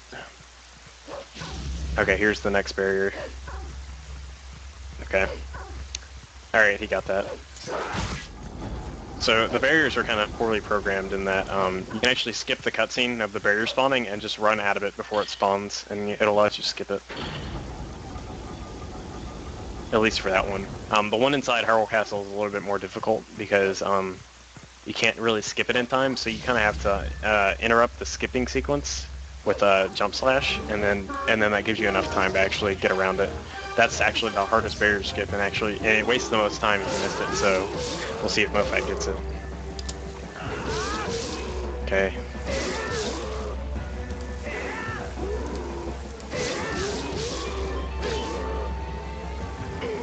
Flameringer warping Hyrule Castle, Samurai Man doing the same. He's about to leave Palace of Twilight and warp, so he's probably about 20 seconds behind Flameringer.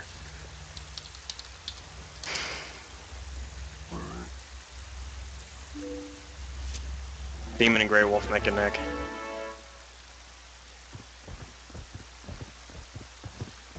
And we're at 1,420 viewers right now, so just saying. 420.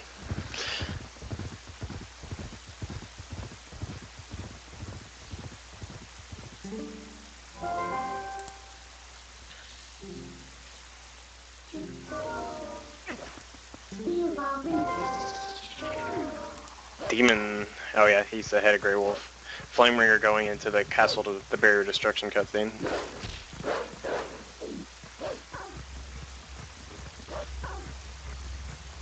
Mofat about to do the final barrier skip. Really important that he needs to get this if he wants to keep his lead.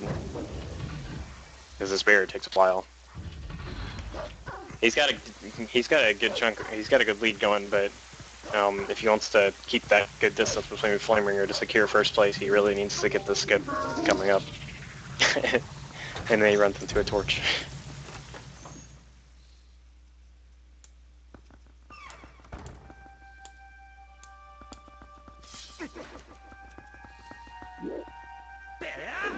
Alright, here we go.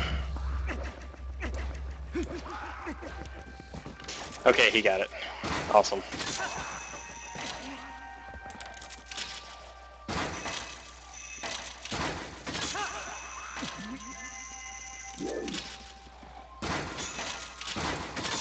Flame Ringer and Demon, or Flame Ringer and Samurai Man, both in the barrier destruction cutscene. Could maybe have a fight for second here. Gonna be close. Demon and Samurai Man also tied, or Demon and Last Grey Wolf also tied. So it's like second and third and fourth and fifth are both very close.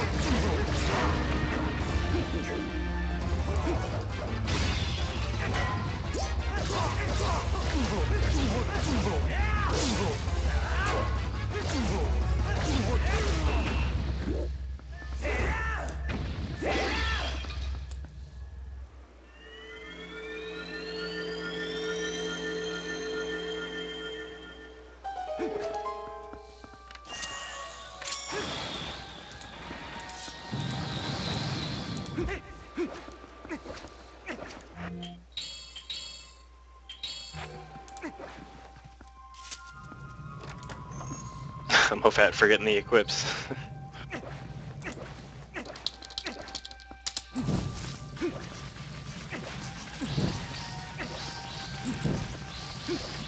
Alright, Flame Ringer doing the first barrier. Samurai Man just barely behind him.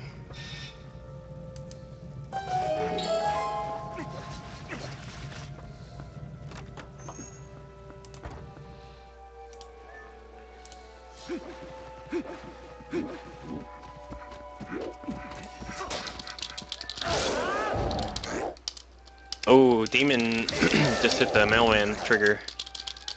So if Grey Wolf gets a skip here, he could maybe catch a little bit back up.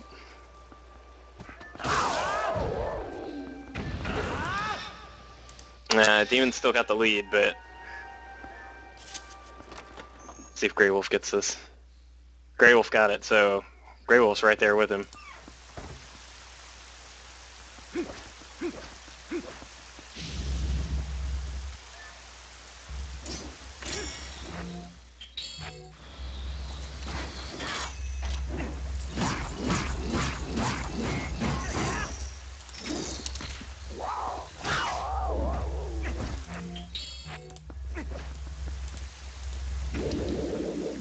Mofat with a good aerial host.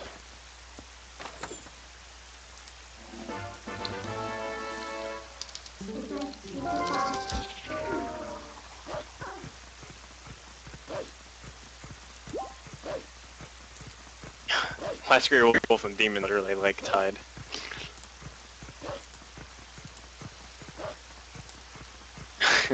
Dim ads. Oh my gosh, the ads are killing the stream. Every time those ads run, it lags everything so badly. Yeah.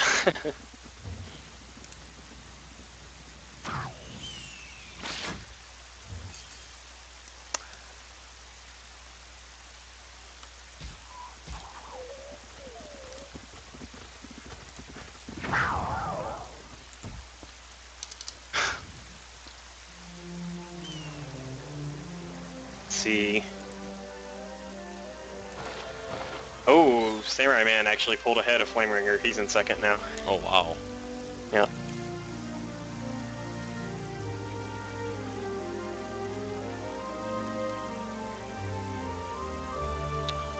Not by much, like 15 seconds. He must have had a bad bulb on fight or one of them failed the barrier skip. I wasn't watching.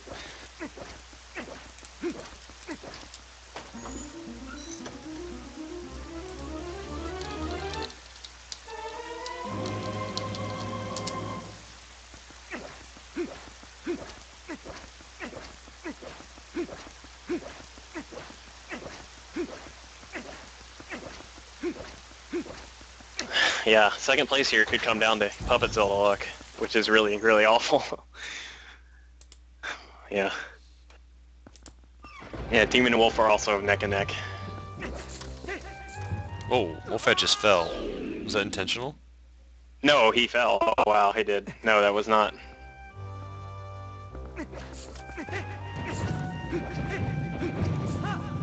Yeah, Mofat kind of took a little bit of the... He's taking the riskier out through that room and he fell. He got it. Got it. That he went through correctly that time though.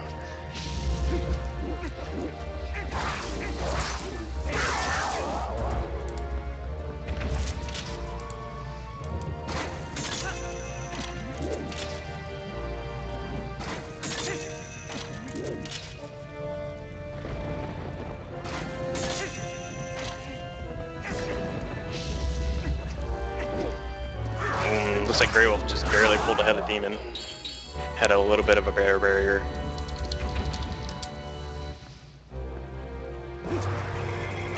Samurai Man actually a pretty good chunk of a way ahead of Flame Ringer. Grey Wolf and Demon actually like dead on tied after refreshing their streams. Man, this is a really close race.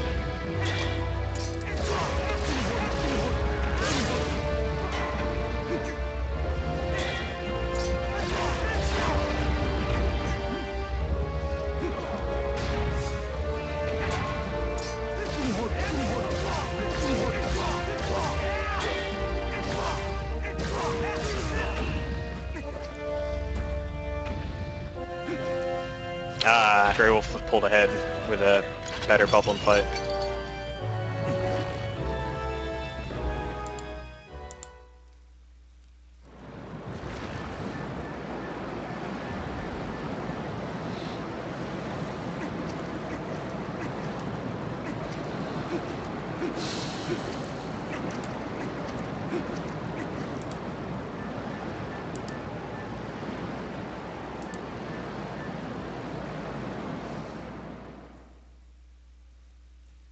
Wolfat fighting Puppet Zelda. Alright, so how this fight works is you have to reflect her electric ball 3 times for the fight to end.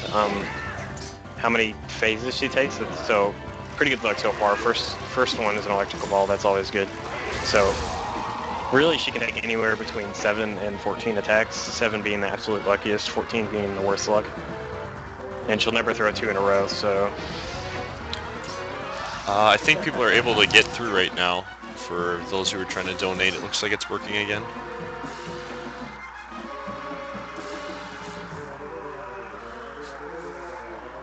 Mofat getting really good luck so far. 3 in and he's already got 2, so the next 3 attacks Puppet Zelda does won't be that electric ball.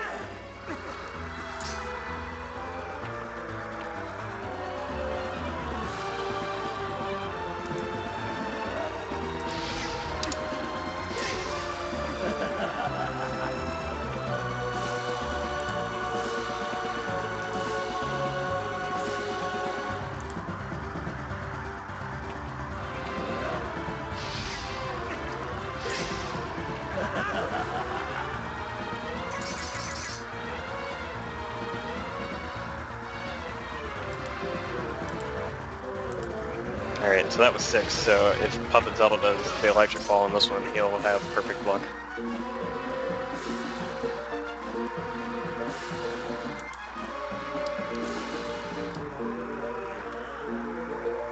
Nope. So he's got an extra cycle here, so he's potentially losing time over somebody else who gets perfect.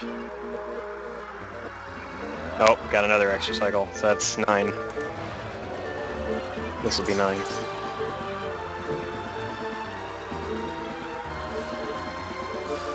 Another extra cycle, dang.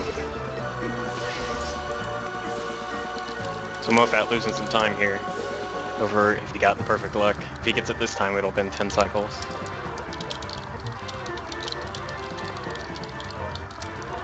So 10 cycles, so not the worst, but definitely not the best.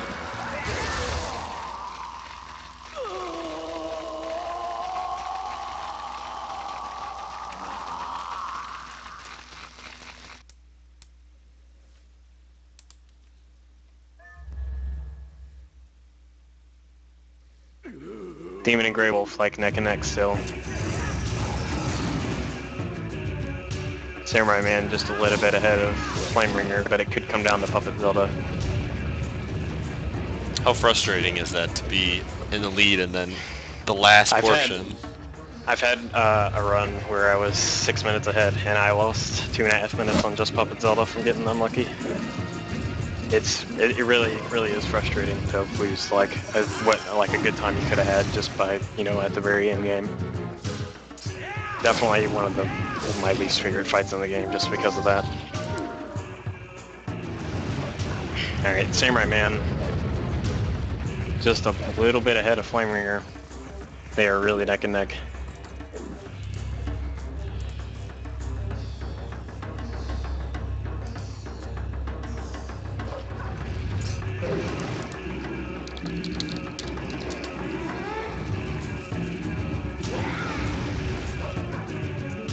Looks like Grey Wolf in 4th, Demon in 3rd. He overtook Grey Wolf. Mofat done with Beast Cannon. 2 more fights and Mofat's done. Looks like he's probably secured 1st place.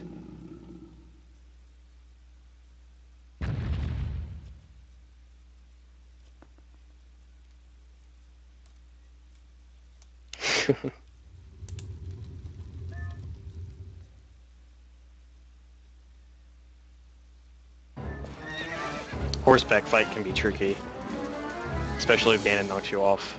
So let's see what kind of fight he gets here. Oh, that was really good.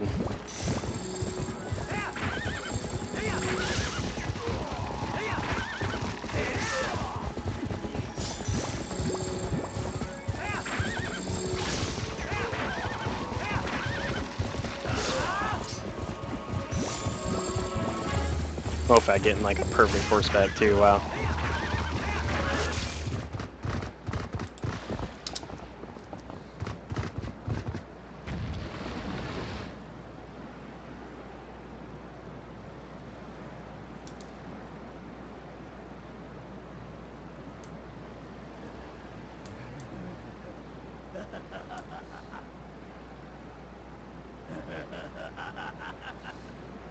Alright, Samurai Man and Flame Ringer both on Puppet Zelda.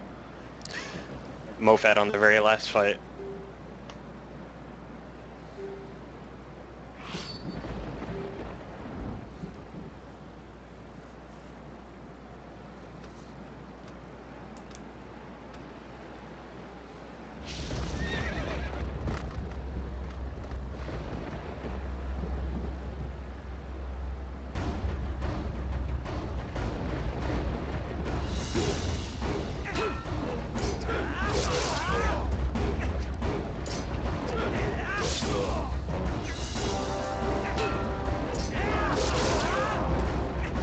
Mofat done 1st place. Very nice. 13. Nice. Congratulations, Mofat. Congrats to Mofat. Samurai Man and Flame Ringer fighting for 2nd, both on Puppet Zelda. I haven't been watching the cycles, so I don't know how good or bad kind of luck they're getting.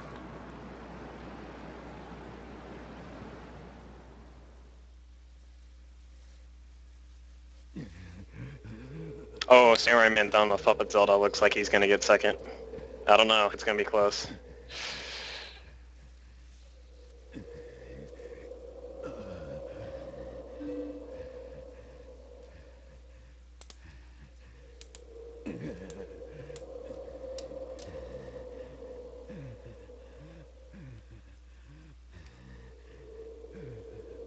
Flame Ringer getting unlucky.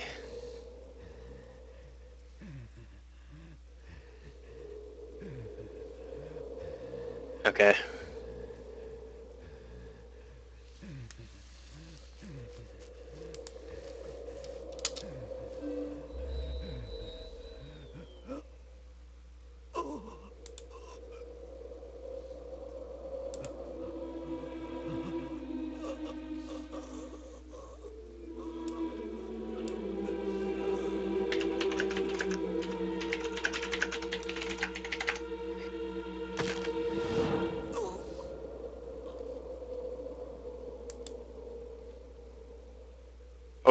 Samurai Man missed the grab. That's going to cost him a little bit.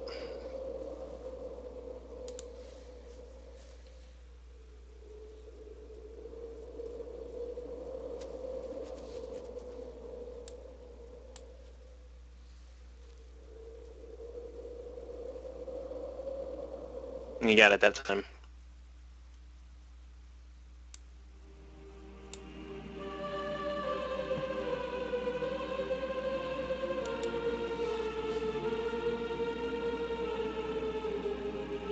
Grey Wolf and Demon both in Puppet Zelda.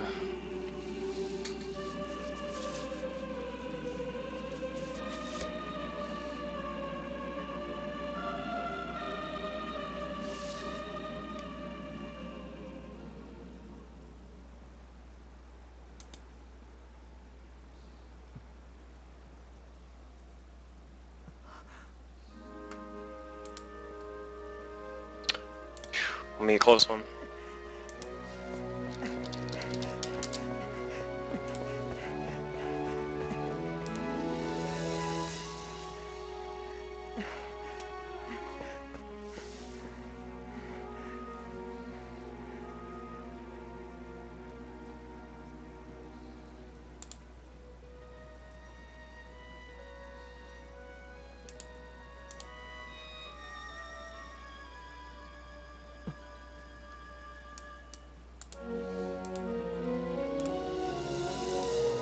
Same movie not having that great of a horseback. Oh, Flame Ringer though. Not having a great one either. Okay, Samurai Man's on the final fight. So he should be able to take second then. Yep. Oh, most definitely he'll probably get it. Unless he messes up the final fight really bad. Yep, Flame Ringer just can't target him.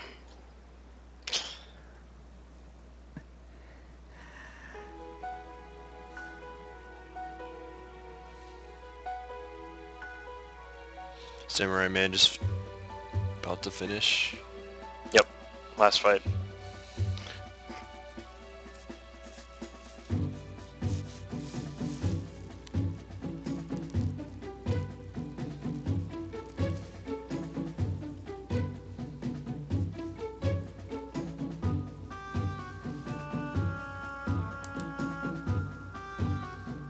Flame Ringer in the final sequence too. Oh, Samurai Man messing up the fight. Oh. And he got it. There it is, second place. And 350 through 53. Very nice.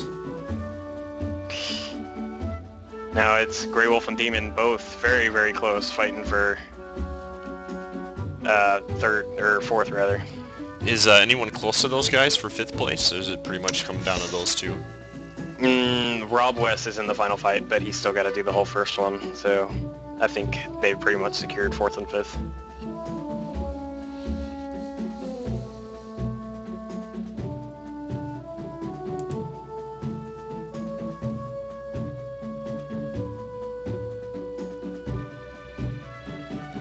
Oh, Demon missing Beast Cannon, put him behind. It's probably going to cost him 4th. Yep.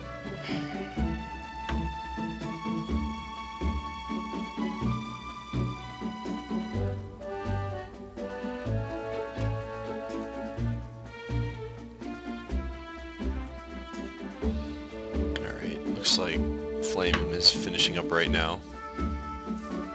Yep. Yep, Flame finishes with the 351.47. Alright. So wow, less than a minute behind Samu. Yep. Oh, Grey Wolf falling off the horse. Oh wow.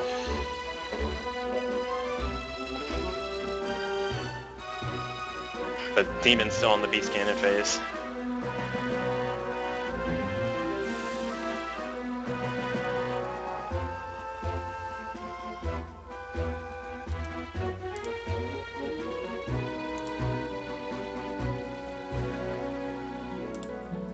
Oh, Grey Wolf. Grey Wolf getting knocked off again. He's still got a nice lead. Yeah, still got a good lead because Demon's just now getting to the final Beast Cannon part.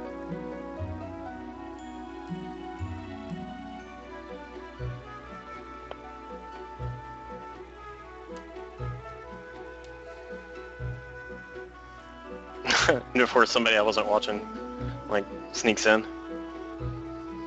Oh, we did have some forfeits. I didn't see him. Orchestra and Right Order El Ray.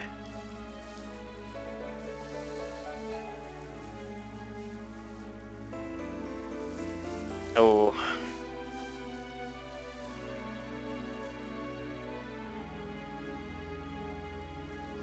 Alright, Grey Wolf pretty much secured fourth, it looks like. He's in the final fight. This is really cool to see everybody finishing so close to each other. Yeah. Very cool. Demon, don't get knocked off. Oh, okay, he avoided it. That was a good shot, too.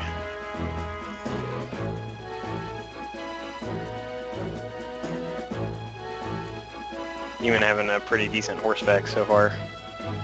One more and we in the final fight, too. Ah, missed the shot. Okay.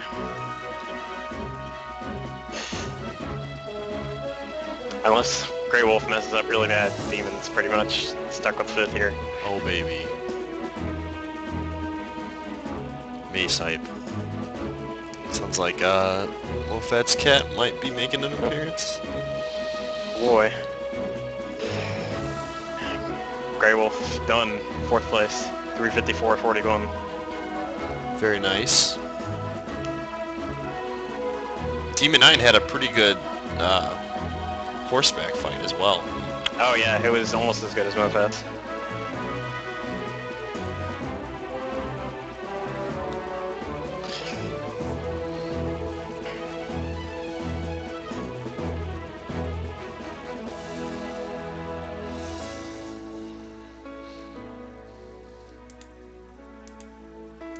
Oh.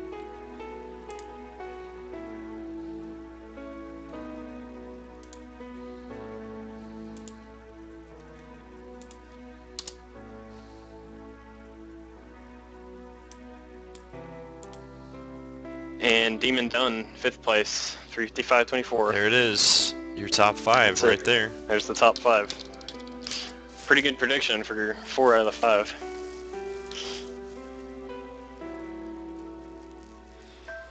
Alright, so as we're closing this race up, you got any shout-outs right now, quick, Pheenoh, that you want to provide? I just want to shout out to all the TP players, man. They all played really well in this race. Excellent. Shout-outs to the viewers who showed up today. Oh yeah, and shout outs to Cosmo and the other guy who rated. I don't remember. Josimos, yeah. We hit over 1,500 viewers at one point, so thanks everybody for showing up. I'm sorry PayPal was a bitch today. I'll figure it out tonight so it doesn't happen again.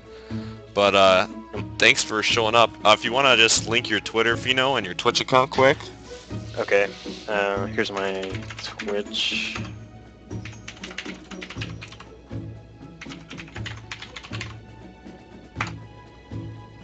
And here's my Twitter. Hopefully I didn't misspell something. Alright, you guys are all awesome. Yeah, make sure you follow Pheenoh. He did an excellent job today. He could have easily entered this race and won. So thanks again for taking the time to commentate. It was amazing commentary, Pheenoh. I really appreciate it. Yeah, I just lost out on like $130. But I love you guys, so I wanted to commentate. And we've got, before I cut the stream, we are going to announce next week's games. We're actually going to have 2 races next week, so get hyped. Both of them are pretty sweet. So next week we will be doing, in the early afternoon, it's going to be a 2-parter. We're going to be doing Ninja Gaiden races, featuring, I know for sure, Sinister, Dexter, Duckfist, all those guys. And then at night, get hyped for this. We are going to be doing Yoshi's Island Any Percent race, featuring Z-Wing, Carl Sagan, hopefully Black Yoshi, Lee SDA, and then we're hoping if Trihex gets off of work, he's going to be the guest commentator next at 6 p.m. Eastern time. So get hyped for that. That's going to be a 2 really good races. So Pheenoh, I think it's only best that you get to decide where we're rating today. Send us somewhere. Alright, let's see here. Let me see you streaming.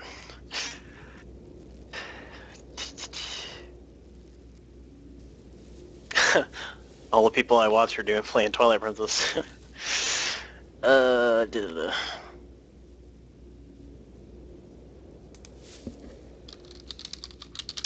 Alright, let's see. Wrestle is doing Final Fantasy 7. Let's see how... He's pretty close to the end. I think we're gonna end up raiding Wrestle here. Alright, go for it.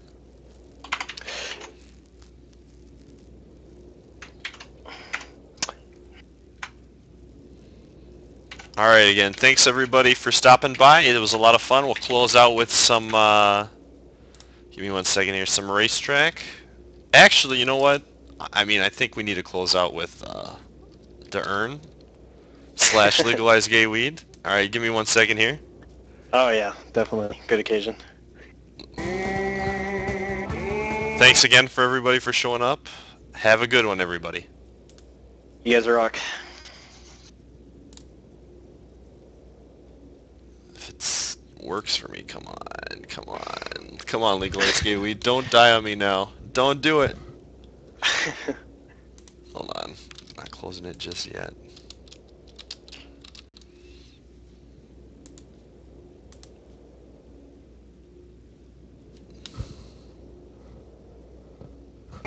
There we go.